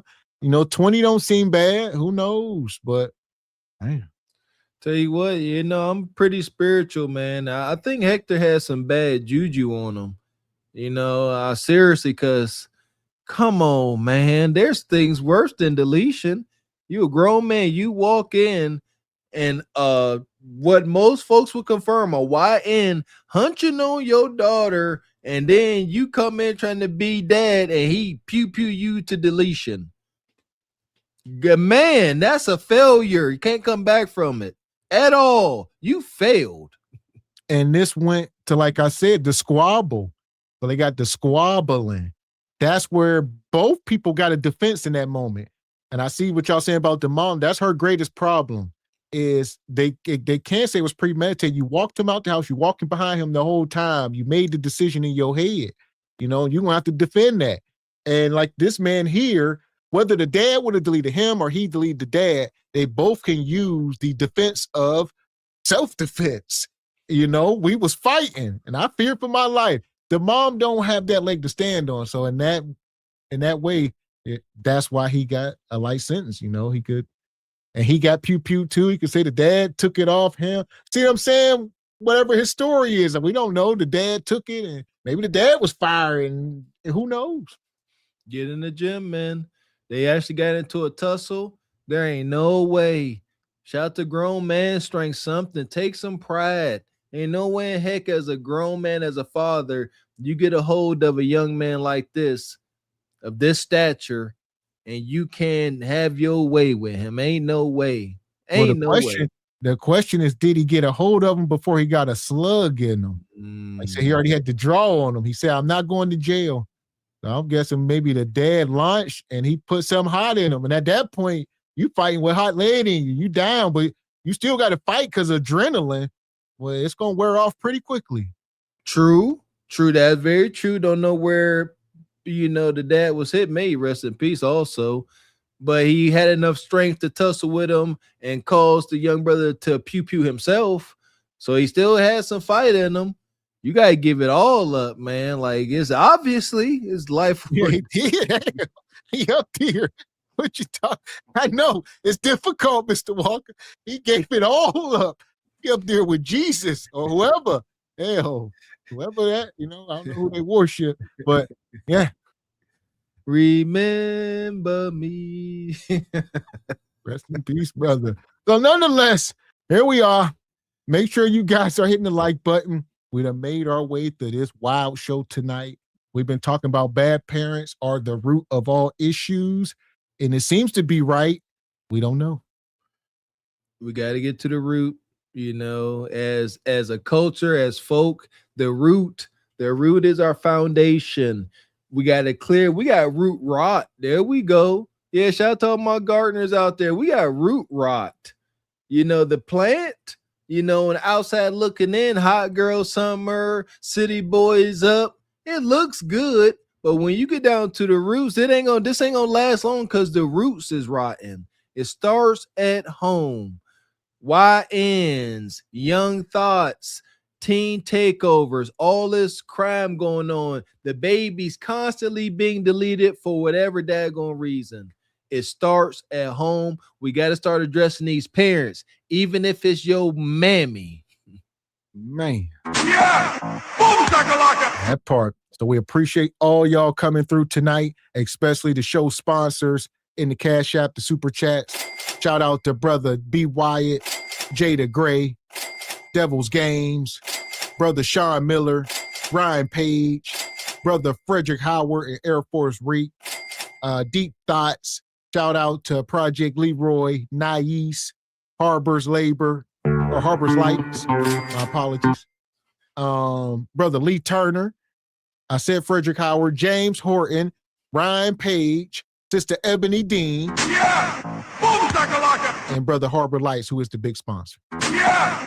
Boom, shakalaka! Shout out to the show sponsors coming through like y'all do, keeping the lights on at Cart Before the Horse Studios. We definitely appreciate y'all coming through like y'all do. As Mr. X said, you know, we typically don't drop the link, you know, especially on the Monday, but shout out to everybody came up, especially brother Spacek come up, Mr. 40, Mr. Wilson. I think that's everybody's the one brother driving the truck. But shout out to Spacek out there representing Shreveport, man. Definitely want to connect with you. My folks come from Shreveport, as I was saying, but I've never been.